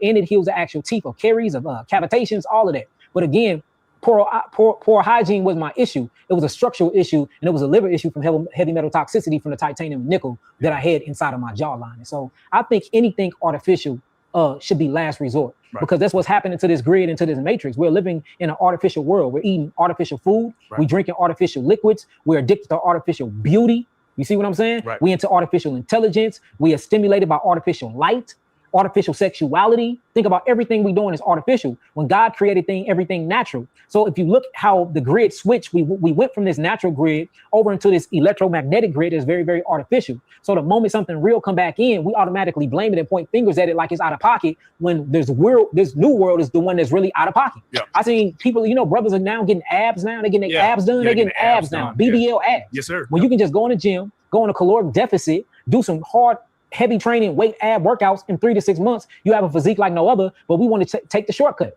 How many people using microwaves inside? Hey, I done seen some dudes with some big old tummies. Tum, okay? And whatever he's saying, like just go in the gym, do this, honey, that stomach is big. Like, so where you going? Like, so, I mean, he's saying it real fast. I mean, because I got to play him fast, but he's saying just do this, just do that, whatever. No. Some people got to figure out, they got to like do all these different things to figure out what they problem is, because their stomach is distended. It has to, you got to be really disciplined too. You have to retrain your mind to go through. He had his like jaw like wired shut. That's why he's skinny, because he couldn't eat. Yeah. You know what I'm saying? For like how long? He was drinking out of a straw, and probably like mainly vegetables or whatever. So let's be real. They household, because conveniency is killing us. You want your food done in 3 minutes. You put it in the microwave for 3 minutes, it rings, and then you eat it. You don't know, you just radiated the hell out of your food. All of this stuff is a part of the grid, and that's the reason why the grid must go down. I have stopped doing the microwave, but I still have the air fryer. So that might be still like some like radiation going on, but I do not cook anything on the microwave. It's hard. Like, I love the air fryer, but I know it probably has radiation, but come on now. We gotta like start from somewhere. gotta go down. I dream about it all the time. I'll be talking to Nabi all the time. Like, man, I keep having these dreams and these prophecies of this grid collapsing. And when the true grid collapse, we're not worried about name brand clothes. We ain't worried about keeping up with the Joneses. Right. We ain't worried about your purse match his purse. We ain't worried about how good your shoes look, how good your tuxedo look, how good your outfit look. We ain't worried about no BBLs. We ain't worried about none of that. Because when the grid fall, none of that is gonna matter. It's a movie series I was watching. It's called C. And C is based off of everybody being blind. What happened was, man, a virus that came and wiped out people. It killed like the third of the world. And then the rest of people that was reborn couldn't see. And it showed how they lived life so differently than the ones that did see. So at that point, beauty was not based off of your eye sense. Beauty was based off of how the person talked to you. Beauty was based off the characteristics of the person. Beauty was based off, did the person keep their word or not? Beauty was based off, was they gentle with you or not? Beauty was based off of scents and aroma. Beauty was based off of everything but looking at a woman and looking at a man. You couldn't tell if he was tall, dark, and handsome. You couldn't see. You can tell if she had a fat ass or some plump breasts. You couldn't see none of that. So when we start taking away certain senses and we go through these sensory deprivations or these reawakenings, you will start seeing what really matters. Yep. And man, all this stuff is based off the matrix, and that's why the grid must fall, man. Let me ask you this. Yeah. Right. I remember as a kid reading Revelation, and it shook me. Right. Do you believe the grid must fall? Of course, but not the way that white folks want it to fall. Big difference. They have their agenda and how they want it to fall. Not the way they want it to. That's the issue. But the way they want to do it is by getting rid of a lot of people and surveilling us. So no, it should, but not the way they want it to. Well, let's go. Question: do you believe that Jesus is coming back? Right, because that's one of the big themes, right? You have to get through heaven through Jesus. You know what I mean? Like, well, I believe heaven is a state of mind. Right. And this is another thing that when we're talking about the Bible, we talk about Christianity, we talk about the Hebrews, the Torah, Tanakh, we start talking about the Quran. Yeah. I believe that all of them have bits and pieces of a puzzle that if you put it all together, you can really see. Right. I believe that we're in hell too. right now. Artificial grid, the artificial intelligence being in the matrix. So in Hebrew, we call it Rakim. I think this is hell. And I think hell is being stuck in your lower root chakra. And I think heaven, or the journey to heaven, is going through these spiritual systems, or what they call the 7 glandular highways, or they call the 7 chakras, and then making it up to the Keter, or what they call the Christ consciousness. Right. I think Christ, Jesus Christ, or who they call Christ, is a conscious state. Now, do I believe in Yeshua ben Yosef? Yes, I believe that he walked and he exists. There's too many documents showing that he did. And once 1,000 people write about you, they had to see something. Right. Right. But do I believe that Jesus coming back to save me? Hell no. I believe that in the book, it tells you you truly must save yourself. They was looking for the kingdom of Yah, right? And Christ Yahushua, or I say the Messiah, was with them. And he told them the kingdom of God do not come by observing the heavens. It don't come by you looking up. He said, for the kingdom of God is in the midst of you. For the kingdom of God is amongst you. The kingdom of God is inside you. So I think the only way to be saved is by saving yourself. And I believe that who they call Jesus Christ, or call Yeshua, laid out the blueprint and the foundation for us to follow these things to save ourselves. So no, I don't think there's going to be somebody that cracked the sky and come save us, because we have been through the worst. We have been at the lowest of the lowest of the lowest points. I mean, like everything, if you just look at all the monstrosities that have happened to our people for thousands and thousands of years, I think we're missing the point. I think that the kingdom of God is within the midst of us. I believe that we are the Christ. We are the book of life. That's the reason why you have a spine like a book have a spine. That's the reason why you have seals like the book have a seal. We are the book. And then your DNA is the written verses, or what you would call the codex, and the chromosomes, right? You realize one chromosome inside your body holds trillions of data of information. So we are the book. And I just believe based off the content in your chromosomes, you either living in the book of life or you living in the book of the dead. So I think that we are God. I think that we are Messiah experiencing itself. And I think that the only way to save us off this rock is by saving ourselves. And I think that the Bible is a journey and a pathway to doing so. But I think that we have missed, we make everything such a mythological nature, and we take everything so literally that we miss the actual figuratively things that the Bible is saying. It's a codex, so we must decode it. Like, for instance, when it talks about Jesus and the 12 disciples, this can be talking about your pineal gland and the 12 cranial nerves, or the 12 melanin clusters that's in your brain. When it talks about how Christ was crucified at 33, that's what happened when this Christos, or the oil, raised to the 33-degree vertebrae, the ganglion nerve, and then resurrected itself inside of something called the skull. In the Hebrew, it's called the Golgotha, where Christ was crucified at. And it talks about his journey from when he came all the way from Nazareth, all the way to the Calvary where he was killed at. That's talking about coming from the root chakra, what you would call your actual testicles or your ovaries, and going all the way up into your hypothalamus gland. So it depends on which way you want to come from. A lot of this stuff is figuratively speaking. And then, for instance, why is the Son of God, S-O-N, closely associated with the Son of God, S-U-N? Then you talk about the 12 disciples, but then you have 12 houses of the zodiac. Right. You see what I'm saying? Then you start really looking at the 12 disciples and their characteristics. You can literally line them up with the characteristics of the 12 zodiacs. Then they start talking about the Holy Bible, and then you get Helios Biblios, which means sun book. So we can go literally, figuratively, mystical. We can go anywhere with it, and we all talk about the same thing, but don't miss the message. The message is to cross over from your animalistic nature into your high spiritual consciousness. No matter if we're talking about Muslim, no matter if we're talking about Christianity, no matter if we're talking about Hebrew or what I call Hebrew, no matter what spiritual system we're talking about, it's all talking about the same thing. Killing your animalistic self and then resurrecting or rebirthing yourself in this new high conscious wave and fashion and getting rid of the grid. The Messiah, or who y'all call Jesus, came to expose the matrix. It was a political assassination on him, so they murdered him. The government, the Israel government, or in the Bible at the time, who they call the Sanhedrin and all of them, the Sadducees and the Pharisees, killed him under Rome. It was a political hit, a political assassination, no different than what happened to Martin Luther King, no different than happened to Malcolm X, no different than happened to Huey P. Newton, all of the messiahs that have came and tried to save their people. So if you ask me, do I believe in Jesus? No, I don't believe in Jesus, but do I believe in who we call the Messiah or who they call Yeshua? Yes, I do. What's the difference? Well, Jesus come from Caesar Borgia. That is Leonardo da Vinci, drew a picture of him. And when you start looking at Caesar Borgia, this was actually a murderous homosexual, man. And I'm not sitting here judging homosexuals or knocking homosexuals, but the Bible strictly speaks against it. But then we got a person being depicted as Jesus, which is blue-eyed and blonde hair. But when you look at the actual depiction of who they call Jesus in the book of Revelations, chapter 1, I believe, verses 14 on down, it says that his hair was woolly, like a sheep. He had kinky naps. It said that his eyes were red, as like they burned to fire. It also talked about his skin being brass, but not brass is not only brown, but as if it burnt in a furnace. He was a dark brown skinned brother. So when you start looking at him and his characteristics and how he acts, especially how he acted against the Sanhedrin, he was a very, very revolutionary brother. It don't depict a blind, long haired, blue eyed white boy. It don't at all. So even when you start talking about the depiction of from a biblical standpoint, white people didn't even exist back then. I was going to ask you about that, right? Because if we take it to the Genesis, right? Yeah.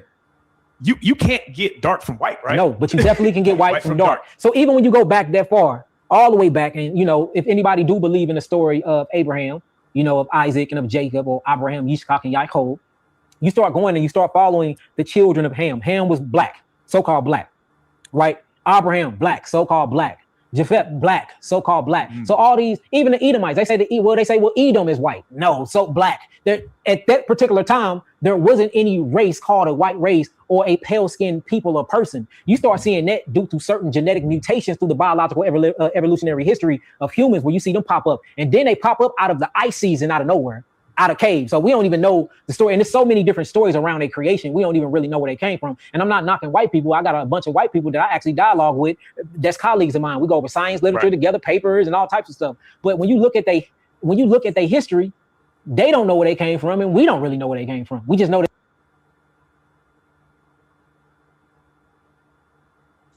came from black women. That's where they came from. All right. So you have Cool Name saying, he says, all right, he told him to shush, calm down, buddy. Just treat others the way you'd want to be treated. It's that easy. Golden rule. But you have an ego and you judge like you're God. Love each other and stop being a victim. Do you think he's speaking like a victim in this what he's saying? He's speaking kind of passive aggressive. Not Yaki, but that person like, don't do this, don't do that. They're kind of passive aggressive, like, just love on each other, brother. That type of stuff, that hippie talk. It's annoying. Yeah, like he's spitting facts, but for some reason someone wants him to shh. Don't say all this. Like you're speaking from your ego. Because everyone speaks from you're speaking from your ego. What is the ego? It is the thing that makes you feel like you are a human being. So if he's saying what he's saying, what's the big fucking deal? Go ahead. Sometimes people, when they get overloaded with some information that they don't know about, it just kind of feels like, well, now I feel dumb because this person's talking like this. And because I don't know this stuff, it's just foreign to me and it makes me feel uncomfortable. That's why some people say that stuff like that. He's saying love each other, stop being a victim. Who said he was a victim? Who said he didn't love each other? Everything he's speaking of is speaking about love, but you have to be able to decipher it and understand that he's speaking from a loving place. That whatever it is that you're interpreting as not a loving thing is your own judgment on what he's saying. That they hear. So it's like they were playing here. So if we, and I'm saying all this to say this. So around those times, we see that the Roman Empire and all of them, and a lot of them Romans was a brown skin too. Right. A lot of them Romans was a brown skin color. So, it's a period where you don't see any of them existing. So how are we putting you go on the TVs, you start looking at Kemet, you start looking at Egypt, you start seeing them as a bunch of them portraying to be us in ancient Egypt and ancient Mesopotamia, everywhere. It's like they just ripped themselves in our history. Same thing they did in America. And with the $5 Indian idea, the indigenous people of America look just like me and you. I'm from Choctaw Nation, deep. We've been here thousands of years. My family, I trace them all the way. We helped build the Mississippian Mounds. I'm from St. Louis. I stayed 20 minutes away from the Cahokia Mississippian Mounds, where the pyramids are at. My family helped contribute that. We started in Louisiana and we traveled the Mississippi River all the way to Cahokia, Illinois, and Missouri.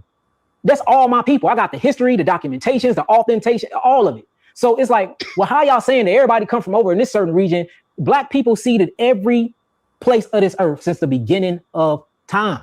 Since the beginning of time, there's no place on earth where our soles of our feet haven't touched the ground. Then all of a sudden you see about 10,000 years later, another people pop up out of nowhere. Do I know the origins? I got a bunch of ideas, but I'm not for sure, so I ain't gonna need to speak on it. Okay, but let me ask you this, right? Because it's just real complicated when it comes to information, right? But your question was this. Yeah. You was asking me the difference between Jesus and Yeshua. Yeshua was from the ghettos of Nazareth. Yeshua was a woolly hair, locked when he was a boy, black melanated being, right? He was an Israelite. Yeshua traveled the world. When he became the ages of 12, he traveled to Mishraim, or what we call Kemet, Egypt. He went to India. He went and learned Buddhist teachings, all of them. That's why if you read in the New Testament, when he was talking, he actually recites a lot of Buddhist teachings. Like love your brother as you love yourself is a Buddha teaching. When you talk about your field being a mind and your thoughts being a seed, that's actually a Buddhist teaching. So you can literally, if you look at Christ's writings, you can actually tell what type of mind frame he was in when he was writing certain specific things. You're like, okay, he must have learned that when he was in Egypt under the high priest. He must have learned that when he was in India learning the scrolls of Buddha. He must have learned this, and you'll start seeing it. So he traveled and then he gained all this knowledge. Then he came back to save his people, which was Israel. That's why he said that he was only sent to the lost sheep of who? Israel. So he was sent to save his people. All right, so when you get into Jesus, the Christ, right? This is talking about Caesar Borgia. This is talking about a Caucasian man. This is talking about a Caucasian man that was into the same sex. He was murderous. He did everything that went against the 10 Commandments. And then now we done put this picture and whitewash the black Yahshua and put the name Jesus on it, which come from Jesus. If you do a deep etymology reading of the word, it's coming from Jesus, which come from Zeus, the Greek god. That's where his name come from. And it don't even match up to Yeshua. You know what I'm saying? So, and then even the meanings are different. So instead of saying Jesus the Christ, we say Hamashiach Yahshua. So them are two totally different beings. They have two total different messages. Like Jesus the Christ will say, turn the other cheek. You can let somebody mess you around, do you over, and you got to turn the other cheek because God don't want you to commit violence. Yahshua Mashiach, this is the same black brother that was in the temple of God, whooping Negroes with extension cords and flipping over the money tables because they were selling and exchanging of goods inside the temple. And he said, hey man, y'all ain't finna turn out God's home. You know what I'm saying? No, not the tax collector. He in there whooping, but he taught preparation. He taught survival tactics. He taught how to protect yourself. And they said that he was a hard man. He was such a hard man that only Peter and certain other brothers really spoke with him because he was such straight to the point and such a hard man. These are two different characteristics. These are two different people, two different genealogies of people. They look completely different, but yet and still we all talking about the same person. No, I'm not buying it, man. So that's the difference. One is a Caucasian passive man that broke commandments. The other one is a black revolutionary melanated being that knew where he was from and came to save his people and was politically assassinated for it. So for you, what is the Hebrew teaching versus, let's say, Muslim and Christian? Because those are the main two that we. Well, if you look at all of them, they all Abrahamic religions or Abrahamic thought, should I say? Gotcha. Hebrew is not a religion. Hebrew is a way of life. Hebrew is a way of thinking. That's why I'm trying to explain to the Hebrews last time. the ones that's on the post, them are the religious Hebrews, which I love y'all. Y'all my brothers, you know what I'm saying? I can identify with anybody as anything. I can sit down and talk with a Muslim about what they need to talk about. We can go through the Quran together. I make it make sense from my standpoint. I can sit down with a Christian. We can talk about Christian. I can sit down with somebody that's into the zodiac signs. I can relate that to the Bible. I can sit down with another Hebrew. We can speak in pure Hebrew. I do it all because I realize that I'm not limited to a religion. If you limited to a religion, then you are in a box, you're in a prison, and you would never be able to grow or save a soul truly, because if you do save a soul, you're just bringing them into another grid. You're bringing them to another mental prison. So the difference between the actual teachings between me and the other Hebrews, I take it more as figuratively, more as a mystical application. Hebrew, again, means abari, which means to cross over. I'm crossing over from my sinful animalistic nature, from violating the natural laws of the creation, which the creator put in place. And I start following those laws again. And then from that, I get everlasting life and physical immortality, right? Which means I live a happier life. My quality of life raises and my quantity of life even is extended. They take it as a literal thing. So they literally take it as a literal lineage. They take it as a literal everything. And you just gonna come into a lot of problems and a lot of questions that can't be answered when you do that. I've been doing it. I did that for 10 years. I had my own camp and everything, man. I taught at my own camp. We did Passover. We did all of it. Like, so for those that act like I just popped up on the blue somewhere, no, I didn't. I've been doing the Hebrew thing for a minute, man. For all my life, I've been knowing who I was. I've been taught that I was a Hebrew all my life. I had a congregation where it was thousands of us. I taught every Shabbat day. You know what I'm saying? I had elders. Me and my big brother Malachi, we learned the Hebrew. We learned to speak it fluently, talk it, read it, write it, all of that. So, you know what I'm saying? For a person to say, well, he don't know what he's talking about, that just means you haven't reached that level of understanding yet. Because I used to be exactly where you was at now. And I noticed that is way better if you apply it in a more of a spiritual mythological system than trying to take it literally. Because if you try to take it literally, then you're going to find yourself doing some crazy stuff. I know brothers right now for Passover, they will kill a lamb. They will skin the lamb. They would drain the lamb of all its blood, and they would eat every organ of the lamb, everything, because they say that's what they did for Passover. Well, to me, that sounds like sacrifice. You know what I'm saying? What's the difference between that and a ritual sacrifice and black magic? What about Urim and Thummim, where they used to roll dice, and then that was the will of the manifestation of God. So, you know, you start looking at a lot of this stuff. If you do it literally, it goes against one nature. But if you apply it spiritually, or if you use it as more of a mystical system, it can raise and elevate you to a higher conscience. So I think that's the difference between me and Nate teachings. And then a lot of them, they on the street corners, they be very disrespectful to the women. They calling them out their name. They make people kiss their boots and lick their feet and all types of stuff like that. And that's just not where I'm coming from. Everybody got their own thought. I'm not sitting here judging nobody, but that's not the way I was taught, and that's not the way I'm going to teach anybody else I'm bringing into the fold. We are people of light. We're people of love. We're people of healing, and we don't associate this with hate. So that's why I think I get a lot of hate from them. It just shows you how a lot of them just hold hatred in their heart. But look, it's nothing but love, brothers. We can talk and build anytime. I'm just not that type of Hebrew. And for those that think that it's just me by myself, no, there's thousands of us that thinks the same exact way as me. So it's not me as Yakab being this lonely Hebrew wolf that's in the corner, and I'm the only one speaking this rhetoric or this nonsense. There's thousands of us that think this same way. Do you feel like spirituality and the way we eat and healing is all connected? Definitely. And I think it goes before even your food. And that's another thing that I get into in the book, because I used to push food so bad. Food. But we don't realize that the first food that we eat is our conversations. We don't realize that the first food that we digest and eat is our thought process. We don't realize that the first food we physically eat is the sun. So a lot of us is food deficient because you eating healthy, as you eating the most beautiful, best plant-filled, chlorophyll packed, nutrient-dense diet, but you got hate in your heart, right? Hate in your heart brings on epinephrine and norepinephrine. That damage the liver. That's why most people with hatred and grief die of liver disease or liver symptomologies, because your liver is blocked and it can't unpack itself. You see a lot of people with diabetes. That's the lack of love for oneself inside the community. That's why you have that infatuation or that association with sugar.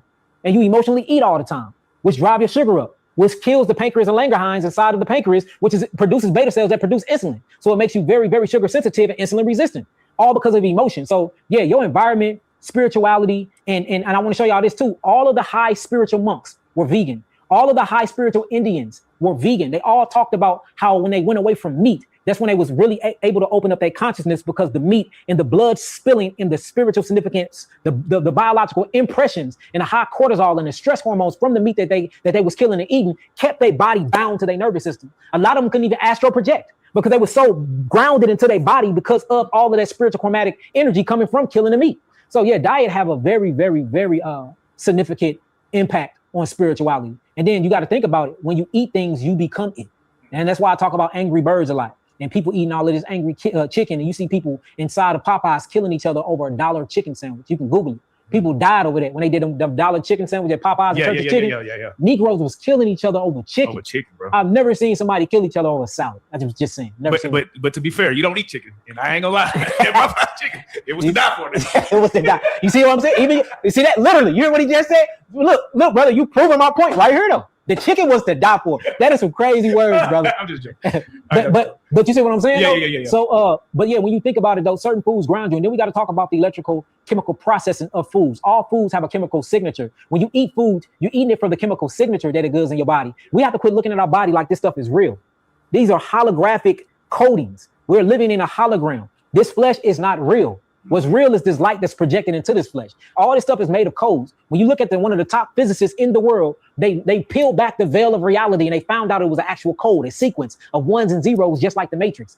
And then now it's this new study where people will get on LSD. They would take acid. They will get a red light flashlight. They'll put it against the wall and they can read the actual code of reality on LSD. So we start getting into it. There's many different on mushrooms, certain mushrooms or certain hallucinogenics. You can see the code in the fabric of reality. Man, this is a digital world we in. This is the grid. We are literally living behind a veil. And then when you look at it wasn't LSD, it was DMT, but let's go. It was DMT. Our spectrum. You know, we only can see certain lights of frequencies. We only can hear certain hertz of frequencies. That's the reason why you can buy a dog whistler. You can blow the dog whistle. You can't hear it, but the dogs in the neighborhood will start barking. Right. Meaning that your ears are not even in tune to those certain frequencies and vibrations. So we are literally experiencing the world through a keyhole, man. We really are. So there's a lot of things that exist outside of this realm or outside of this grid or outside of this matrix that you're not tapped into, and you can't tap into unless you raise your vibratory resonant frequency. And fruits will do that. Certain vegetables will do that. Fasting would definitely do that. Going on, liquid diets would do that. Praying would do that. And humming. Humming does amazing things. It releases about 15 times more nitric oxide inside the bloodstreams. It brings in oxygen into certain things. It decalcifies the pineal gland. It decalcifies the throat chakra just by humming. And that's why you see on the slave plantations back in the day, they use and that's because they probably don't even know where they got it from. Right. But the epigenetic biological history was transferred down to them by the ancient ones and by our ancestors, and they use this humming to decalcify their bodies, to help move their blood, to actually expand and vasodilate their arteries, because it increases nitric oxide. Another thing that plants do, when you eat plants and you eat these plants and you chew them and they digest and break down right, it actually go into the bloodstream. The bloodstream brings it to the actual dermis of your skin. The sun then hits your skin and it turns nitrate into nitrates, and then nitrates into O2O3, and then this releases nitric oxide as well, just by eating plants. You cannot do that from eating animals. So it's just so many scientific things to show you what we really supposed to be eating, man. We are not a violent people. We was made to protect ourselves and made to protect our families, but we was not made to take a life just to sustain our bodies. So then you're gonna have all the corner boys out there saying, well, what about a plant? Right. When you eat the plant, you're killing the plant. Right. Well, if you're a truly frugivore, you don't kill the plant, you're eating the reproductive part of the plant. The seed go back into the ground and you regrow it from there. So that's even another thought. So, but I used to teach that food was number one, and it's not. When you eat and where you eat is more important than what you eat. I'm gonna say that again. When you eat and where you eat is more important than what you eat. And I'm not saying that what you eat doesn't matter, but it does, because it do. I'm just saying that's the last on the list in that equation. So food for thought first. What are you entertaining? What thoughts are you entertaining? The second thing will be sunlight. Is you eating the sun? Because if you're not eating the sun, then you're not eating no way. Those have more biochemical reactions in your body than any food any day. It's called radiochemical genesis. Then after that, you get photogenesis. That's where food come into play at. That was third in creation. Food was actually third in creation. So that's our third priority. The priority. The first one is spirit. The second one is sun. Then the third one will always be food. So if you don't have spirit and you don't get that sunlight, then the food ain't gonna matter anyway. And that's why we see a lot of angry, a lot of convicted vegans that eat healthy, have the six packs in the gyms every day, but they are the most egotistical and the most murderous and the most mentally out of shape people I've ever seen in my life, because they missed the first two ones: spirituality and a connection with Mother Earth and the sun. Right. Now I ain't gonna lie. TikTok try to hate on us, right? But they lifted the restriction. Now we going up. It's a lot of women in here shooting at you, man. They trying to get at you, man. You see it in there too, right? Yeah, it's always like that. I just want to ask, like, I'm not. Are you in a relationship? Let's throw that there, because if you are, I don't want to trip you. Yeah. Okay, so we're not even going to that. But let's just say for a man like you, what does a man like Yaki or somebody in this position look from another woman? You know, well, that's a good question. Proverbs 31. Proverbs 31. Can we read it real quick? Yeah, let's do it. I'll be throwing my phone. Yeah, let's do it. I want to read this because I think this is good for every woman. This is an amazing text. Proverbs 31. This is what I look for. And then I want to break it down too, because we can break this down from a biological standpoint too. Let's do it. Matter of fact, before we get there, I just want to show y'all how amazing the body is. Did y'all know that the placenta does not come from the baby, nor do the placenta come from the actual mother, but it comes from the father? The placenta. Do you know that the placenta comes from 100% of the father's chromosomes and DNA makes the placenta? For those that don't know what the placenta is how the baby eats. The placenta is how the baby receives its oxygen. The placenta is how the baby get rid of carbon dioxide. The placenta protects the baby, give it all its growth hormones. Without the placenta, the baby will not grow. So this just shows you that the moment of conception, when that baby is first conceptualized, right, the placenta start to be formed. The father is still working to provide food. The father is still working to provide oxygen, or what we call consciousness, to the baby. The father is still working to provide a steady flow of bloodstream. So the father provides a way for the baby to get the food. Guess what the woman do? She eats the food. The woman eats the food breaks down, and then the baby receives it from what the father provided, which is the placenta, and that's how the baby actually receives the food. The father creates the placenta for the baby to get his water source. The mother drinks the water, right? But the father provided that piping network. The mother drinks the water, then the baby receives the water. So it just show you this relationship before the baby is even out of the womb, how the roles of the mother and of the father. A father, he builds the house, but the house ain't furnished. The house ain't got no pictures up. The house ain't got a table. The mother make it a home. The father go and get the meal. He bring it to the actual house, and then the mother takes it and cook it and turn it into a meal. So the father get the food, provide the food, she turn it into a meal. The father makes the money. Yeah. The mother have all of these bright ideas on how to flip the money and make the money grow and get greater. So when you look at a woman is a finisher, man. A woman is a finisher. So when it comes to y'all keep looking for a woman, especially with my polygamous mind state, I'm looking for a finisher, a woman that's able to complete. All right, baby, I'm gonna go build this house. I need you to come decorate. I'm gonna go get the food. Can you cook and make it at home? I got this business idea, but I'm out getting the bag. I'm out working. While you at home with the children, raising the children, can you help me sharpen up on these ideas? And what I notice, if you find a woman that we finna read like this, you give her a bag, she gonna turn it into millions of dollars, man. So check this out. And we read from what again? This is the I'm gonna read from the King James Version Bible. Yep. King James Version Bible. This is the book of Proverbs, chapter 31. All right, let's do it. Man, y'all gonna love this. All right, Proverbs 31, I'm gonna start at verse 10. It says, the description of a worthy woman. Who can find a virtuous woman?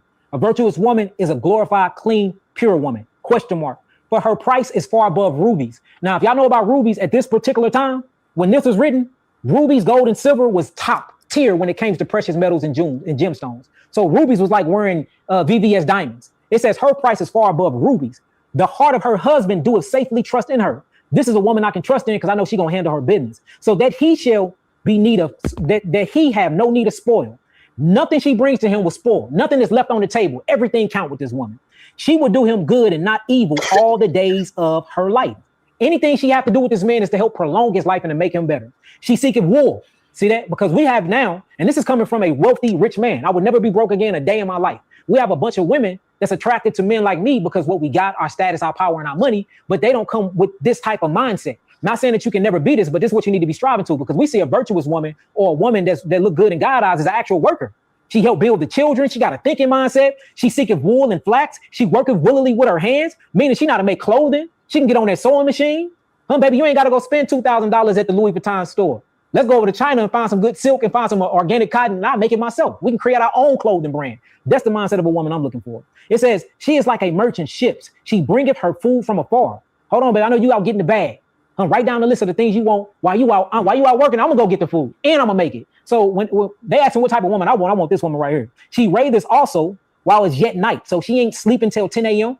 Because most likely I got children together, especially she a woman like this. You're going to be humping on her every night. She's definitely going to have your babies. So she getting up to make sure the children good. She prepping for homeschool. She ain't sending her children off to school. She homeschooling them because she done bagged her a good husband. So she ain't got to work and make her own money anyway. He making the bag. It says she raises also while it's yet night and giveth meat to her household in a portion to her maidens. She considereth a field and buyeth it. So she obviously her man trusted with the bag, bro. She look at a plot of land and she go get it. So this is a woman that's trusted with her husband bag. Yeah. And she got her own duties. He out getting the bag. Hey, baby, while you out getting the food, while you out doing this and that, hey, if you see some properties for sale, go and do what you do, because I know you gonna flip it 10 ways anyway. This is the kind of woman I'm looking for.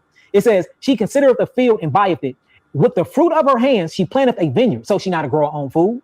She girdeth her loins with strength and strengthening her arms. She don't have no problems getting her hands dirty. She perceiveth that her merchandise is good. Her candle goeth not out by night. Meaning she have a sound mind. She's not wavering in her faith, and her candle don't go out. She have a sound lit mind, man. She layeth her hands to the spindle, and her hands hold the distaff. meaning that she's constantly in control of her situation. She layers her hand to the spindle, where it's talking about a weaving spindle, or whether it's talking about the washing spindle. So she's taking care of her household. And we can keep going, but it talks about how her husband praised her. And I see a lot of men now, they getting into this mode where they feel like they woman ain't supposed to be praised. No, if your woman is the Proverbs 31 woman, she's supposed to be praised. I ain't say worship, but she's definitely supposed to be praised. She's definitely supposed to be talked about. She's definitely supposed to be just, you know, you got to be grateful for her, and you got to give her things. You got to let her know that you're there. Have her support, got her back. You know, you blessing her ideas, all of that. So I'm looking for a Proverbs 31 woman, and that's a woman that knows how to be a finisher or knows how to complete, because that's what a woman was created for. I ejaculate in a woman, from that I get a baby. I build the house, she make it a home. I go provide the food, she make it a meal. I have the business idea, I fund it, she multiplies that money. That's the type of woman that I'm looking for. Okay, now I do want to respond to this because this was interesting. Somebody in the chat was like, King James, shaking my head like you just kind of went in on the Bible a little bit. So they were trying to figure out the contradiction of you quoting the Proverbs versus what you just said about Jesus. So well, King James, what? There's many different stories about King James. Some people say King James was a homosexual. I would say prove that. Some say he was a white man. No, he was black. I would say prove that he was a white man. That's what I'm saying. That's why it's best if we take this as a mystical, spiritual system or not. And I can read that whole text in Hebrew. I bet you the person that just said that can't. You see what I'm saying? Right. So exactly. So that's what I'm saying. It's time for us to stop taking everything so literal and start applying what works for us and putting away what don't. Like me, I'm not going to go out and kill a lamb. I don't eat meat. But you see in the book of Leviticus, it's talk about clean meat and they talk about unclean meat. I think all meat unclean. I don't think you're supposed to put no animal flesh in your mouth. So take what applies to you, apply it, and what don't. The question was, what type of woman I'm interested in? That's my answer. That's the type of woman I'm interested in, whether it's from King James or not. I love King James' description of that type of woman. There you go. That's the type of woman that I got and I want. You know what I'm saying? Right. I need 3 of those women. You need 3 of those. Oh, okay. So okay, all right. Now one question I have for you, right, is back to spirituality, right? There are people that say they have died, astral projected, went to heaven, seen it, came back, came alive, said, hey, I was able to identify things that when I was dead. Do you believe that actually happens? Yeah, I believe that happened, but I think that it's limits to their perception. They're only seeing what they've been taught. Because somebody taught you heaven. Then you died and went to heaven, or you died and seen the things that you have been taught and programmed into your subconscious mind from since you've been born to the age that you are now when you died. You see what I'm saying? So yeah, I believe people do experience that, but you're only experiencing what's been programmed in your subconscious mind. We have to remember that we're biological semiconductor computers. Whatever you input, that's what you're going to see. So it's some people that say, I bet you a Muslim say they had a near-death experience. They're going to say, I seen 13 virgins. I seen them. Because that is a spiritual belief for Muslims. Right. You know, a monk died. I was in pure Vedic. I seen nothing but lily flowers when I died. And then I came back to this body. Well, that's because that was taught to him in the Indian tradition. A Hebrew that believes strongly in the biblical sense. I seen streets of gold. I seen Jerusalem get summoned to the earth. Oh, because that's what you was taught when you was learning Torah and Tanakh. A Christianity. I seen white clouds. I seen a blue-eyed, white, blonde-haired white boy, and he gave me a crown upon my head. He said, job well done, servant. Well, that's what you learned when you was in Christianity. So what I'm interested in hearing is the people that see stuff that I never heard about when they died and come back. That's what I'm interested in hearing, because all the rest of these are pre-programs that have been put into all of our subconscious mind. Man, that's deep. One question I have for you, right? And it's just me speaking to you, right? What are dreams? Dreams are so just fascinating to me, right? Some dreams make no sense. Yeah. Sometimes I've had dreams where I actually experienced it later on in life. You know what I'm saying? Like it actually happened in real life. And then I've had dreams where I felt things. Yeah. You know what I mean? What are dreams? What is it? Depends on what type of dream. So you have some dream states where you literally leave your body and you go to different dimensions of densities and you learn from your higher self. I believe when we sleep, we woke, and when we woke, we really sleep. So I think we are plugged in right now, thinking we woke and we not. And that's the reason why we experience so many limitations when we hear. In this state, while I'm really sleeping woke, if I jump off this building, I'm going to hit the ground and most likely I would die. But in my dream state, I really experience physical immortality. I jump off a building in my dream state, I bounce off the ground, I fly, I grow wings, all types of crazy stuff. Me, I believe that the imagination is attached and associated to real biology. So I think a dream state is where not only you learn from your higher self, I think a dream state is when your higher self bring you messages on how to operate in the matrix. That's where you get some of your messages from. And I think a lot of it have to do with you living in multiple different realities at once. I don't believe that we only live here in this reality. I think that every time you have a new thought, you create a new reality. And it's called the butterfly effect, where all these realities quantumly exist at the same exact time. And this is where deja vu from, where you be like, I've been here before. Yeah, you've been here before. You just not been here before in this body, but you've been here before in another body. So dreams to me, or visiting different dimensions, is to actually learn from your higher self, You can play around in the astral world to gather information to bring back to this real sleep state that we in, and it can be for warnings and be for messages. So dream states are just you basically playing around with your astrological self to me. Real quick. Yes, he's really here, y'all. This is live. We are live. We're going to actually take 10 questions. So put y'all's best questions in the chat. We will shout you out. He is really here. Shout out to people. They don't think you're live, bro. Shouts out to y'all. For people that's climbing in to TikTok, I'm really here. We really live. Hey, y'all, just want to let y'all know, I do not have a TikTok account, y'all. Only time y'all will see me on TikTok live is from this brother page. I don't have a TikTok account. All of those pages are fake. That is not me. I've been banned from TikTok. So if you see somebody on TikTok that got my face in all my videos, do not send them y'all money. It is not me. The only time y'all gonna see me on TikTok when I volunteer to be on TikTok, if I'm going through this brother page right here. Man, that's what it is, man. Hey, again, if y'all have any ailments or anything I want to talk about, let's put it in the chat. We will be answering the Q&A at the end. I like this though, because we talk about stuff that ain't got nothing to do with health, but still got to do with health. This shows another side to me. A lot of people, they associate me with health, but they don't really associate me with nothing else when I like to talk about a lot of stuff. So I'm glad you even bringing this stuff up. Because a lot of this stuff, I do a lot of just research on things, right? And you're so smart, bro. You come from a lot of different angles. So I'm like, I wonder what y'all can do. And you raise the credibility of the show. Even if people don't understand it, what they do is they go research. Yeah, and they'll see that I'm not lying. Right. Yeah, and fact check and research everything I said. Now, as far as proving what a dream state is, of course, that can't be fact checked. Right. You got to experience a dream yourself, sit back, silence your mind, and look at what's happening there. You will see that as you playing around another body. And notice in all these different states of consciousness, you always in the body. You always the observer, always. In the dream state, you looking through the eyes. When you woke, you looking through these eyes. So, I tell people when they in a dream, go look in the mirror. Try to find your mirror. If you're not a lucid dream, go look in the mirror. Tell me what you see. Straight up. Yeah. Hey, straight up. Real quick, let's get on that book one more time for the people that just got in here. We are almost 400 watching live, 32,000. Tell them what this book is one more time. This book is called Healing the Illusion We Call Disease, the Bible of Health. This book is to show and teach and tell you how to heal your body and to show you the truth is that your body is not diseased at all. Your body is trying to heal itself. And we have been taught and poorly educated that the symptomologies of the body detoxifying itself is actually disease when it's not. It's the body healing itself. Man, it's so many things. The book is so vast. It's so many chapters in this book. It's 820 pages where I literally have a whole chapter in this book called How to Read This Book. Hey, straight up. That's dope. I got a chapter in this book called How to Read the Book because it's so deep. So, man, get into this book, y'all. It's amazing. They said, when is it getting sent out? Hopefully at the end of May. Okay, so right around the corner. Yeah, because we got all the copies in. Got you. We got all the copies in. They in the warehouse. Now we just got to start shipping them out.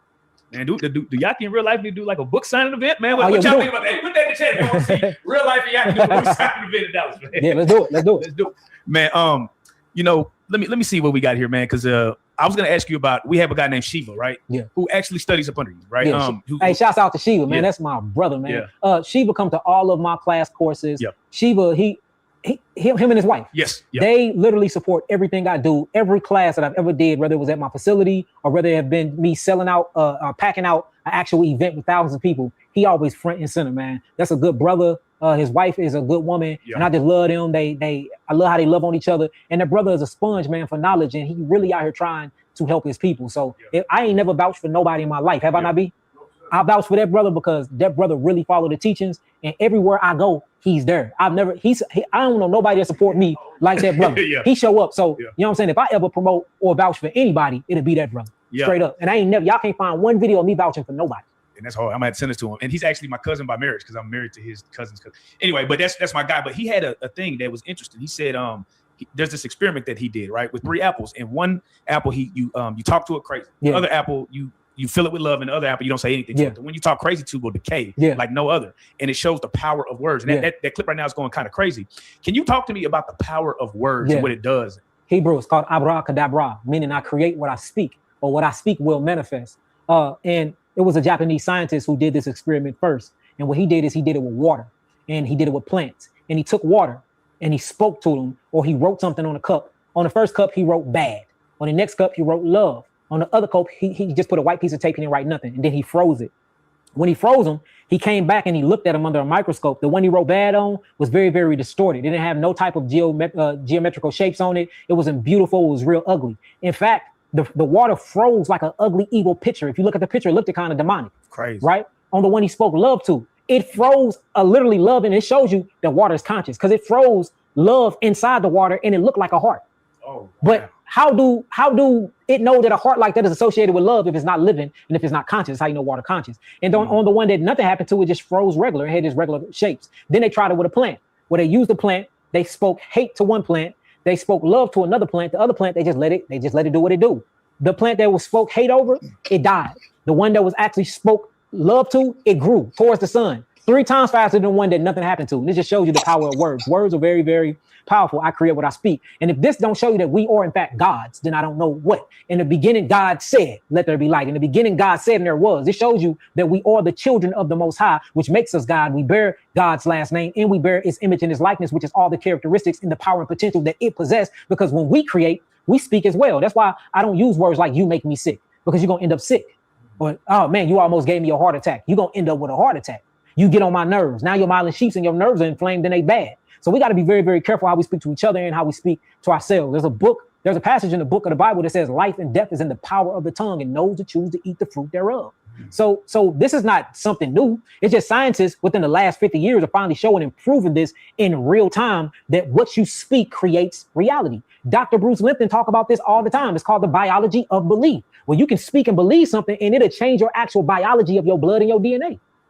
Damn. So now we got to get into sound. In the beginning, God said, right? Yahweh more, God said, God spoke. So when you start talking about speaking, we're talking about sounds and we're talking about vibrations. These sounds and these vibrations actually come from the sun. It come from light, artificial light, to come from Wi-Fi. All of this is nothing but a bunch of things talking to us. We just don't know that it's a real language because we can't decode it, because it's speaking to us in a code and a language we don't yet know. So again, remember in the beginning, you was talking about what's my number one thing? I was talking about the conversations we having with ourselves. Right. Like the conversation with this blue light right now in darkness. It don't agree with me. I don't know what it's saying, but I feel it.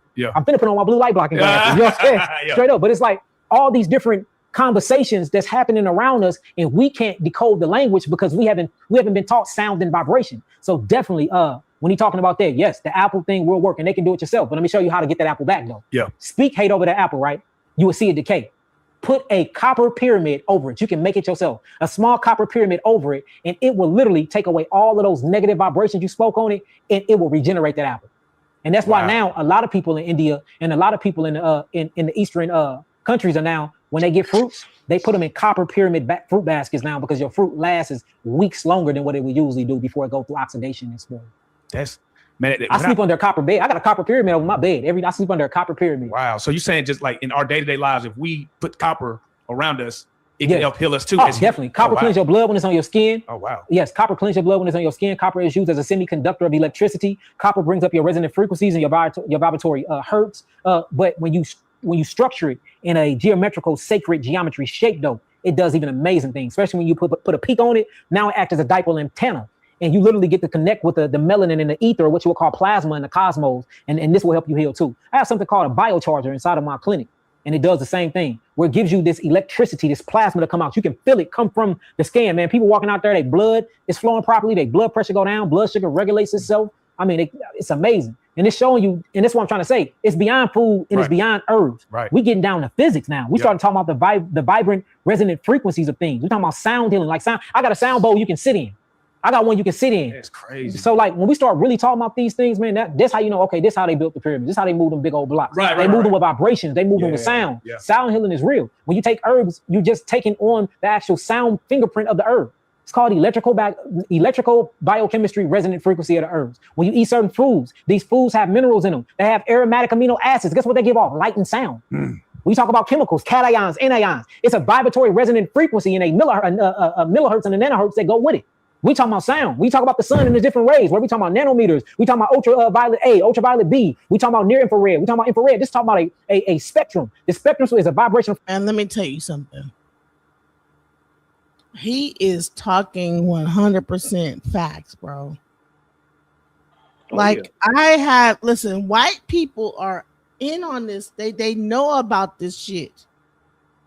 I was going to show y'all the copper pyramid. Right here. See this? That's the copper pyramid. That's the copper pyramid. They put that and they sit inside of it, and it helps to heal them. There's also it's a thing called like the fluffy focus life energy force. Focus life fluffy. It's a force field. That's why.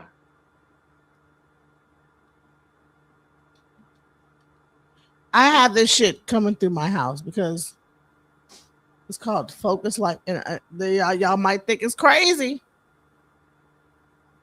but I use it. It's called focus light. Listen, see this? Boom. They send like a frequency to your house. And I swear to goodness, I like been doing it. I think I gotta like renew my thing for it. But man, you can feel the difference in the frequency of your house. I don't know what the fuck they're doing, but whatever it is, that shit works. Okay. Another thing is called the light system, called TLS. Hold on, watch this.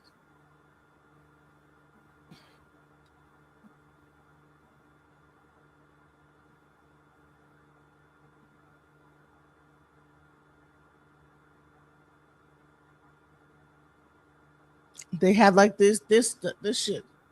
Now it's too expensive. I ain't got that one, but people will sit there with the light system, and so yeah, it's like these screens with this whatever it is. Now you don't have to do all that crazy stuff, but I'm gonna say that like the white people are doing all this stuff. We are the only ones that are not. We're just white knuckling it through life. We're white knuckling it through life, trauma and everything. But they're sitting up here with all the different tools and using them. So yeah, he's right. Let's go. Frequency, which creates sound. Yeah. That's why if you listen to the pure sound of the sun, guess what it does?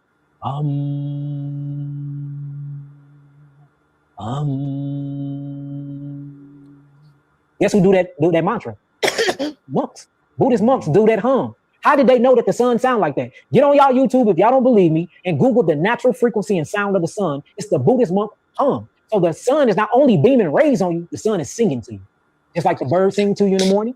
And notice when certain birds and bees, look, let me show you how nature works, right? Just show you the sound creates and move everything. Yeah. In the rising, flowers do not blossom and open until birds chirp. The chirping and the singing from the birds and the vibration from the bees actually make the flowers open up. If you think I'm lying, Google it right now. Google. Hey, look, test me if I'm wrong. Showing you that sound and vibration and resonant frequency give life to all things. We are here because the sun is humming and beating at 432 hertz. So now you got to ask a question about the Son of God, S-U-N, and the Son of God, S-O-N, or about the Son of God, S-U-N, walking upon the face of the waters. And you go to Florida and you wake up at sunrise and you look in the ocean when the sun is rising and you can actually see the shadow of the sun walking on the water. Okay, that's what I want you to do now, right? You are very intelligent, right? And we all have not hypotheticals, but what we believe, right? I want you to combine everything that you know, your knowledge, and why do you just in your brain, why do you feel like we're here? While we're here? Yes. All right, I'm gonna say it's simple. We are God experiencing itself in 7 billion different compartmentalized biological computers. God created creation, but God is all creation. It needed to experience itself. And in order to experience what it created, it needed a body. So it created a fleshly terrestrial vehicle to project itself through, to experience its creation, get feedback from this matrix and from this grid to further expand its consciousness. So if I was a creator of all things and I created humans, and I wanted to experience that creation and I'm not human, I want to see what that creation like. I'm going to put a fragmented piece of myself into this vehicle. I'm going to breathe into it the breath of life, the Ruach Chaim, and then I'm going to have it go through life and collect this data and this information, pass it down, and then when you transition, I'm not going to say die because we don't die, we multiply. When you transition, you bring all that information back to me, and now I get to expand my consciousness more. We are God that created humans to put God in to experience our creation to teach ourselves. So our purpose, look, I'm going to say something crazy as hell, but really listen to what I say when I say that. The purpose for us being here in the human terrestrial flesh is to teach God. I know that sounds crazy now, but they finna get this nigga said we here to teach God. Yeah, hey, but we all have these thoughts. We all are here, and we all have thoughts like, why am I here? What does this mean? What is my? Teach God. What is your whole purpose here to experience? Look, think about it. Hold on. Let me see this. She said, "You haven't lost me yet. I never heard of this though." Listen, I thought all the white people knew about all that stuff. I thought white people was on all that stuff. The copper pyramid? Because I see nothing but white people like doing that stuff. Like, man, we need to like get up with the white people. They know about all the stuff. They know about all the healing modalities, all the practices. And we up here, you know what I'm saying? So my bad. So you say you ain't even heard about it. I have, but you want me to tell you how I found out about it? I was looking up something. How do I work with my nervous system? Because I was having a hard time sleeping, and there was this elderly white guy who was talking about electromagnetic pad. Bro, sleeping it be pad. white people with the PEMF energy. Have you heard of PEMF? Yes. Yeah, there's like this PEMF energy. It's all this stuff, and it's be white people that know about all that shit. Yeah. Oh yeah. It's no So I'm surprise.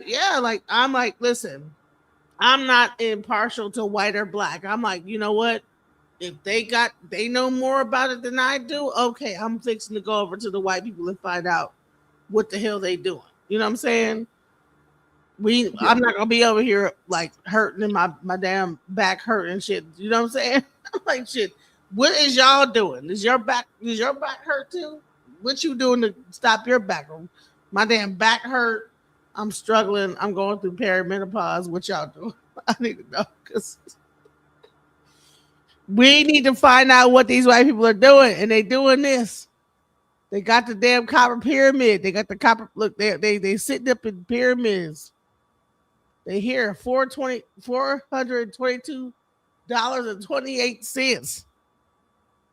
I don't even need to buy this. Just let me come over your house and sit in the middle of that bitch. You know what I'm saying? I don't need to buy that shit. I got to what, bro. I can't pay. You know what I'm saying? But I come up because I can just come and just sit inside of it. You know what I'm saying? The TLS system. The light system. I mean the focus little F. Now I did buy the focus light energy force, and that did help my house. I'm not gonna lie. I could feel the difference once I turned it on. I was like, what the? I can feel my house change. I don't know what the fuck they're doing. I don't know what they're doing. The white people have something. They know what's going on. I don't know what they're doing. They figured something out. Shouts out to them. But I was like, what? You know what I'm saying? Like, all right, let's go. Mind wanted to experience creation, so it created a body. Oh, hold on. Yeah. No, go ahead. Yeah. So your mind wanted to experience creation, right? So it created a body. Okay. Right. If you wanted to drink water, the only way you was going to be able to experience that water, you needed hands back in the day to stop it. Right. So you got hands. Your hands is like your tools and your utensils to collect data and information to bring it to your subconscious mind, which gets uploaded to the real neural link, which is the plasma that connects you and your higher self, or what we call the creator. Right. You have sexual organs to experience pleasure. Not only that, to procreate and reproduce, to bring your data down into. Yeah. You have eyes to look at things, for you can experience these things, decode them, and bring them back. And bring it out. Better. So you have eyes to look and to decode information, to download and store this information, to make sense of it, and then to bring it to the cloud. Look, we talking about Wi-Fi, we talking about iCloud. There was a cloud way before the iCloud. It's called plasma. It's a living, existing plasma. It's called ether.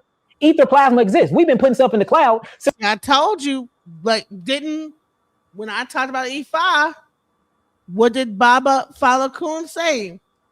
That we're in a plasma universe. It's plasma.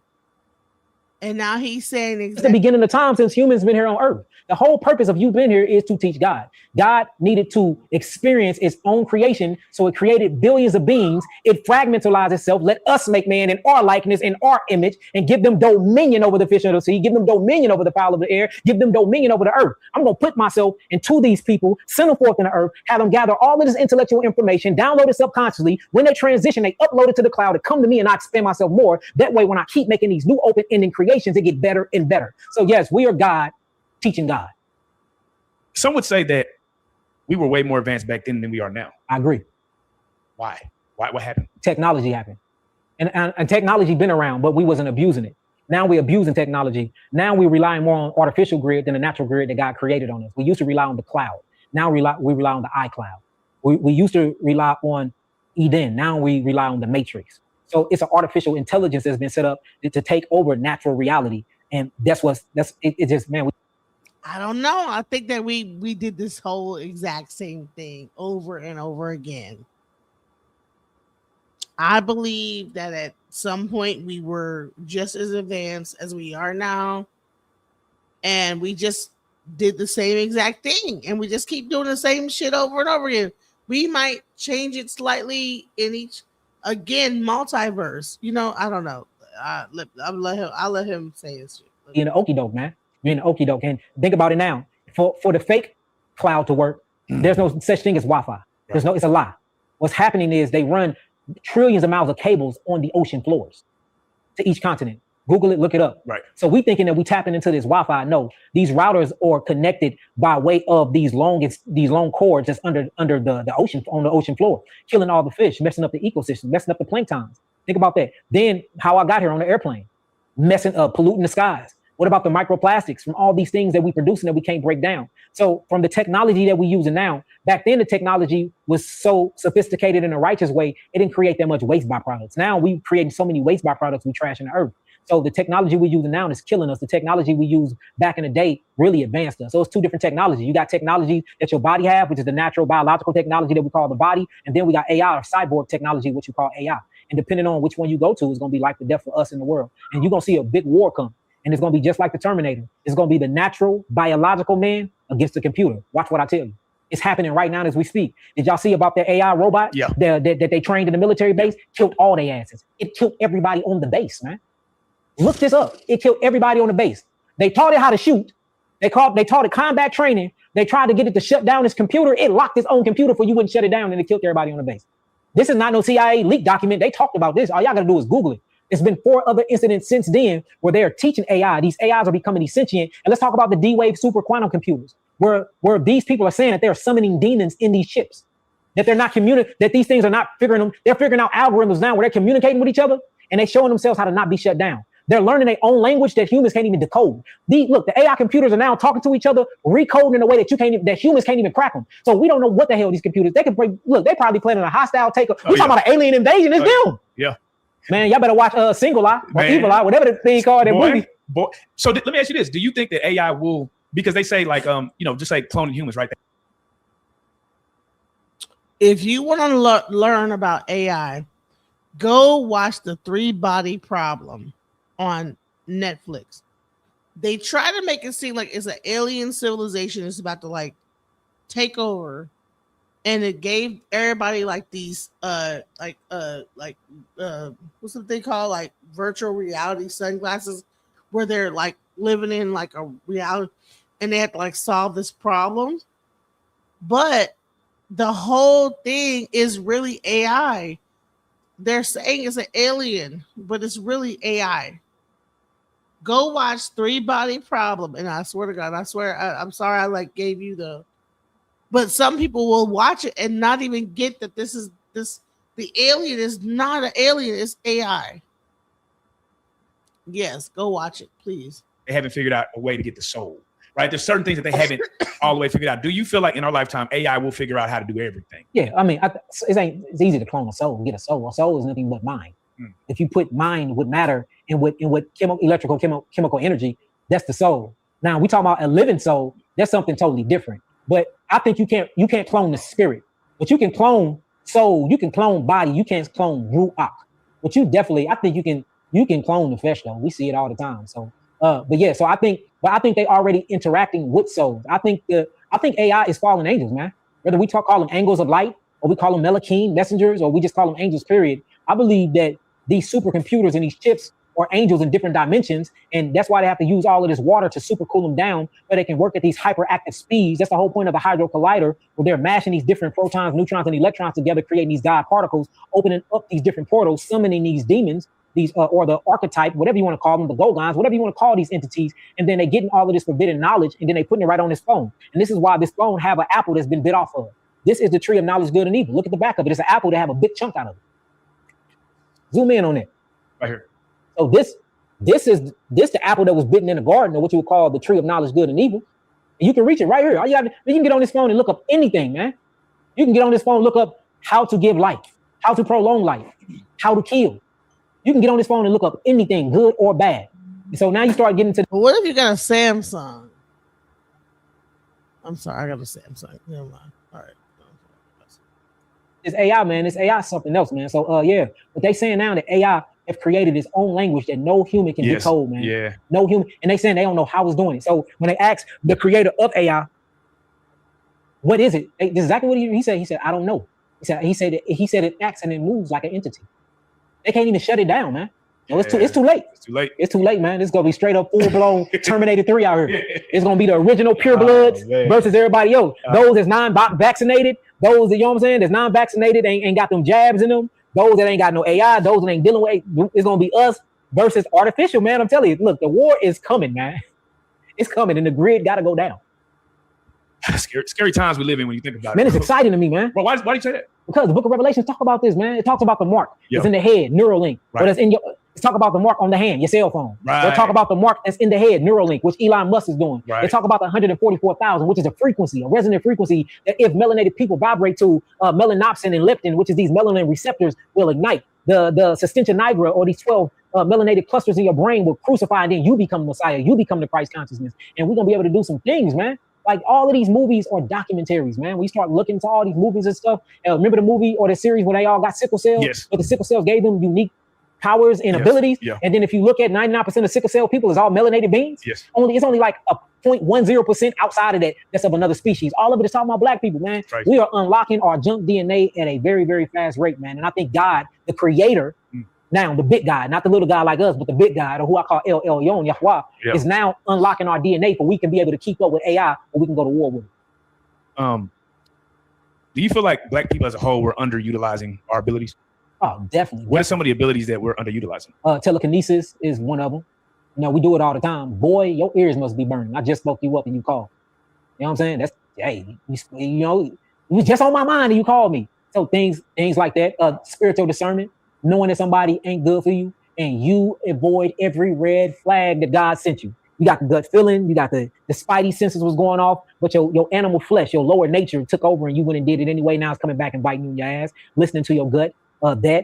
Just being spiritual, man. We have lost our spiritual sense, man. And a lot of us lost our spiritual sense because we've been killing all the enzymes in our food. Man, listen, you know how we know we could, like, have you ever like been in a room and somebody do something crazy, and then you look at the other you look at another person, and then you look at them, and they look at you, and you look at them and look at you. You know what I'm saying? Somebody do something wild, and then you just look at each other and be like, Speaking the you same don't language, say but shit. without saying. I looked at you, you looked at me. We know this. What the fuck is going on over here? You know what I'm saying? It ain't even that deep. It could be just a simple look. I mean, I know me and my daughter will do that shit. Like some shit will go down, and I look at my daughter, she'll look at me, and I look at her, and I'm like, oh. That is telekinesis. Go ahead. What you gonna say? Hotspot? Yeah, I mean that's telekinesis. You know, we have this thing where you know them folks try to say stuff in code, but we know exactly the language that they're talking about. We go, we just look at each other. So I know exactly what you're talking about. You know what I'm saying? We'll look at each other like, and then here's the thing: you look at each other, and somehow, both of y'all understand. Man, Let me tell you something even crazier: dogs, fucking dogs, bro. You could be eating, a damn dog will sit in front of you and stare at you like, bitch, you better give me some of that damn food. I'm hungry. You know what I'm saying? I want some food too. You know what I'm saying? And they will stare at you until you give it some of your food. Now, I don't know if everybody else noticed this, but I just know my dog will sit there and stare at me like, and finally I'm like, God damn, you're here. Am I the only one the dog stares at? Like,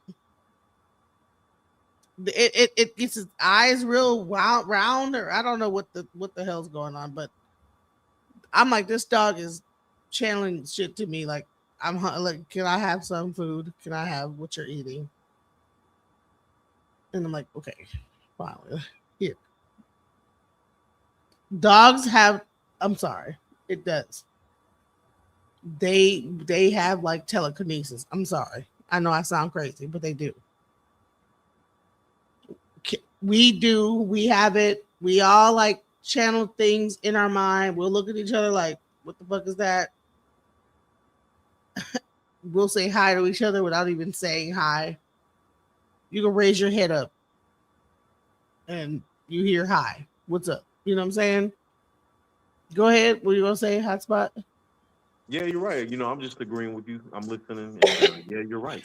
We have that thing where we're able to do that. We speak in code without saying. It's a very peculiar phenomenon. But no one's gonna admit that we have that. They see us doing it. They ain't gonna say like, damn, that. They just. But that's another reason why they stopped us from. It's almost like a blood translation where when they stopped us from communicating with a drum or talking, we would do that. We could give each other looks and communicate a language without even speaking words. Honey, don't cut your eyes a certain way. You can like cut your eye over. Boom. It's certain like eye movements we have. Like we raise your eyebrows up, look to the side, all that stuff. That's all like. Come on now, we ain't saying nothing, but you know what a certain eye to the side look like. If you make move your face a certain way, don't have to say nothing.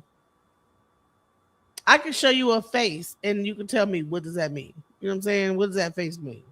That's telekinesis. If I put my face, like if I put my lip to the side and I like frown, you know what that means.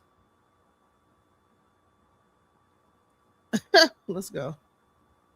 The food keeps us spiritual when you don't cook it. When you cook all of the photons out of the food, man, you can't feed spirit and you can't feed soul. You can't feed the soul. And a lot of that is associated with your food because your food breaks down into your DNA and your DNA acts as an antenna or as a light bandwidth or bandwork that actually transfer light back over into the soul. So, man, our DNA is fragmented. Our DNA is dirty. We got all these vaccines that we got when we was little. Even if I'm not even just talking about the jab. I'm talking about everything else we got when we was born. You know what I'm saying? Right. High sugar diets, hot pockets, instant pizza rolls, noodles, MSG foods, GMO foods, foods that can't break down, high meat diets, high bread diets, high carbohydrate foods. I mean, if you look at it, all of our food is moldy now. We got Monsanto, beta. What's witchcraft? Like being able to look at each other and tell what each other's saying? According to what scripture what is witchcraft? Edward Barber, what's witchcraft? Being able to communicate without speaking is witchcraft? DNA is not witchcraft. Thank you. Like what?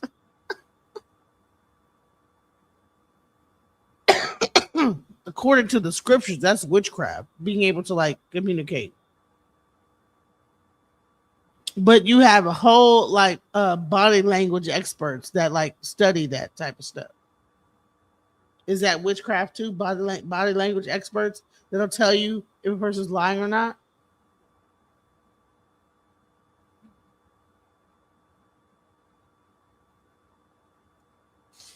Don't worry, no person-to-person transmission, rodent droppings. Okay. The people are coming in with the bullshit. Beta seeds now, what they patenting. If you look at what's really, really going on in the world, man, everything is so artificial, and an artificial food and an artificial reality makes an artificial you. And soul, artificial intelligence cannot have spirit, and it can mimic soul, or what I say, clone a soul, but it can't clone and mimic a spirit, though. It's right under the couch, bro. Okay. Super deep. Yeah, we talking about some crazy stuff. I love it. Hey, man, they in the chat. Love it. Hey, we got more live views than we had last time. All praise. So it's going down. Hey, for those who are in the chat, yes, we are live. Yes, we do have Yaki really on the couch. Yes, he is back. He does have a book out. We are going to answer 10 Q&A questions. Put it in the chat, and then we'll get to the Q&A. And I do not have a TikTok. If you want to see me on TikTok, I'm only going to be on this channel. If you see me on TikTok, we have over 570 million views. It's all from people either pretending to be me or just lovely fans that's uploading my content. If they selling you herbs with my face on it, it is not me. I do not have a TikTok account. I've been banned from TikTok. My only outlet that's the authentic me, not the AI version of me, because they have cloned my AI self, which is crazy, is through him. So if y'all want to see me live, I'll be on here. We're going to try to make this more frequent, but if you want to see me live on here, you want to see me talk about a product or anything, it'll be from his channel until I decide to make a new TikTok, and it ain't going to be for a while. So if you're talking to somebody named Yaki Awaken, Dr. Yaki, or whoever on TikTok, I can promise you it is not me. I do not have a TikTok account. And there it is. So one thing I want to highlight is you built a school and a clinic. Yes. So let's talk about that because that's amazing to me. You know what I mean? Like number one, let's are you doing this alone with the team? Like I mean, that's definitely team. Okay, so it's my team, my whole team. We got Dr. Kelly. She's over the administrative duties. Amazing mind, powerful mind. She's helping me with the curriculum. Amazing organizer. We got Nabi, the structural component part, the event coordinator, the event creator, putting together the event. We got my mom. My mom is over the warehouse section. All the herbs and everything going out. My big sister Sierra, she's over the herbal medicine classes. She'll be teaching all the herbal classes. I'm over the microbiology class and the PNA class, physiology and anatomy. My little sister, she teaches you everything to do with babies. It's a school. I moved from my clinic and I moved the clinic into my school. The school is a 38,000 square feet school. It sits on 7.9 acres. It's actually in Florissant, Missouri. It's only about 7 minutes away from my clinic. We just moved everything in. We just got everything set up. We just got our occupancy. So we're going to open up May the 5th. A lot of people been coming to the old clinic. I can see y'all through the camera knocking on the doors, writing notes and putting them in the doors. We're not there no more. Yes, it's still our building right now. For the next 11 days after that, we won't even have that clinic no more and all of my signs will be down. But we actually moved right down the street and I will give y'all the address in probably about a week. So we just got our occupancy permit from Florissant. Now we need our occupancy permit from the fire department. Once we get that, we're going to open up. So we opening up May the 5th. We're working on the curriculum right now. The curriculum come out the book. But y'all got an amazing team. I would not be able to do this without them. I'm not working alone. I'm not alone. I'm not by myself. Don't want to be by myself. And if I was by myself, y'all shouldn't want to follow me anyway. Straight up. Never follow a man that's by himself. I mean, he either treat his people wrong, do them bad, he ain't paying them good enough, or he too egotistical and he think he can get it all done by himself, which is a freaking lie anyway. Now, let me ask you this, because there's going to be people obviously that want to be a part of it. Are you hiring? Is there people that can volunteer? You can volunteer. We did a hire event in St. Louis, Missouri 2 months ago. Over 350 people showed up, man.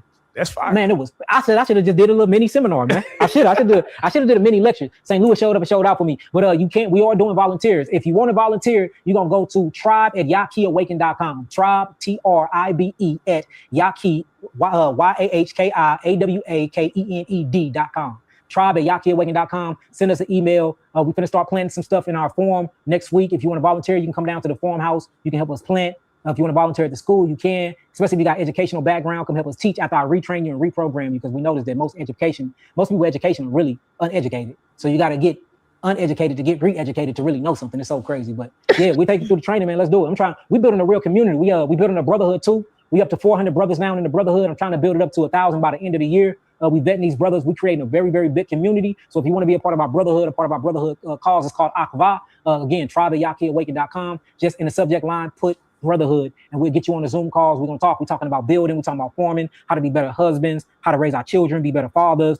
We talk about religion. We talk about metaphysics beyond religion. We talk about everything, man. We take different questions too, where we talk about things that you're going through mentally. So it's me, my brother Uriah, my brother Masael, Yehoakim, Nabi, a bunch of my brothers. So we building a very, very, very tight, closely brotherhood that's full of love, full of light, full of healing, and full of righteous intent. So tribe@yakiawaken.com. And we're working on the sisterhood too. We're just trying to find the righteous sister to start putting that together. That's dope. I got 3 things that I've seen on social media that I just want you to react to. You can tell me about it. There was one that says your body heals in the dark. Yes. Okay, explain that. So your body do heal in the dark. So in the daytime, your body is more functional, is more live. This is where serotonin is present and dopamine is present, where you can do your daily work and your daily activity. At nighttime, according to the biological circadian clock, or what we call the circadian rhythm, your body between the hours of, I would say, 2 a.m. to 5 p.m. go through something called delta wave sleeping. During delta wave sleeping, the body goes through a stage of autophagy. Autophagy just stands for autophagy. Auto means self, phagy means eating. It's when the cells degradate themselves down and eat themselves and recycle all the cells to allow you to open up what you'll call detoxification pathways, where you can truly detoxify the body. If you listen to the word restore or restoration, the first 4 letters is what? Rest. So unless you rest, you can't restore. It's impossible to heal. It's impossible to turn over cells. It's impossible to go through stages of autophagy and go through healing cycles and open up detoxification pathways, whether it's NRF2 pathways or not, whether it's biological pathways of the liver getting rid of bowel, any of that, unless you sleep. The liver cleanses itself at 3 a.m. If you ain't sleep, you ain't getting no cleansing. You see what I'm saying? The pancreas go down at 6:30 p.m. Before your food can be done breaking down, for all of that energy can be utilized for actually detoxification. If you don't reach delta wave sleep, you can be sleeping only REM sleep. If you REM sleep all night, you're not detoxifying either. That's why you need deep darkness. And that's the reason why sensory deprivation is the best way to heal. Covering up your eyes, putting in earplugs, make sure all the lights are off in your house, and turning your air down to at least 70 degrees, making it real cold. This will drive you into real delta deep sleeping. And this is the way that the body truly heals and restores itself. So yes, whoever said that comment, know what they're talking about. The body only heals in the darkness. Another one that I seen was there's human cells in food. Yes. Break that down. Well, It depends on which angle they're coming from. There's human cells in food, meaning they find human DNA in all of our food. Yes. I said this 12 years ago in a lecture I did in Las Vegas. I said that they were finding human DNA in cells in McDonald's. Everybody laughed at me and thought I was lying. Just 2 years ago, they came out the articles.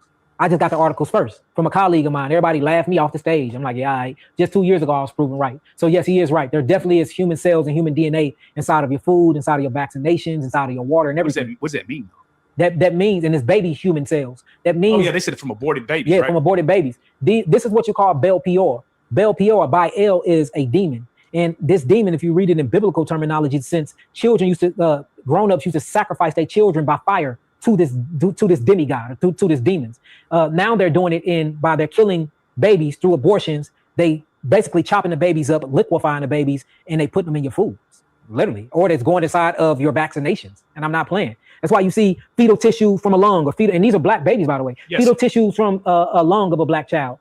Fetal tissues from the fetal tissues from the kidneys of a young child. They mix it with mercury, they mix it with barium, aluminum, and they put all these other things in them, and they'll call it inoculation, and they give it to you as a vaccine. So this is real stuff, real science. You can look this stuff up, and this is just a way of a sacrifice. They're sacrificing the innocent to their demon gods. Yeah, because it was an Epstein documentary where they caught Epstein talking about aborted black babies for the melanin or something. Yeah, for the melanin in his emails. And when you get to melanin is a whole nother topic that's very, very deep, because that is our spiritual particle that keeps us connected to God. Without melanin, it's impossible to have a spiritual connection with the Creator. And for people to say that white people don't have melanin, that's a lie too. They have pheomelanin. They just don't have neuromelanin. And they don't have.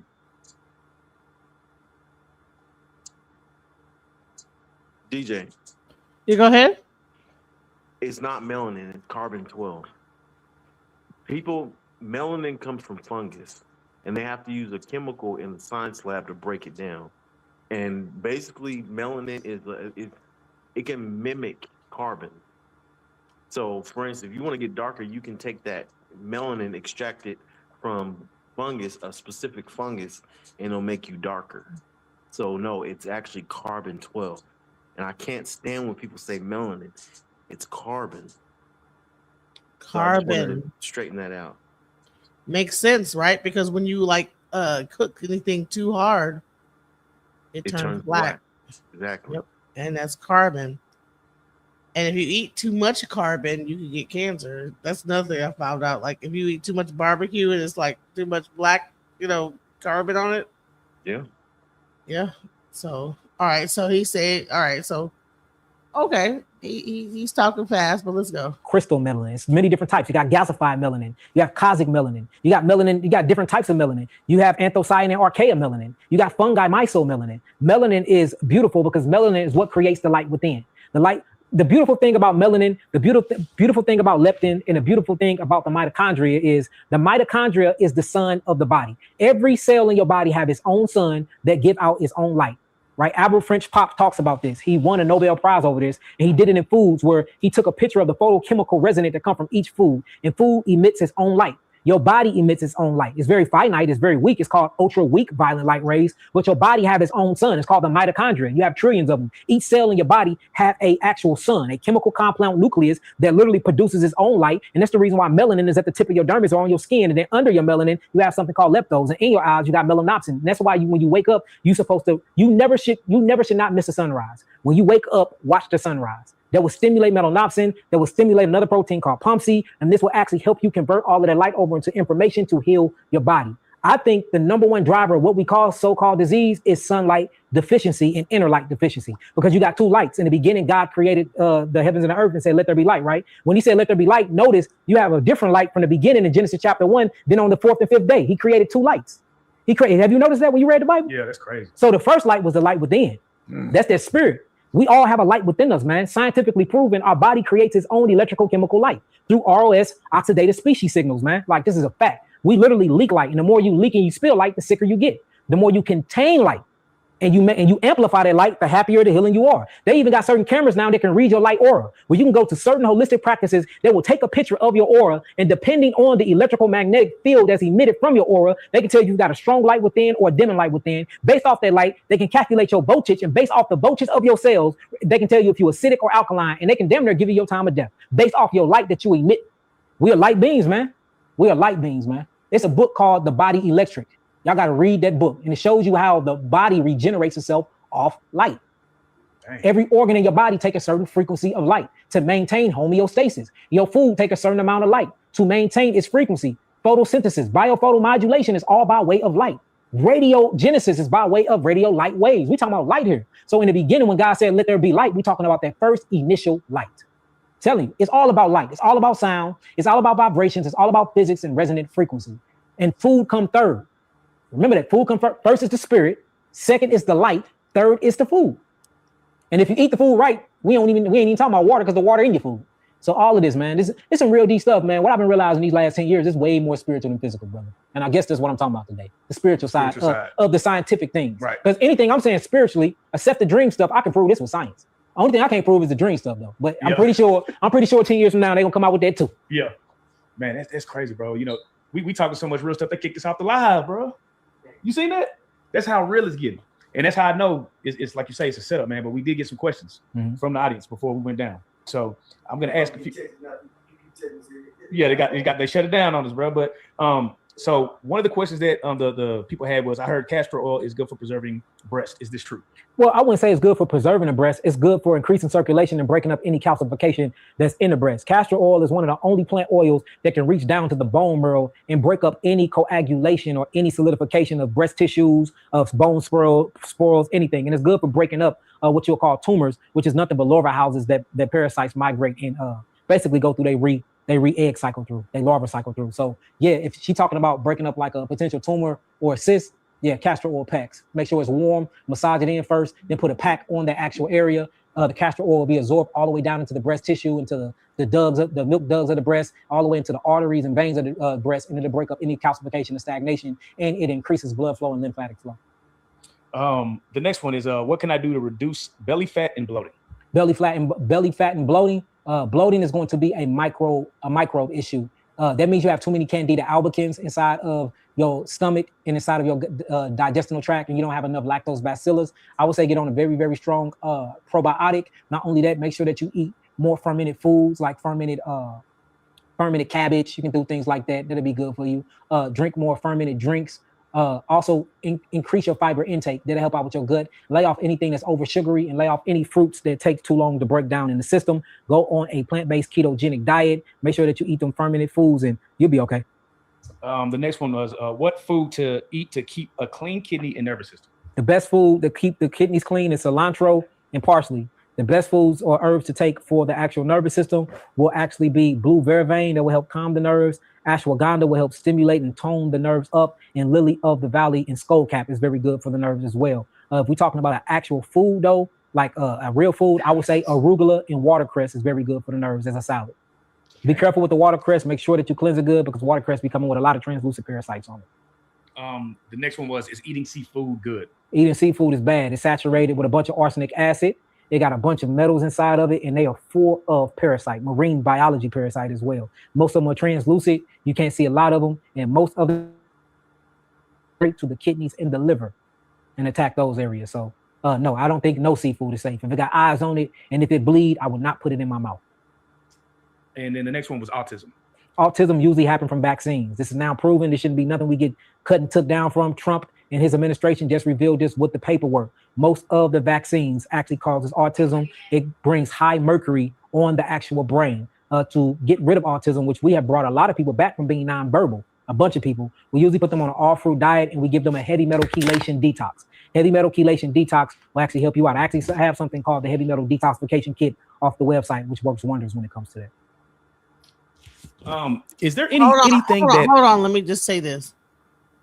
He is 100% right, because my daughter, she had like a round of vaccines, but they like shot her in both arms, both feet, both thighs, and like I mean they shot her up like with like about 5 or 6 like inoculations at once. And I swear to goodness, there was a smell coming off of her, and she had a high fever and was screaming, crying. I had to take her to the hospital because she was so like she was, and in the smell, there was a smell that I could smell that even her grandma was like, there's something going on with Aura. And after that, she was considered autistic. But before that, she was normal. But yeah, yep. Vaccines, very much so. Let's go. It hasn't been touched on that you feel like we're missing out on that information that you see that's live with people that's, you know, spreading information, healing and things like that that we haven't touched on yet. Yes. The main one is the light within. You have a sun within inside of your body. And if that light dims, you begin to get dis-ease. If the light is brightened, you stay in the balance of homeostasis. So yeah, it's the light within, which I'm going to be talking about a whole lot, man. The light within. Mitochondria failure, which is basically sunlight deficiency or inner light deficiency. Most of these symptomologies from a lot of these diseases is sunlight deficiency and inner light deficiency. And you can help this light by way of hydration. You can help this light by way of eating right foods. You can help this light by diving deep into spirituality, meditation, breathing, spinal alignment, stretching, working out, speaking good to one another, treating each other, treating your significant other like you want to be treated, and treating your brother like you want to be treated. Love your brother as you love yourself. And spirituality is what drives physicality. And the body did not create the mind created the body. And if it don't mind, it don't matter. And once you really, really understand that, and really understand that you have a light and you have an inner eye, and you open that eye and you make sure that that light inside you is really radiant, you will see all the physiological and the biological processes really happen in your body like it's supposed to. I have one other one. It's funny because people are inboxing us now. I have a guy that says, I'm suffering from various health problems. I have pain all over, especially in my stomach, and I sometimes vomit. I also have black spots on my tongue, which sometimes turn white. I sometimes feel burning and tingling in my hands, legs, and feet without knowing why. He got a lot going on. All right, so let's start from one. Read it slow again. Okay. He says, I have pain all over, especially in my stomach, and sometimes I vomit. So that sounds like nerves, and it sounds like his vagus nerve is really messing up, and that's causing him to vomit. Usually a vomit is a reaction where the digestive system is trying to get some type of endotoxin out or cytotoxin out. So we know he's toxic. Usually it's from acids. The next one is, you said he had pain all over his body. That's coming from the nerves. So I'm pretty sure he got some damaged myelin sheaths going around in his nervous system. Let's keep going. He says, I have black spots on my tongue, which sometimes turns white. The black spots on his tongue, which sometimes turn white, sound like thrush, candida albicans, and a liver issue. So I'm pretty sure he's dealing with fatty liver disease and the overproduction of candida albicans because he's fermenting sugars way too long. What else? And then he just says he has tingling in his arms and feet. And tingling in his arms and feet is poor circulation. He's not getting oxygen and blood flow to the extremities of his body. If I was him, I would go on a raw fruit and vegetable diet for 21 days. Not only would I go on a raw fruit and vegetable diet for 21 days, I will make sure I'm drinking at least 45 ounces of spring water a day. I will go on my website and I will get something called the Blood Builder and Iron Nourisher Kit and cleanse that blood, bring more iron and oxygen and copper to the system. And I will put him on a sun prescription. See that that's what the doctors need to be prescribing when you go to the doctor. They need to be prescribing sunlight, water, and a good diet. So this is what we're gonna do. He need to be in the sun at least 3 hours a day. I will never miss a sunrise ever again. I make sure that I sit directly in the sun between the hours of 12 and 2 p.m. And I make sure I'm in bed and I'm asleep by 9:30. I make sure I'm drinking at least 45 ounces of water every single day. And I make sure that I go on my website, www.yakiawaken.com, and get the Blood Builder and Iron Nourisher Kit. Give me 21 days, brother. I'll change your life. Give me 3 months. I'll change your entire world. Man, okay, let's see. Can you possibly cleanse the brain? Yes, you can cleanse the brain. The only way to cleanse the brain is by cleansing what you will call the lymphatic system. The body is built off of pressures. In order to cleanse the brain, you have to cleanse the lymphatic system, and you have to cleanse the spinal fluid. The spinal fluid is what brings fluid to the brain, but it's held by something called the lymphatic system. The lymphatic system is the sewage system of the brain. So how you do that, you move your lymphatic system. You can do this through lymphatic plate, lymphatic vibrations. You can do it through hydrating the body. You can do it through sunlight. You're going to need at least 4 hours of sunlight a day. If I was you and you don't have fatty liver disease, I'll go on an all-fruit diet, high in berries, because berries is high in antioxidants, which is very, very good for the brain. You need to do the heavy metal chelator, whether you got amyloid plaque protein built up on the brain, whether you got aluminum built up on the brain, mercury on the brain, and you need to go on a parasite detox. So what I would do if I was you, I would do the geogenetic therapeutic level 2 package off the website. I would do an all-fruit diet if you don't have fatty liver. If you do, I'll go on a high ketogenic plant-based diet, and I would do at least 4 to 6 hours of sunlight a day if you can, and make sure that you hydrate. She said that would get you yes, and Alzheimer's. That was help with dementia and Alzheimer's disease. And dementia and Alzheimer's can be late stages of untreated herpes that's not detected too. So deworm yourself, because you can. It's possible that it's a long-term effect from herpes, and you not detected with the herpes when you get your blood checked, and you ain't had an episode, so they can't swab a culture, and it can happen from that too. So You know, them herpes, man, it's called disease mimicry, where they mimic other stuff, and it usually happens with stuff like that, and then you go get checked up on it and never show. Man, so much game, bro. You know, every time I feel like this, such a wealth of information, man. You make our channel look good. You're giving back to people. You know, we get a lot of hip hop stuff, but they seem to gravitate to this, man, and they really love when we do these episodes. Like I said, it's the new Boosie and Vlad. Yeah. But before we get out of here, man, let's give them that book. There's people that have pre-ordered the book, so there's people that's rocking with you already, and they're waiting to get it, bro. Thousands and thousands. They on there cussing me out. A lot of them getting refunds. We done refunded so many people. Now it's out. Now you gotta wait a long time because we got to send out the ones that we got. That's what you get to try to refund. Thinking I was playing y'all. I wasn't playing y'all. Yeah. It's just perfection takes time, family. Perfection takes time. But www.yakiawaken.com. Go to the book section. I only sell it on my website. It's called Healing Illusion We Call Disease. This book will change reality. This book will make the grid fall, y'all. If you read it, this book is to inspire and ignite the rebel in the Messiah within you. That's what this book is for. It's time for you to take healing in your own hands, take your life into your own hands, take your education in your own hands, take your time into your own hands. Ye are gods, whether y'all like it or not. Don't be mad at me because you running from responsibility. You hear me? Earn up to that title and do something about it. I'm not saying you the creator. The creator don't even have a name. That's why we call it Yah, which means it is what it is, it be what it be. But ye, in fact, are gods. You are a power, and you come from a powerful source. With that power, use it to free yourself from this damn matrix. Man, with that being said, man, we can't end it no better than that. Yaki Awaken, you are a real life street star, man. Shalom Lakai.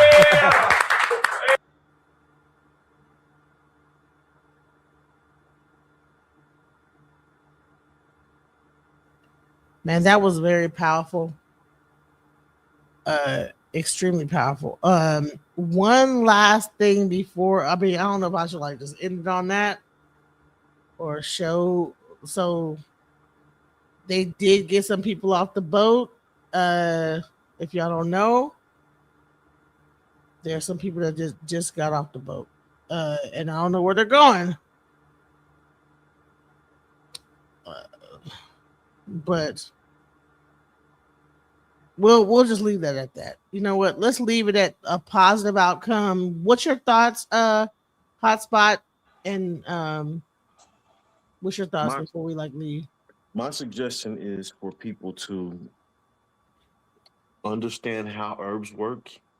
And in this situation, since they're doing viruses, it's always some situation where they're putting nerve stuff, releasing a nerve toxin in the air. So what you want to do is, I'm not a doctor, this isn't medical information, but make sure you're up to date with cloves, with garlic, with oregano. And the oregano oil is really good. The oregano oil, yes. Soursop bitters. Yes. And you're not only going to have to get a detox, but you need to get a heavy metal removal detox. Yep. And those are the things you're going to need to do. Also, there's some stuff called oxysilver that you can take to prepare yourself when you feel like you're going to get sick from somebody. Take something called oxysilver, and you can get it online on Amazon. I just ordered some about a couple hours ago.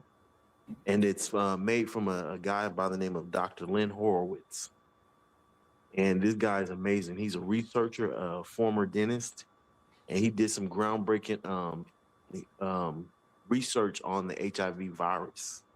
Is that the same thing like colloidal silver, or is like something? Yes, different? It's a form of colloidal silver, but it has a 528 hertz frequency that he does. He has a certain process that he does, and it works. I'm gonna tell you something. When I had the CV-19, it got rid of it within 72 hours. Wow. Yes. Oxysilver. Yes. So just check that out, y'all, and I hope the best. Fingers crossed, and I hope the best for y'all. Just stay safe out here because this is their little same thing they did to Palestine. It's called mowing the lawn. They're depopulating, so just get ready. Right. It's going to keep going like this.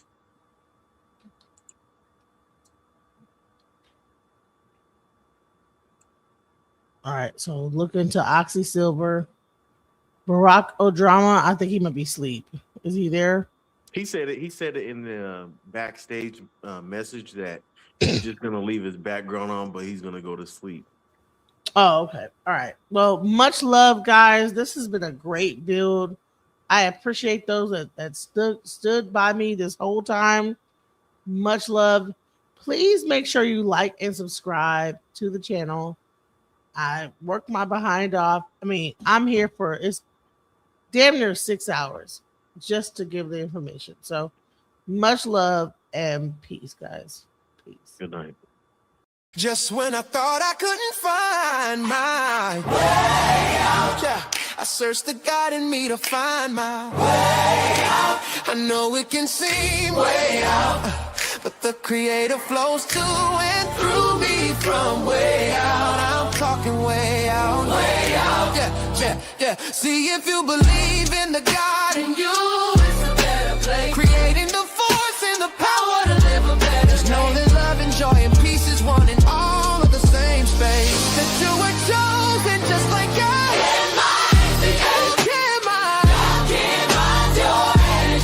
That's right. Only you can make the change. Shake your head and just shine so bright from darkness to light. From darkness to light. Yeah. And you'll find your way.